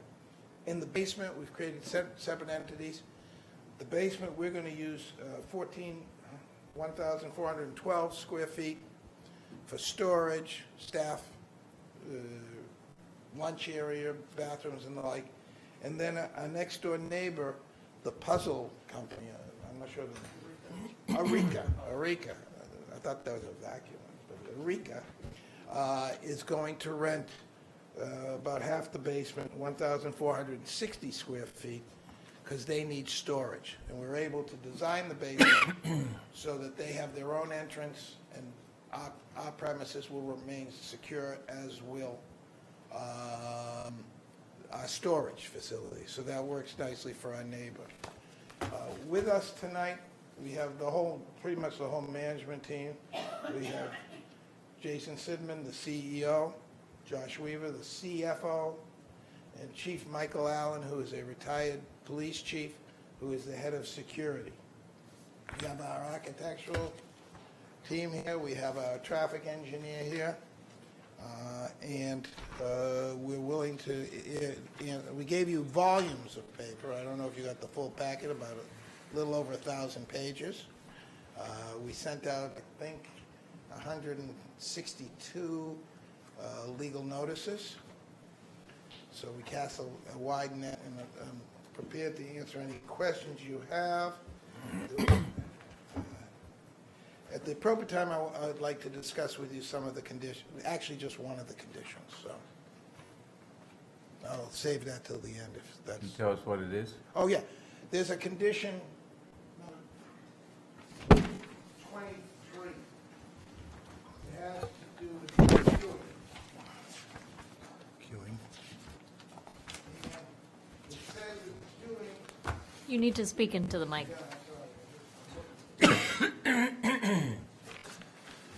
Condition 23 says that the queuing shall be on a trial basis of 6 months.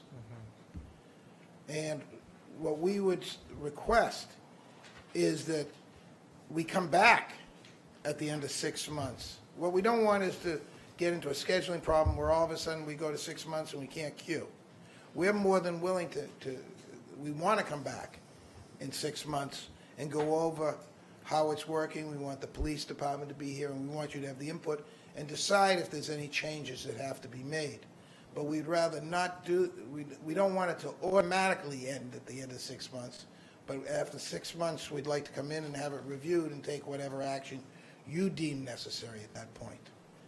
I don't want to get into a problem that we're at the 5.5 month and we're trying to get on the agenda and it's going to end, So we're more than willing to have it fully and completely reviewed by this board at any juncture. But if it's 6 months you feel the appropriate juncture, then we're more than willing and eager to participate in that review.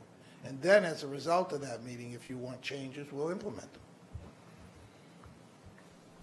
Does anyone have a problem with that?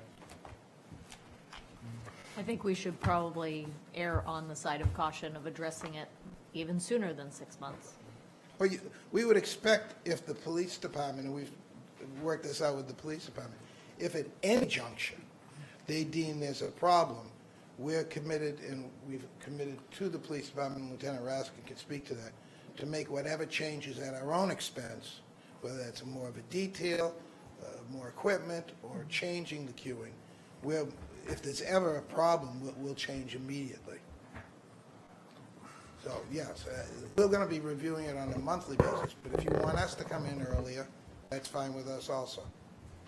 So we will have these draft conditions revised to reflect that. That's fine, thank you. So, Now, I know you, Mr. Chairman, addressed some questions to us. I did. And would you like to answer them? Yes. Okay. The name Sanctuary Medicinals is the name of the reason the financials are in the packet of Sanctuary Medicinals, because that's the overall company. And that's what the CCC, the State Licensing Board, requires. So that we have no choice. There's not going to be a separate company for Brookline. It's all part of Sanctuary Medicinals. For our signage and the name we will be operating under in Brookline will just be Sanctuary. So, and the planning board is meeting next Wednesday morning to go over our signs. Our signs, other than the art gallery signs, which will be Brookline Art Gallery, the signage will all refer to us as sanctuaries. But legally, we are Sanctuary Medicinals. Okay, so your DBA would be Sanctuary. Sanctuary. And my concern there was that it's sort of misleading in since it suggests that we have another medical marijuana shop here in Brookline. Right. And I think your solution addresses my concerns, and I think it's a good solution. So. And number two, there was a portion that you pointed out to me of our business plan where we spoke of us being a medical and adult use, and that was an oversight. And so we've provided your office with a new page 35, I think it is, with that change made in it. So it's now part of the record. Okay, and there are also some other pages, but I'll take your word that those are fixed. Now, you asked The diversity plan is the big one. I saved the big one to last. We've worked, and I'm not going to pronounce his name correctly, Dr. Gelano. On a diversity plan that we take very seriously. And part of the things we've talked about is maybe using the art gallery to bring in some art that speaks to diversity and artists that speak to diversity. But we take diversity very seriously, and we look at Brookline, because of its location and because of its community makeup, as an opportunity to really diversify our workforce. Right now, our workforce is diversified, but it frankly is not as diverse as we want, because some of the communities we're in it's difficult. But like in Danvers, Woburn, we have 18 employees, 11 white, 1 African American, 1 Middle Eastern, 3 Latino, 1 Asian, and 1 other. 10 a female, 8 a male. In Gardner, we have 30 employees, 23 are white, 2 are Middle Eastern, 2 are Latino, 1 is Asian, and 2 are others. 17 are female, 13 is male. So, are we diversified? Yes. Are we as diversified as we want to be? No. And we look at Brookline and our diversity plan with job fairs, minority outreach, as an opportunity, actually, to become more diversified in our workforce. And we look at the 100% transportation subsidy as something that will help with diversity, because we won't just be pulling from the immediate area, and it won't be a financial disincentive for someone outside the immediate area to work in our facility, because we're going to pay their commuting costs. So yes, we take it seriously, and it's something that we're going to work with Dr. Gelano on a continuing basis. Now, actually, one of my questions that I sent to Mr. Allen, I guess yesterday by email, just to give you a heads up, my main question was a little more sensitive than that, and that is, what is the racial and gender makeup of the ownership and management of the company? Now, that's not an issue, that's a condition of your license. Be clear about that. But I try to ask all companies that we engage in contracts to at least be transparent and tell us, to the extent to which you are a diverse company at the very top in terms of ownership, in terms of management. I can't speak to ownership, but I can speak to senior management. And there's senior management right in front of you. So, So no women? No women. In our ownership, we are, I would say, extremely diverse. We have Would you mind going to the Yeah. mic? This is CEO, and he's the CEO, so he can talk to ownership. Absolutely. Thank you for having us here tonight. We're really looking forward to being part of the community. As far as ownership in the entity, Josh would have a full list of that, but there's a wide range of diversification throughout the ownership. There are women owners. So are you widely held, or are you closely held? Well, there's, how many total? About 80. There's So about 80 total. shareholders? Yep. Okay.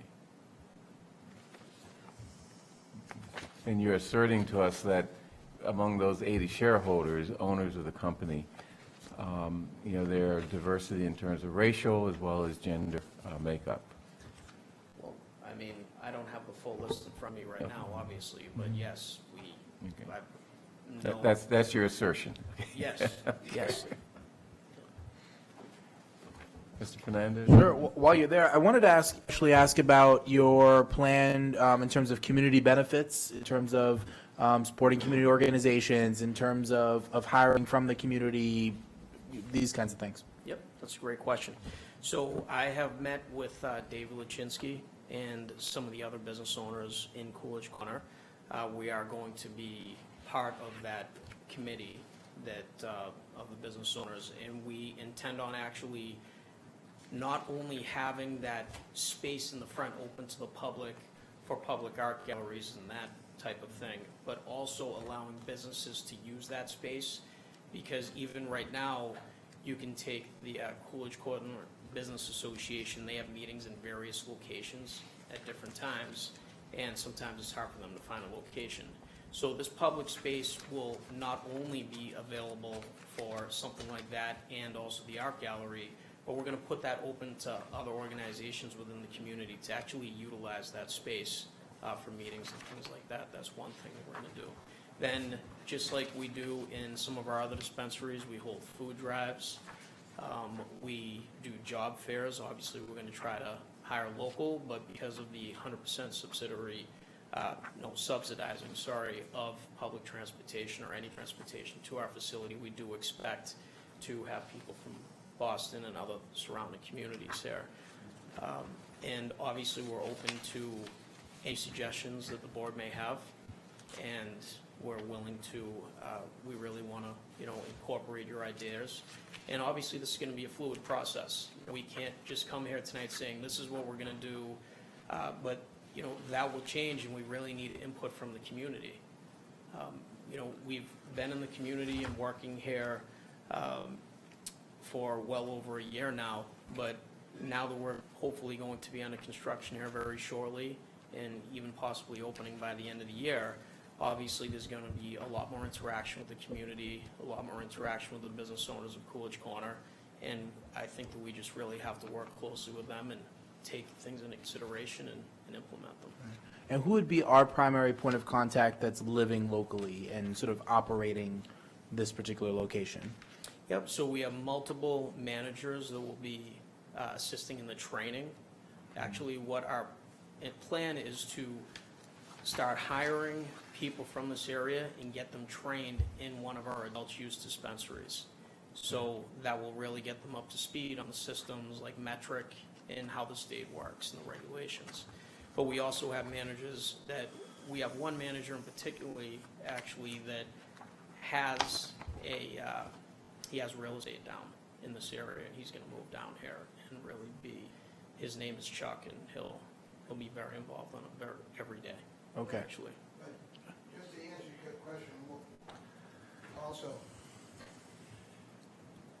Mel, the police department, and everybody that is involved in overseeing this will have Jason's cell phone, and he'll be available, I won't say 24/7, but 14/7, and available in any emergency or to be, if there's a problem.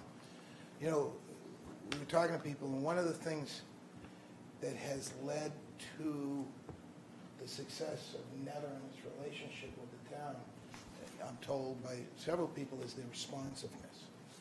We're a little competitive. We want to be more responsive. And so you'll be able to read Jason or myself. Everybody has myself. And we will respond immediately and quickly if there's an important concern, or it'll be dealt with that day, or if it's a process issue, we'll be in this building working it out with, whether it be the planning department, the building department, or the select board, or the police department. We intend to be very, very responsive. Okay. Yeah, and I think as we move forward, I'd certainly love to be involved and have community involvement and a conversation about those community benefits. I think the benefits you mentioned are great, and that we can, I think, dig a little deeper and think a little bit more as we get to learn about you and you get to learn about the community, what that might look like. I think it's worth a conversation going forward. We would love that. You're welcome. Yeah, I have a few questions. Number one, there's a utility panel in the basement that is under your control, but which controls all the apartments above. Is there going to be 24-hour, someone who's available 24 hours to respond to any emergencies or any problems that result from, that utility panel? Absolutely, there has to be. So that has to be someone other than administrative and police chief, because it's the residents who need to be able to call this. So have you figured out how to set up that type of? Well, we also work very closely with the landlord, of course, but all that would be dealt through our security department. Okay. So security would handle all that. Okay. The other thing, the art gallery, this probably should go without saying, but I assume that you're not going to have sort of 60s era art posters, great artwork, right? But probably not what you want to be promoting in a gallery space like that. I know you're going to do that. I just want to make sure that's on the record that you should be very careful what type of art you put in there. Allow in there, absolutely. There'll be no association to cannabis if that's. Okay. Thirdly, one of the problems that we've had in town is customers going to various local parks to consume their cannabis. There are two parks in the area of this store that I want to make sure that you have a procedure to police. not just the police policing, but your company has, for example, NETA calls them green teams that go around and pick up litter, from their customers, as well as alert the police of, problem. So we have two parks, St. Mark's Park at Vernon and Park Street, and then Griggs Park, which is a little further away, like magnets for your customers. So I want to make sure that you're aware of that and go out of your way to make sure that those places are policed and we don't have big problems there. Because that will really create problems for you if that gets out of control. Absolutely. It's 100% in our best interest to do everything we can to be the corporate citizen that you're looking for here. Can I just add a third park to that, which is actually the one that is a public park that's part of the Marriott Courtyard there. That's actually a public park, and to include that and it's very close by to where you be. Yeah. I didn't know that. Our security team will be, I didn't know that was public. Yep. Yeah. Our security team will be looking at the area around. We have a vast security team for our own protection and for the town's protection and for our customers' protection. And we will also be watching the area around and include those parks. Because we're going to come back to you every year. And you want us to be happy when you come back. exactly. Yeah. We want to be your 8 o'clock good hearing. So we want, the easiest hearing to handle is one where everything's going smoothly. So we're going to work very hard to get to that point. Okay. And then you emphasize security. I want to emphasize, in addition, the litter problem. I mean, that is a huge problem that you need to go out, make sure that you have the people who can do that. And they're not necessarily police or police detail or high-level security people. They're just kids who go around and pick up trash. Lieutenant Raskin was telling us about concerns in the village area about NETA, and we intend to... Yeah, and NETA's dealing with that. I'm not being critical of them, but...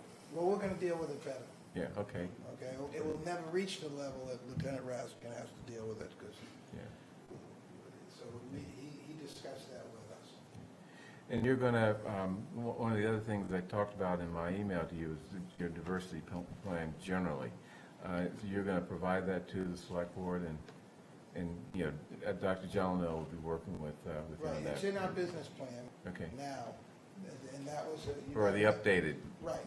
We're going to continue to update that as we go forward with Dr. Jeleno. But I think he talked to you or wrote a memo yesterday. I spoke to him. Yeah. And he, as he put it, this is a great beginning. But that's all it is, it's a beginning. And I talked about this being the end of a licensing process, but it's also the beginning of another process of us being a good citizen. And part of that is making that diversity plan a living document. So one other thing, and that's your operating hours in the proposed, Yes. pardon me? Yes, that's... Yeah, in the proposed, in your materials, I mean, there are various operating hours, and I think you've settled on 8 to, No. or 8 to 10 Well, or we want something? to change that a little. We want to change it too. Okay, we want to just mirror, we want to mirror NETA. NETA, and this may require us to go back to the ZBA in one sense. We want to be 9 to 10, 10 to 10, Monday through Friday, I'm sorry. 10 to 10, Monday through Friday, 9 to 10, Saturday and Sundays. And we believe that that's the exact same as NETA. And right now, our ZBA, our Zoning Board of Appeals decision says 10 to 10, Monday through Friday, 10 to 10 on Saturday, and 9 to 10 on Sunday. So we will go back and change that if you so grant us those operating hours. What other members of the board think? I mean, I was thinking that at least initially, I'm not sure why you need to go as late as 10 o'clock. I mean, so tell me why. Well, because our competition is, number one, NETA, and at that 10 o'clock hour, we would take our doors would lock at 9:45. So nobody new would enter the facility after 9:45. And we would then process those in the building and have them out by 10. But we want to, It is a competitive industry, and we want to have the same hours as Netter, and it hasn't proven to be a problem for Netter, and we think it actually works better for us with the Netter because we have all the restaurants in the Coolidge Corner area, and we want to continue to keep the street traffic, as you would. I noticed that the hours in the license, draft license, talks about Mondays through Saturdays, 10 a.m. to 7 p.m., and Sundays noon to 5, as of the date the licensee commenced adult use retail sales. So is this old Netta language that? Yeah, I don't know where that. Well, I Netta was an ongoing and existing Right. medical retail establishment, so I think those were their prior hours. I think if you look at the new conditions that we went over yesterday. Oh, yes, all right. Condition number 6. Okay, I'm looking Yes, at the wrong condition one. number 6. Yeah. When we were having this conversation with Netta, I remember the conversation revolved around, if you artificially constrain the operating hours to 7 PM, then you actually exacerbate the lines Right. because Yeah, that it was doesn't. an issue. Yeah. And as somebody who frequently goes past the Netta location, the lines, are there. So I understand the point of view of 10 seems kind of late, but if we start to back up, one, I mean, I don't believe in treating one business different than another one. Yeah, no, that's But that's the if you problem. artificially constrain, then you're actually going to exacerbate the line problem. Except you're doubling the supply in a certain sense. But, 6 of one, half dozen of the other, so. So we prefer, 10 to 10 weekdays, 9 to 10 weekends. What does the board think about that?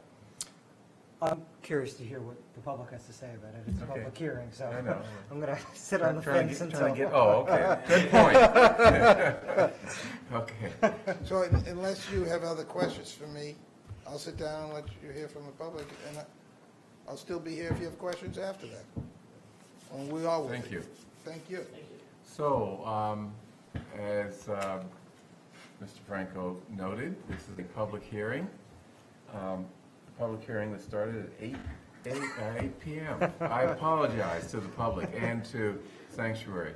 We had a very, very packed agenda, and people wanted to put in their views on various things on that agenda. Anyway, so comments from the public. I see Ms. Brown and Mr. O'Neill and Mr. Wyszynski, the other Neil. Hi, my name is Deborah Brown, town meeting member. Thank you for the opportunity to speak. Mr. Fernandez touched on community benefits, and I'd like to see you guys do more. And I have some examples here. We have a real issue in Brookline with childcare and after-school care. So I'm asking you to dig into your pockets.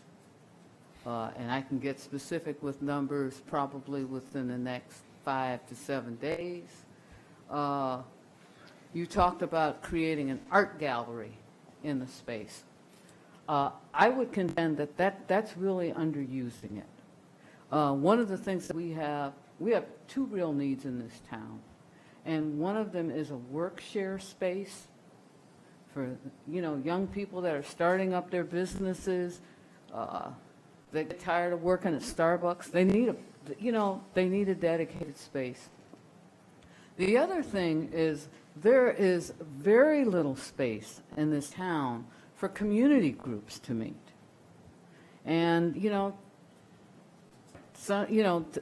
usually people end up at the town or, the library charges, schools charge. So a lot of times it's sitting around people's tables. So that I would ask, and I see that you talked to Lloyd about this, Gelano. Lloyd did not run this by, I'm sure if I did a survey of people of color that I know in Brookline, they are not familiar with the community benefits. And so I sent Lloyd an email, but I would encourage you to perhaps talk to some of the people of color that actually live here if you're actually talking about, you know, diversity. Because we have a perspective as well. Not putting Lloyd down, but, you know, I'm not sure that the highest best use for 864 square feet is an art gallery and using it as spillover space for town meetings. Lastly, I think that there's a real need to provide employment for people that actually live in Brookline. I have heard you say very clearly that you want to be a good neighbor and become part of the fabric of Brookline. Well, one way to do that is to hire people from Brookline. And I would propose that you hire people that basically have been underserved by the job market to date. And I'm talking about largely people of color from this community. And so if you're going to do a job fair, make sure your first job fair is limited to residents of Brookline. Let's see who shows up. And that's not necessarily a community benefit per se, but I think that it certainly is a way of partially addressing the chair's issues around what does your diversity look like. That, I mean, at a minimum, that's a good faith effort. So those are my quick things. So I will get you some numbers for funding child care and for funding after-school care where there's a critical need. Again, we're looking at kids or young people and families that just don't have the resources. I know, Bernard, I'm going to do this in 30 more seconds.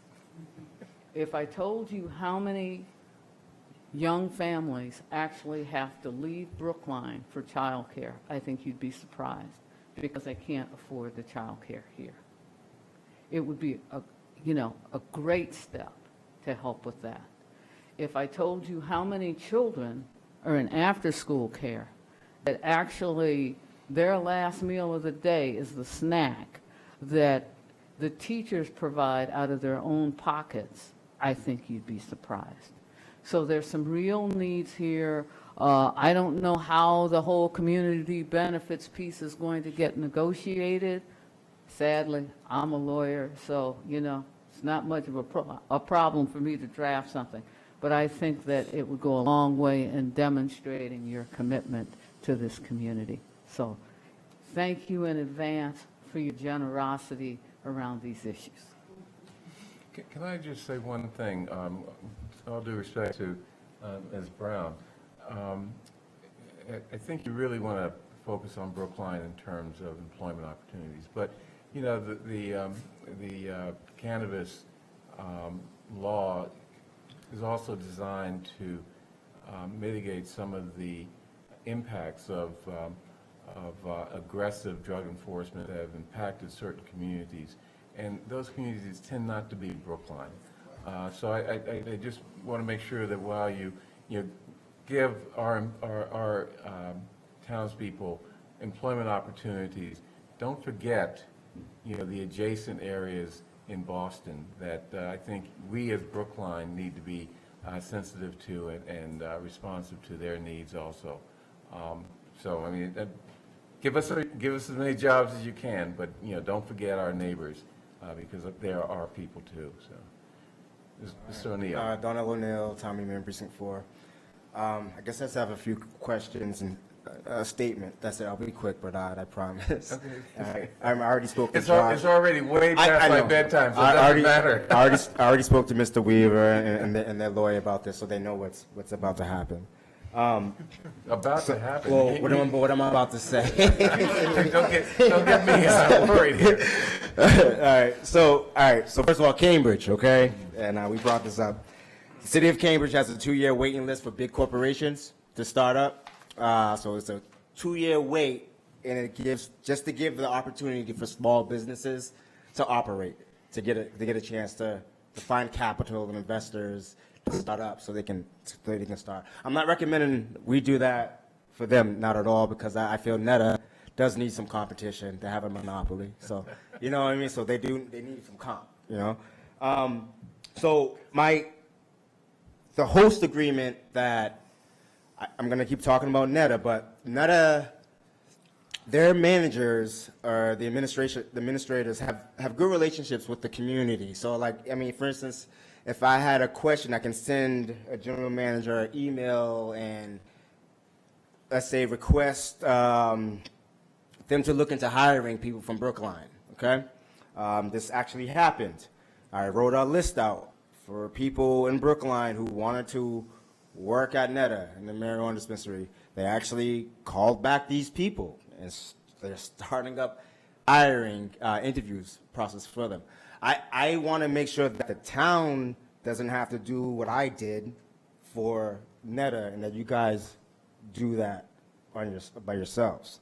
I also noticed that you guys have a lot of stores, a lot of shops open, and I was curious if any one of those stores were small business owned or minority owned, women owned. Did you guys help? Do you provide any financial assistance for startup companies to help get a piece of the pie? Certain things like that. So, like an incubator course, like an information session for everybody to know what's going on. But I guess my real concern would be just the outreach to minorities and women who really want to get a piece of the pie, who aren't able to because they don't have the capital or the investors to do it. So are you guys willing to, or have you in the past provided assistance on helping startup companies? Can any one of you answer that for me? You got to go to the mic. Yeah. And I'm done. That's all my questions. Yeah, and by the way, I'd like to mention that those issues are addressed in the diversity plan, you know, and I'd urge Sanctuary to provide Mr. O'Neill the copy of that once, you know, the final copy that put together. But anyway. Thank you, because Lloyd hasn't spoken to either of them. Okay, that's cool. Cool. Thank you for that. That's all really good input. I can say that Sanctuary provides predominantly the wholesale for one of the only EEA applicants in the state that's operational at this time. They buy What the is majority EEA? of products. Economic Empowerment applicant. Okay, got it. So we'll make sure that our TV audience knew what you're talking about. Okay. Mr. Wyszynski. Good evening, Neil Wyszynski, town meeting member, precinct 5, and formerly on the board, I guess. In this chair. In You want it back? a lot of the chairs. When I was on the board, I firmly believed that we knew the impact was coming, and we should work to get the maximum benefit. So I'm glad that we were the first in the Boston area with Netta, and I'm glad to see another operator opening, and hopefully we'll have some more opening.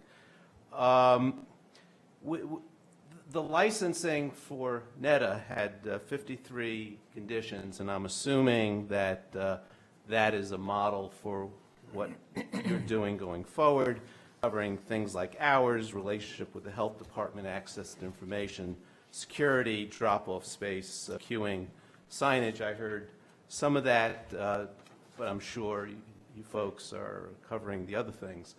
But more than just the legal relationship, you've heard how the relationship with Netta has been a good one. And I think a piece of this room not being filled with angry residents is testament to how the rollout at Netta went smoothly, because if it didn't, we'd have a lot of angry people here. And I think going forward, being that this is early in the rollout of the cannabis industry, the early adopters, I think, are important to the success statewide, and certainly region-wide, to the program. And I hope you will operate in that spirit. And one of the things that's happened with NETA is that we've had a consistent point person, a person we knew we could call, residents knew they could call, and that person has been very responsive. So I would hope that is a good model, and you know, it's really going to be important that we see more than words, we see action. Just a couple of specific things that we did with NETA, and I would encourage the board to do the same thing. One, we asked NETA to present their opening plan at least 2 weeks before the opening in a public session before the select board. And I thought that was important. One, to make sure that you folks, that the operator really thought things through and worked with the police department. And it was a joint presentation of the operator and police department. And I thought the board benefited from that. And also, it gave the public a sense, the public had an opportunity to comment on it and gave the public a sense that we had things under control. And you had, and the operator had things under control. So I would encourage the board to do that. Two, I'll just make one small comment on the hours. And while I agree that we shouldn't be treating one operator different than another operator, we should also be cognizant that the two operations are in different locations. And in this location, there are residences right above. So one way to handle that could be provisionally having extended hours, and then let's see how it goes and see if we get complaints. But I'll leave that to you, whether you want to just grant it till 10 or do it on a pilot basis.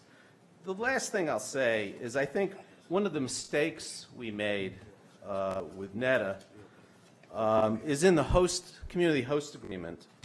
And in the community host agreement, we have an upfront payment, the community impact payment, and then we have another very big payment at the end of the year. Other communities have asked for quarterly payments. And while I know the host agreement has been signed, I would ask that we take this opportunity to rethink that and potentially ask for those payments quarterly. And I think that would help the town in its planning. It would help the operator in its planning. It makes better sense, and I think it would also, you know, tax payments are submitted to the state, monthly? So it doesn't make sense to just hold that cash till the end of the year. So those are the things I want to say. Okay. Let me just. Yeah. Yeah. Where? So condition 24 is provision for an opening plan with all the conditions that you mentioned, including that the opening day will be on a Saturday, so as to avoid you know, difficulties starting on a work day.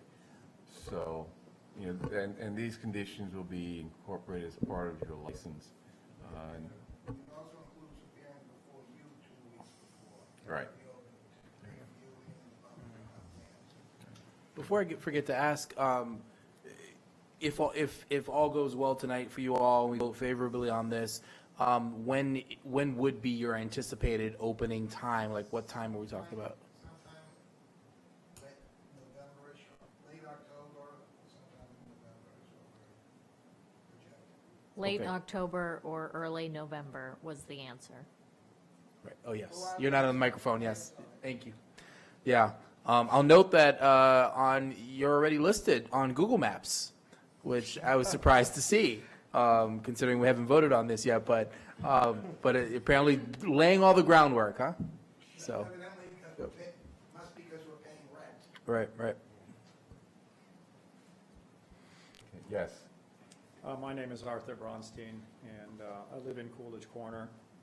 I wanted to make a statement about the application. Evening, gentlemen. Thank you for staying so late. I appreciate it. Is it still 8 o'clock?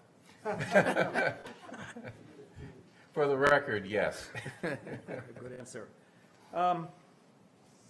I've given some thought to the idea of a pot shop in Coolidge Corner, and it sounds pretty positive.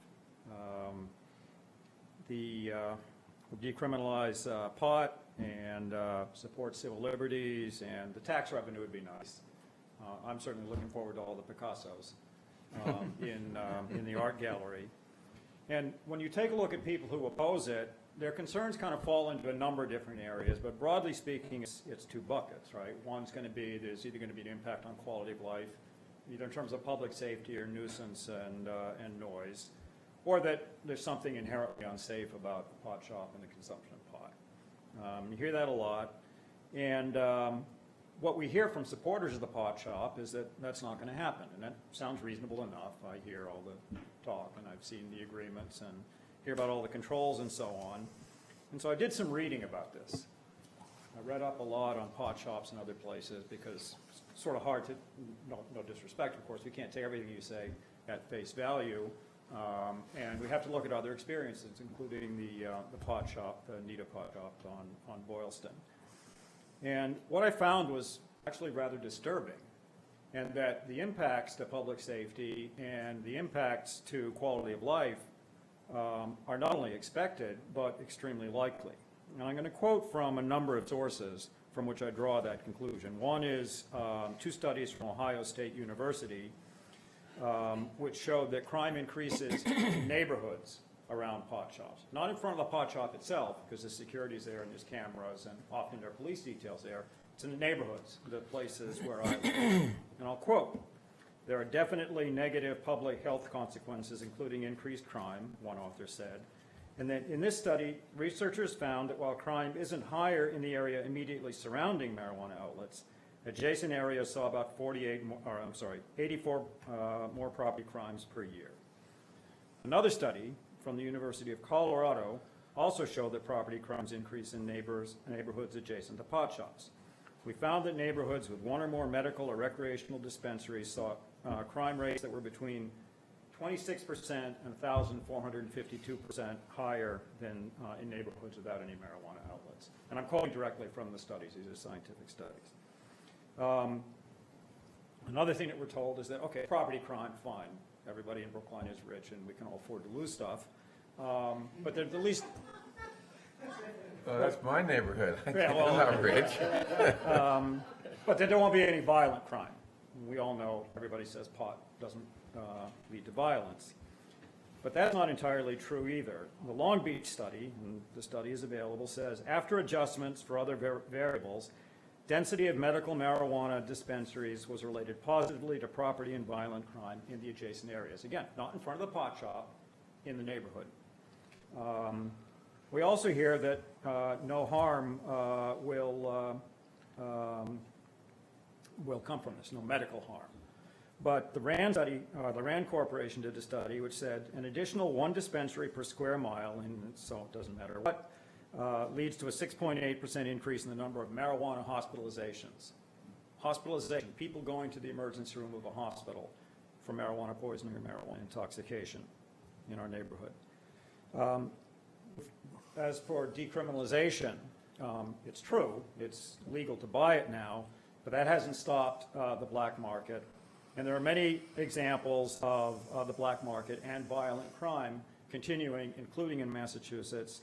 I'll quote the Deputy Police Chief of Billerica, Roy Frost, who said, large amounts of marijuana in play, it's usually weapons and potential for all kinds of crimes, brings a lot of violence. And he's speaking specifically, he's quoted in the Boston Herald, speaking specifically about the black market. We hear that a pot shop is not going to increase usage. Usage is static.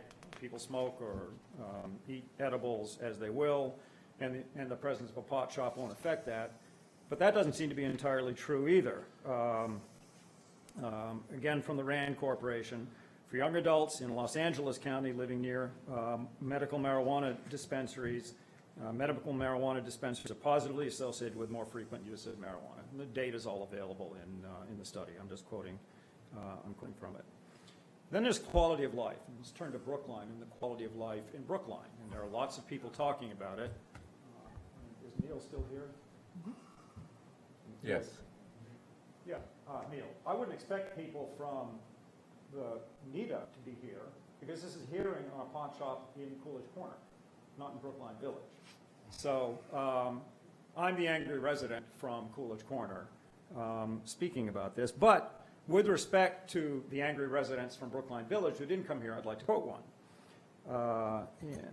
This is a public-facing statement. Ever since the NIDA was licensed to sell recreational marijuana, there's been a constant churning of cars coming and going in the parking spaces on Lower Walnut Street, day and night, 7 days a week.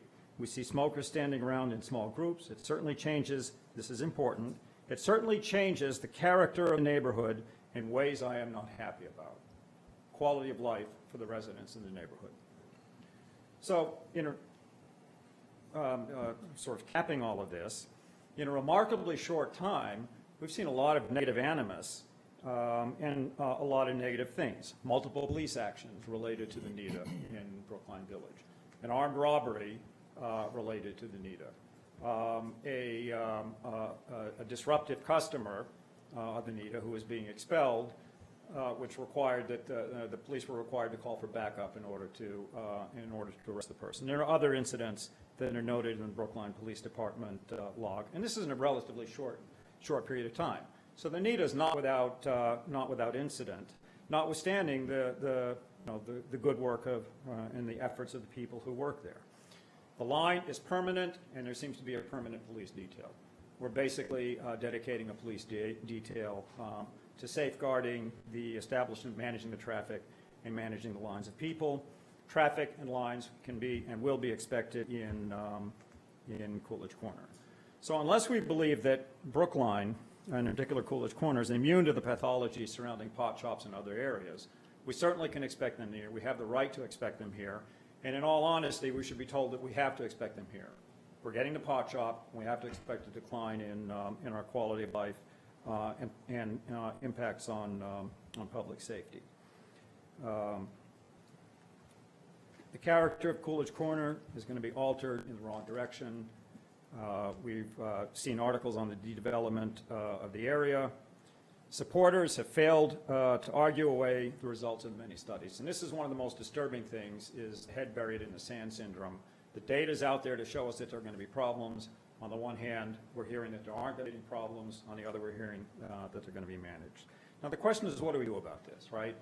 And this is an interesting kind of problem in the sense that it's like a math problem, right? We've all done arithmetic. And when you do 1 plus 1 in arithmetic, it's really easy, right? When you start doing 1 plus 1 and then divide by 2 and plus parentheses 2 minus 7 and so on, you have to take into consideration the order of operations, or you're going to come up with the wrong answer.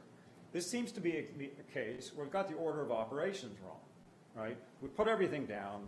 The CCC has been involved. I think you've done a conscientious job of taking a look at this. You've done your best in trying to make the case, but the answer is wrong. It doesn't matter. The order of operations is wrong. The people in the neighborhood haven't been consulted. The data from other studies hasn't been looked at, hasn't been addressed. I certainly haven't seen anything about it. It's premature to say that the answer is to approve this. My recommendation is that the approval be at least put on hold, certainly denied for now, until these questions can be answered, till we have more data. And that's all I have to say. Thank you. Thank you.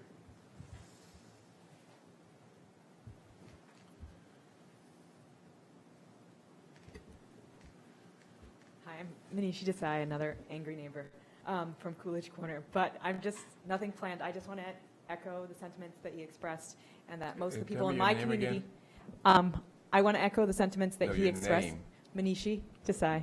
I live at 20 Webster, which is going to be right behind this Pier 1 and right next to the Marriott. So, and I also just wanted to express concerns about traffic, which I think you guys might have initially commented on at the first hearing that you had. But know that to see how this is going to affect our traffic flow later in the day, maybe not early in the morning, if you're talking about the hours of 10 to 10.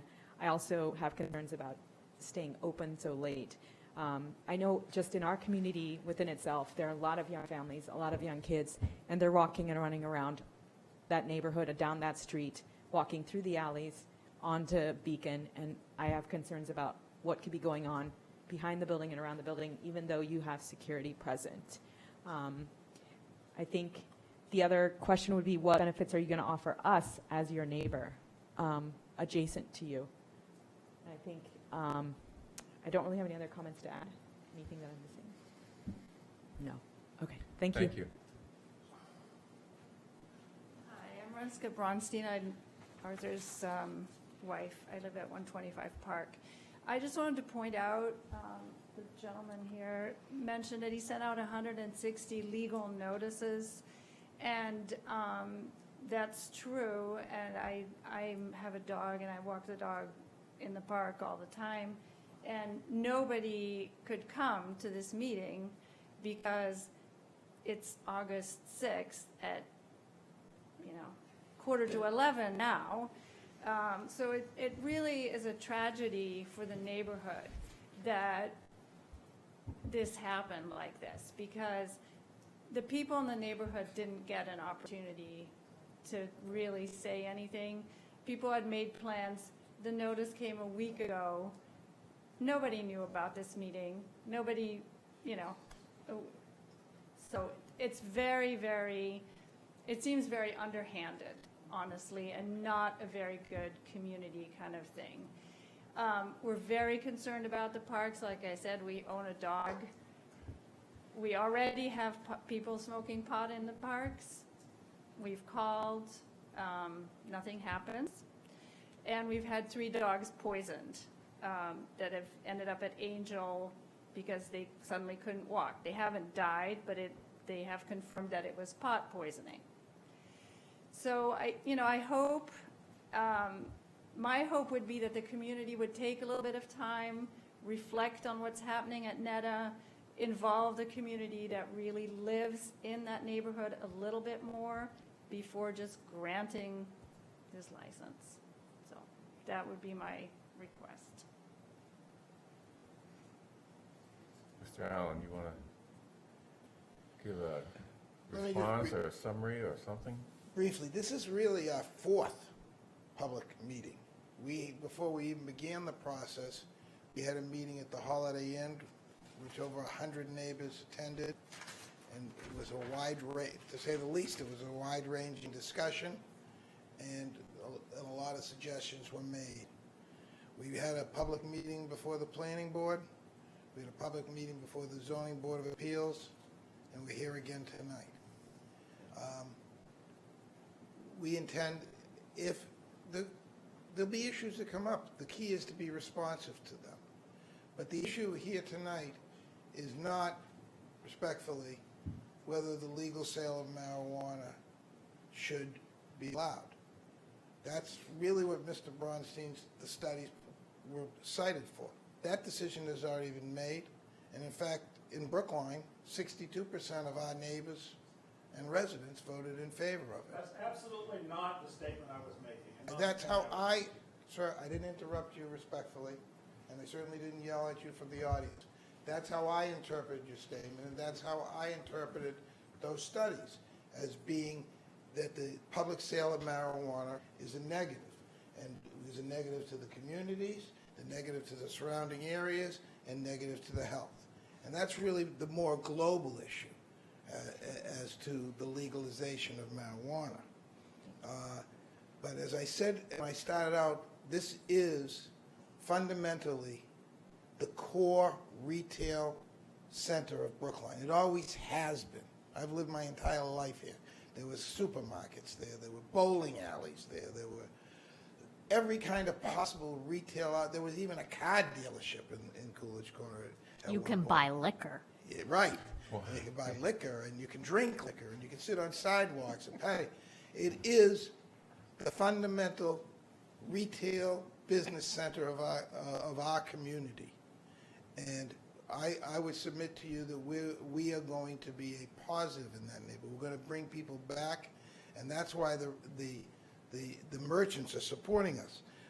I do believe that Ms. Brown made some very valid points that we would like to incorporate. You know, our art gallery is not only for town meetings, but for community meetings, and we'll be available to that, for that. And we will reach out to you and others for suggestions of how we can be a better neighbor, how we can be a better resident of the town, and we will consider Brookline charities that need help. We intend to be a member, a business member of this community that contributes to the community. So we take your comments, Ms. Brown, seriously, and we will respond to them in the affirmative. So I would simply suggest that we, I hope earlier in the evening, but we will be before you many times in the coming years and coming months. And we are going to be responsive. And if an issue occurs, we'll be back here on a minute's notice to brainstorm with the town administrator, with the police department, and with everybody else to solve any issues that can come up. But we've worked very hard with the police department, Lieutenant Raskin and Chief Lipson, and we think we have a good, solid plan, and we will be back 2 weeks before, hopefully before our opening. Thank you. Thank you. Any other comments from the audience? Okay. I'd just like to say that marijuana sales in Coolidge Corner or Brookline Village are problematic. But so are liquor sales, and so are scooters, and so are bicyclists, and so are cars, and so are stumbling young kids walking around with their phones in their hand, not looking where they're going. Our problem is how do we deal with those problems? And I think that we've done a lot to reduce those problems, both at NETA as well as what we're going to be imposing on Sanctuary. I agree the issue with the parks, St. Mark's Park and Griggs Park, is a problem that absolutely has to be dealt with very aggressively. Of course, in St. Mark's Park, which is right near where I live, kids have been, I assume they're kids, whoever, have been smoking marijuana since before NETA. I mean, that is an ongoing problem. And I think that, with the Sanctuary being in the neighborhood and, the focus on addressing the problems that a pot shop creates, we can also have the benefit of addressing problems that have always been there, in addition to any new ones that are brought by this new establishment. Everything we do practically to bring Brookline into a new, vibrant type of community is going to come with various problems. Our job is to figure out how to fix those problems, not how to run from them. And I think that we can do that with Sanctuary. We have NETA as a model for how to behave and how to behave within the community and be cooperative to the community and the government of a town. And I assume that Sanctuary is going to use that model to sort of model its own response to our needs and our concerns in this community. So, any other questions, comments from the select board? Sure. I'll just briefly say, I think the chair has it right here. At this point, I'm not particularly entertaining any ideas around the fact that we simply should turn back the clock and not have marijuana in Brookline at all. I think we've debated and decided upon that, at least that much. I also think that we've got to really think about as we have to do more for those folks who are in and around Walnut Street, for instance, by NETA and Brookline Village.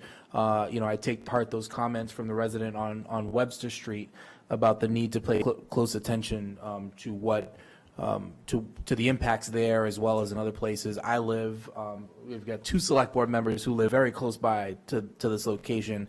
I live on Winchester Street where it meets Beacon, a short block away from this, and usually have my coffee in the morning literally right across the street. I can see this location when I'm drinking my coffee. And so you have 2 select board members, at the very least, are going to be paying very close attention, not just to this location, but to the impacts in and around the surrounding areas. And so I think that the owners of this establishment should consider that as part of this too. That this is something we're going to be paying very close attention to.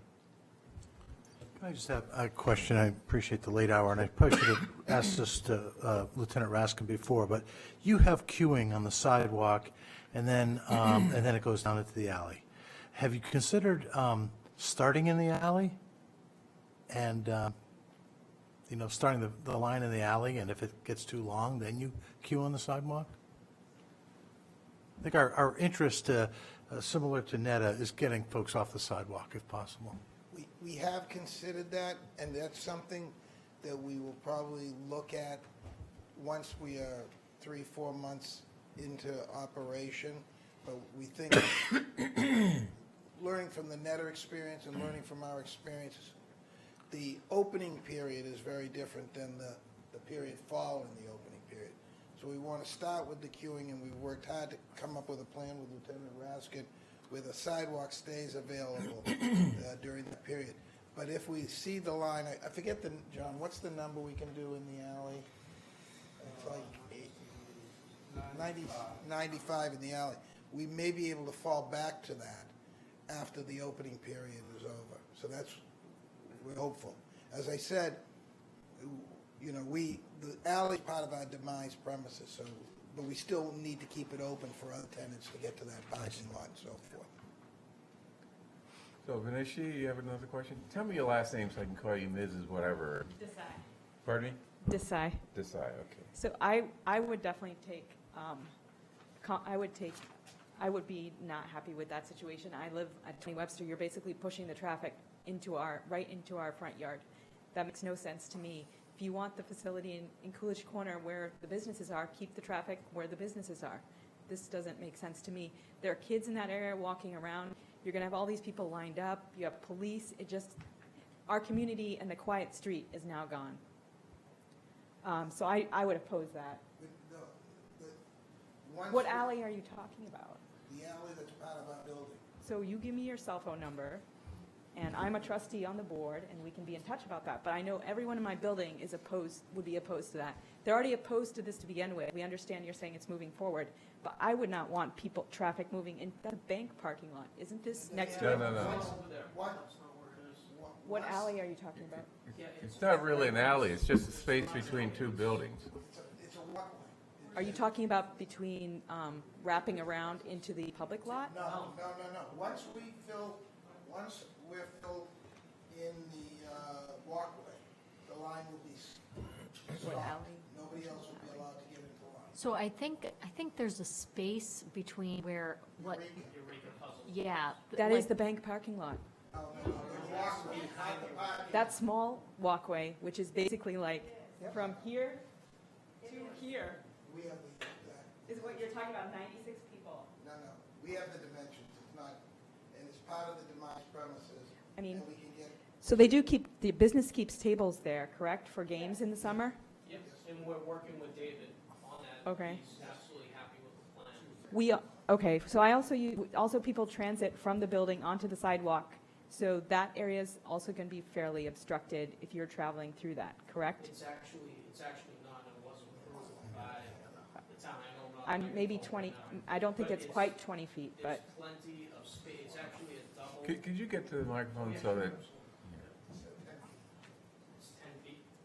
Yeah, 10 feet probably. 10 feet wide or 10 feet Nope. long? It's 10 feet wide, but. Talk to the mic. Sorry, it's 10 feet wide, as our architect just mentioned, but the plan did go before the police and then as well as traffic. And basically, it's a 2-person line max with stanchions that we put out and take out after hours.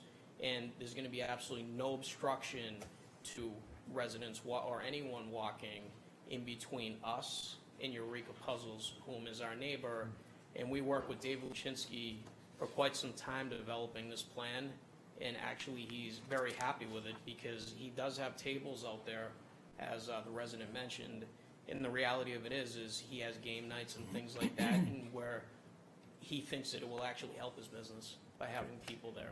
Okay, could you make sure that you, even though she's an opponent to your very existence, make sure you keep in touch with Ms. Desai in terms of addressing any issues that come up? I'll give her my information right now. Okay. How long is that space? You said 10 feet wide.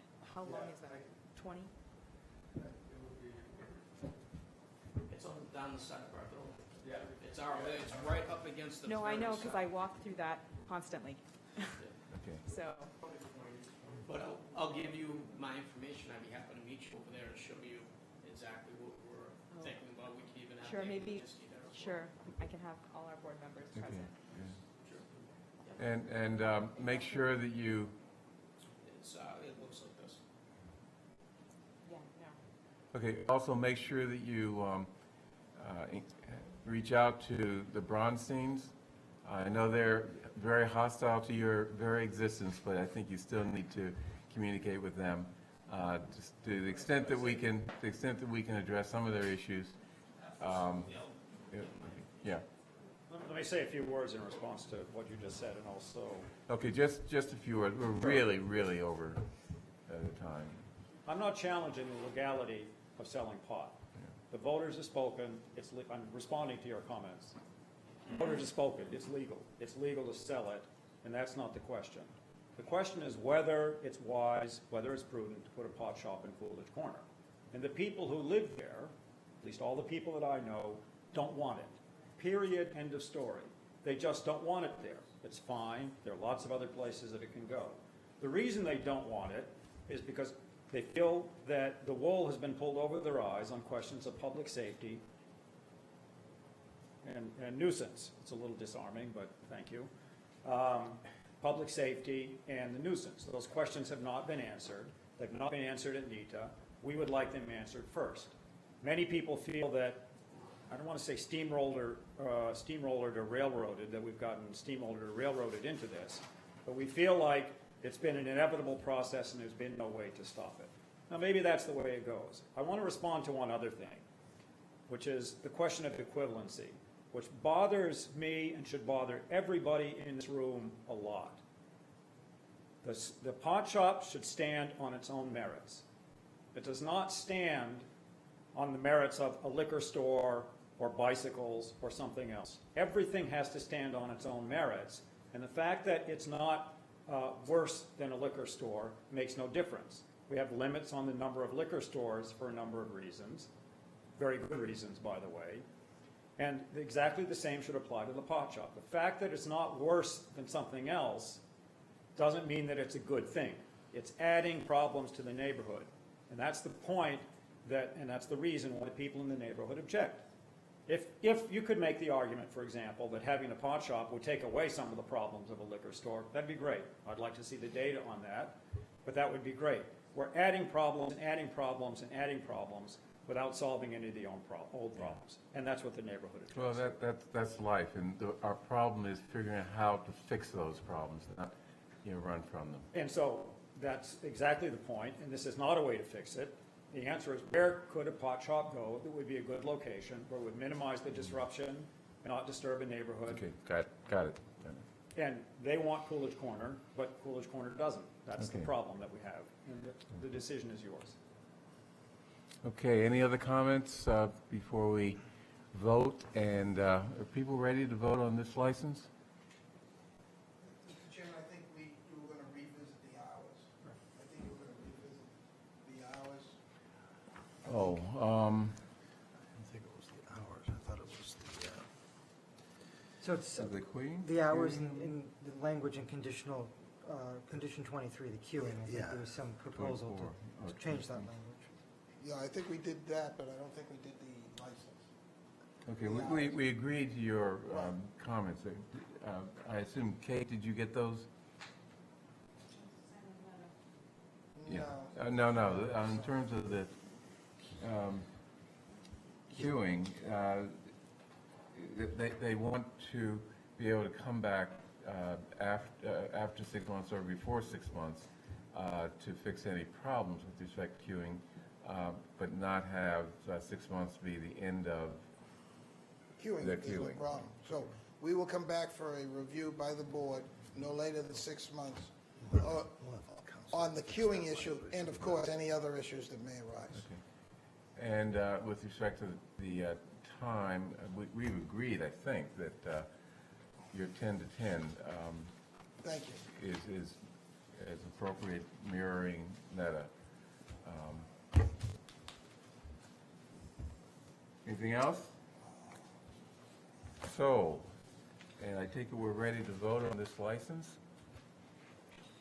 Subject, of course, to completing the conditions which be part of the license. So let me get clarity on the hours. I mean, I thought I heard a conversation where NETA, in fact, did not operate 10 to 10 Saturday and Sunday. Those So- are 9 to 10. Right, so I'm confused as to the chair's comments about mirroring the hours of NETA when it's not 10 to 10. Is it, are we, Well, It's 10 to 10 Monday through Friday, 9 to 10 on Saturday and Sundays. yeah, I think what you're referring to is the language in here, which I think is a little confusing,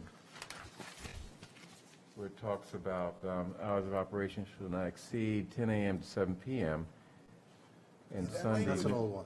Yeah, okay, so that's an old That's an one. old This one, Okay. but it only talks about 10 to 10 Mondays through Sundays. It doesn't differentiate between other days like the NETA license does. So if they're Okay. willing to agree to the NETA hours, we can.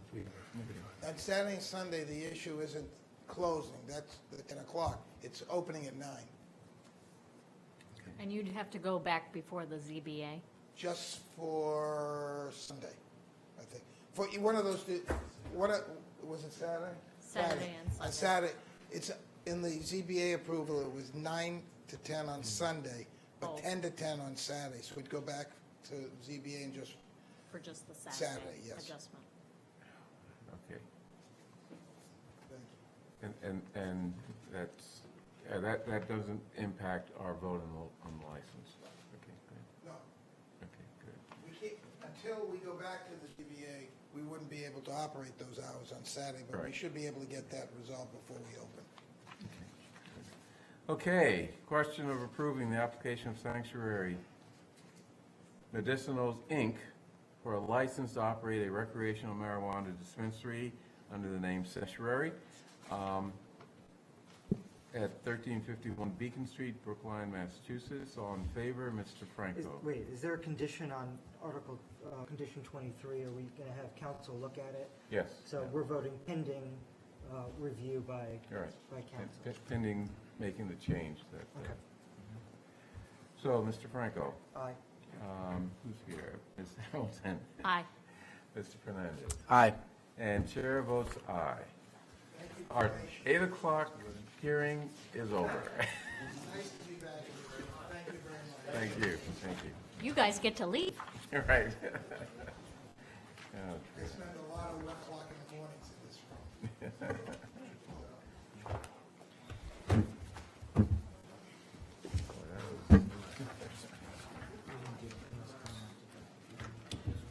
Thank you. Appreciate you being here. Thanks. Yeah, I'm not sure that we can do it. Thank you. Okay. Thank you very much. I mean, that's an agreement that's already been signed, so. Yeah. We can't do it here. Deborah, you don't want to see it through to the bitter end? No, I got Just got 2 more items. See ya.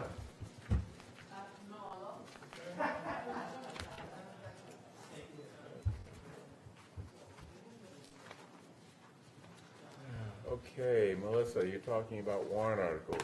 Good evening, yes. As this is the last board meeting before the warrant closes, traditionally, we have an item where the board is given the opportunity, if there are articles that are going to be brought forward with board sponsorship, if there are committees that you're working on or other projects, just kind of making sure that everyone's on the same page and comfortable with the board filing these articles. So not the traditional articles that get filed annually, I've listed some items that I know that particular board members have been working on, and other issues that have come forward as well. So the first is the campaigns committee. The moderator has identified that this committee seems to be obsolete, and some other town meeting members have chimed in as well. So we are looking to file an article to officially remove that committee from the town general bylaws. What did that committee do? I think Frank Farlow was part of the creation of this committee, and it was about campaign finance reporting, and it seems like people are pretty satisfied with the reporting that's being done with the forms that the committee, I think, actually recommended that are now being used by candidates for reporting to the town clerk. Excellent. So, water and sewer senior discount. We had tried to expand the senior discount offering when we were looking at the water rates for water and sewer. Come to find out after consulting with town council that we're going to need legislation in order to be able to do that.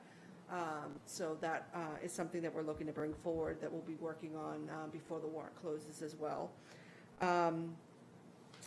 We have Zoe kindly stayed around.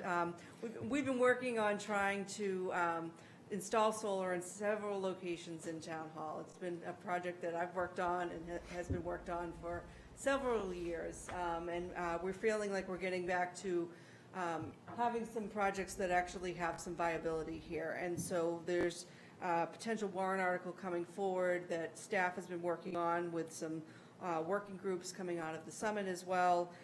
We're looking to potentially file warrant articles that would allow us to cover Coolidge Corner School, Runkle School, High School, the Muni Service Center, Heath School, and the pool.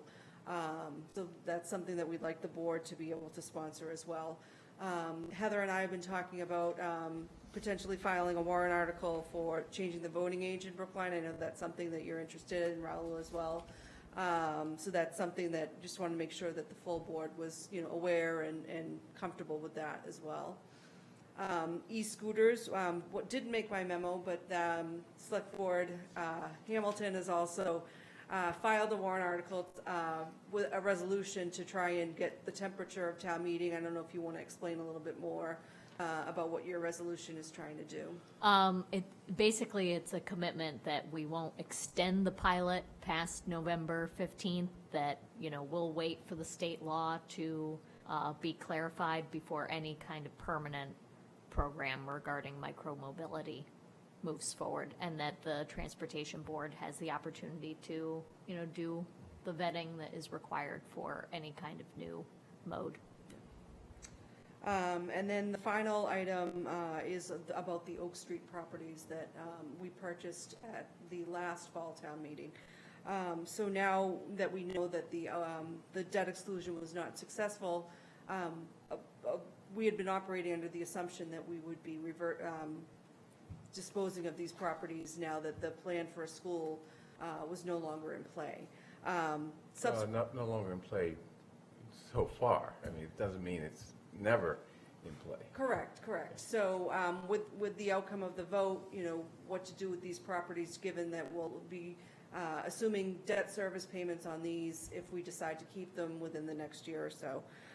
The school committee has also factored Oak Street into their plans for the Maimonides property. So the part of the funding for Maimonides is coming from them letting go of the Webster Street rental that they currently have for administrative space. So currently, those staff are going to be moving over to Maimonides for 1 year, and their plan was to have the staff then move to Oak Street in year 2. So if the board decides, and if town meeting ultimately decides that we shouldn't be trying to convert these properties into office space, we would then be looking at potentially submitting an RFP to try and see, what we could get from the market in terms of sufficient office space for the staff that they need. You should also have at your By the way, on Oak Street, I mean, just my opinion, if we're going to talk about selling Oak Street, I think we also should consider the possibility of selling Baldwin. Affordable housing, whatever. I mean, if we're going to get rid of Oak Street, then Baldwin really has limited value except in its current state. And, you know, that may not be what we want. So the school committee does have plans for that site as well, and so that's something that, you know, further conversations with the school Yeah. committee would I need to I don't want anything that precludes, you know, our flexibility in dealing with that entire parcel, not just Oak Street. So, you also have a memo or an email from the building commissioner that basically talked about what course we would need to go down if we decided that we did want to keep the property.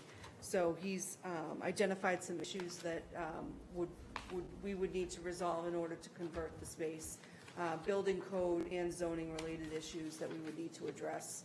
And this, we would need to engage with a registered architect who would be able to give us an estimate about what it would take to actually convert these properties. So my recommendation for the board is just to file the article as a placeholder, and then ultimately, as we get more information and have more conversations with the school committee, then we can decide, you know, via the town meeting process and formal votes, whether or not the town should be trying to keep these properties.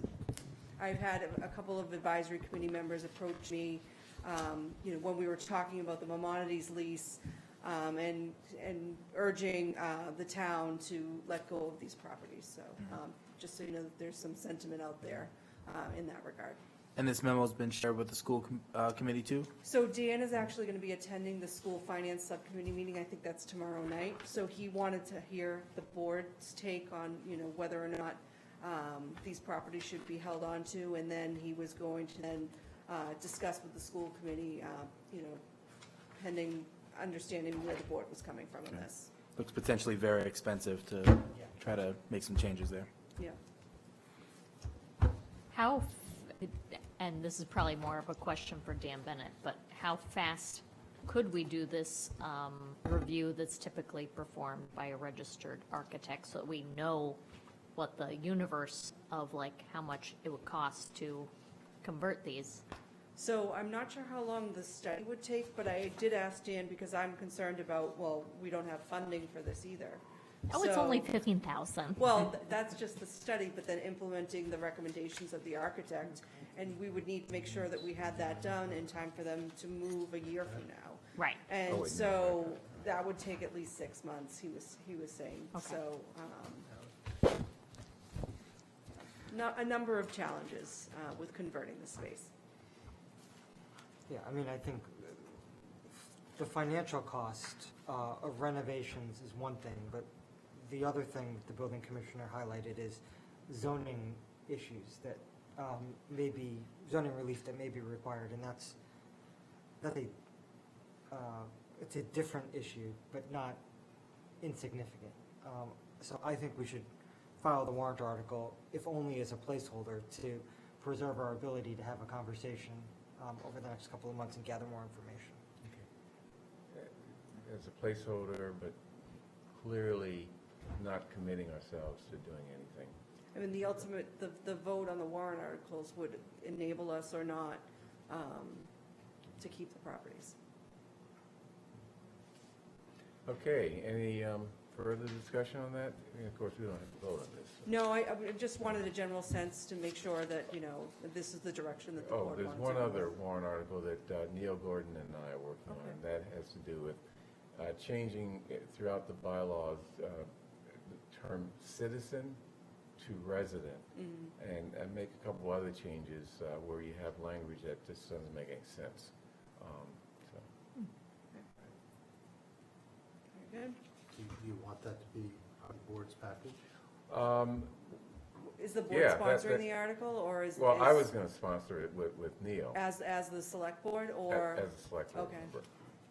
I mean, well, It doesn't need to be Doesn't like need the to be whole everyone. select board. Then- Yeah, yeah, you could be a co-petitioner. Yeah, that's what I mean. As a select board member. Okay. Yeah. Is that clear? I guess, are you getting the 10 signatures or not? That's. Well, we can get 10 signatures.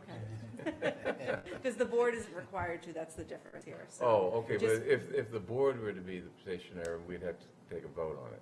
Well, no, not a vote, but I think the purpose of this meeting is to make sure that no one's caught off guard by an article that someone's working on that is intended to have board sponsorship, so. Like, great do, to me. do you support lowering the voting age to 16? I do. Okay, there we go. Let's bring in some thoughtful voters for once. Well, I don't know if I agree with that. I guess this is a question for Heather and Raul. Did you want the voting age article to be filed by the board, or did you want to take it on individually? I think it sends a stronger message if it's the whole board. And I got the sense from conversations that nobody objected to it, so I think it's a good signal for the community, especially our younger folks that might be interested in having an official voice through their vote. I mean, I don't object to it in concept, but like all things, the sort of devil is in the detail, and it's easy to be for something before it's specific, so. Yeah. So how would I bring the citizenship residency warrant article before the board? Should we circulate it to the board, or can I just ask them if they're willing to be sponsors? I mean, what's the procedure? So, what we try and do is provide drafts and summary, but this is the last meeting before the warrant closes. So I think as long as the membership has a level of comfort that you're not doing anything too, off the charts, then I think we should be okay. It's nothing off the chart, fellow select board members. It's just getting rid of the citizen idea, which is irrelevant to practically everything in the bylaw. I think there's one provision having to do with the advisory committee where it is relevant, but elsewhere, you don't have to be a citizen to be, I mean, there's a provision that says you can protect the life of a citizen with a handgun, right? Which means that if you're not a citizen, you don't have that protection. So, I mean, it's fairly straightforward. I mean, there's nothing controversial about that. Barring no substantive material changes, as we say. Yeah. Sounds good. Well, so you had mentioned that you were working on it with Neil Gordon. Correct. If the board sponsors it, can Neil be a co-petitioner, or? It can be at the board and Neil Gordon. Oh, wow. Okay. We've had that where committees file, and then there's a co-petitioner who's essentially the lead, so. Okay, great. Thank you. We have one more item on the agenda here. Faithful audience out there. All right. And I tried to walk the board through this one. This is the matter of reappointing or appointing members to the Zoning Board of Appeals, obviously a very significant board of the town.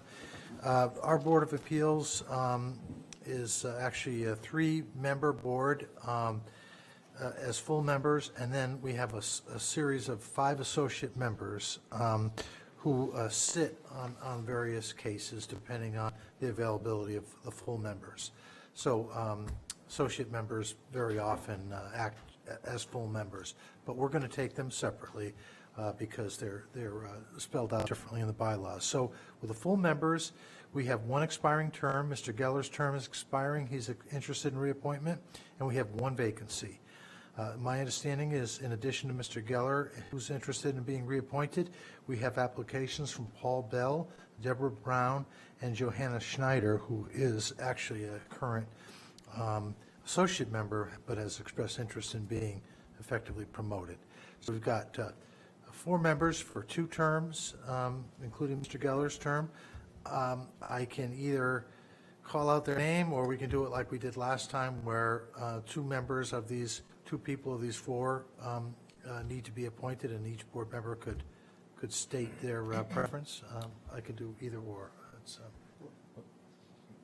I would prefer to start with the latter, and if it's unclear, then we can pull the board. Okay, so how does that work? So for Jesse Geller's position, the question is, who do we want to put in there? So I'll call,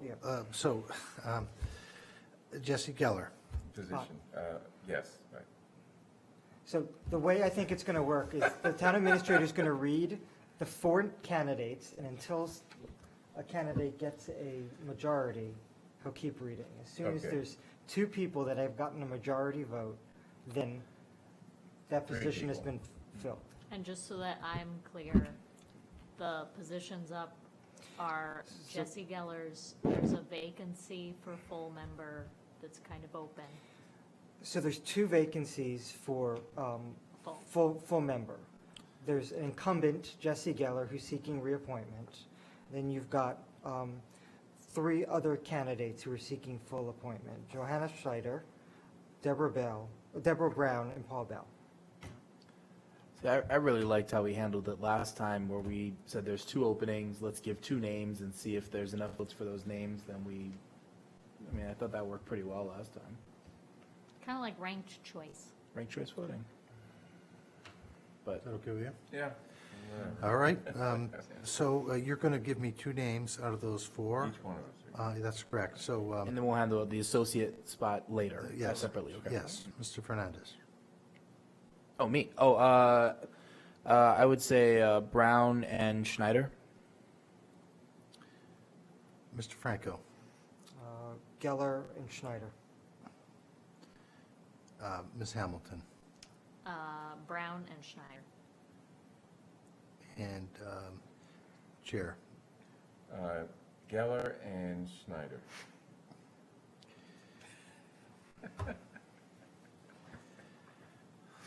So tie. So what do we do now? Call Nancy. Well, I thought I had 3 votes for Schneider. Yeah. Yeah, Okay, so she gets the Right, vacancy. right, that's right, yeah. okay.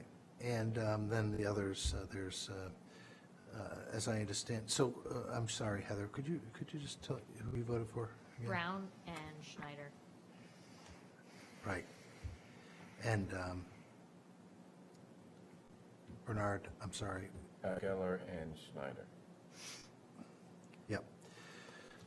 Any suggestions? How to break a Okay, tie? so we have to, okay, so Schneider gets the vacancy, and we now have to, or one of the positions, and we now have to fill the other position, which is now held by Jesse Geller.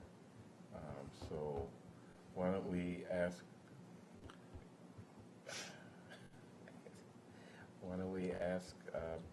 board members to select the person that they would like to go into Jesse Geller's position, please.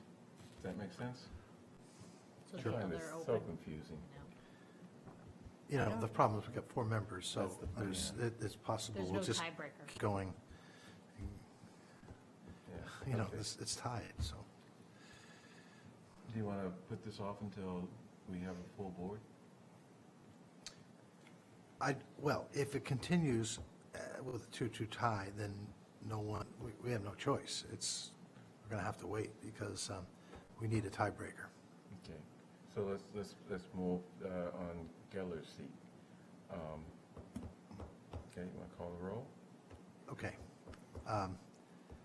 Jesse Geller, Or his seat, or that vacancy? yes. Okay. All right, so the term or the term of office or that's occupied currently by Jesse Geller that expires, Mr. Fernandez? Brown. Yep. And Franco? Jesse Geller. Heather Hamilton? Deborah Brown. And Mr. Green. Mr. Green. Jesse Geller. All right, so- Okay, so. As predicted. We'll wait till next meeting. But it's clear that Johanna Schneider will be promoted to fill the vacancy. Right. Right. Very well. And we're taking up the associate at a future meeting, is that? Yes. Okay. And do we want to, so we don't want to reappoint Palermo, we just want to put the, So with the associate members, you now have a third, you have a vacancy with Ms. Schneider, and then you have Mr. Ms. Palermo and Mr. Commenti. I guess the issue is, we don't know which of these other members are going to get appointed yet, so put it off, okay. Yeah. so members will continue to serve until their replacement is filled, so. Okay, thank you.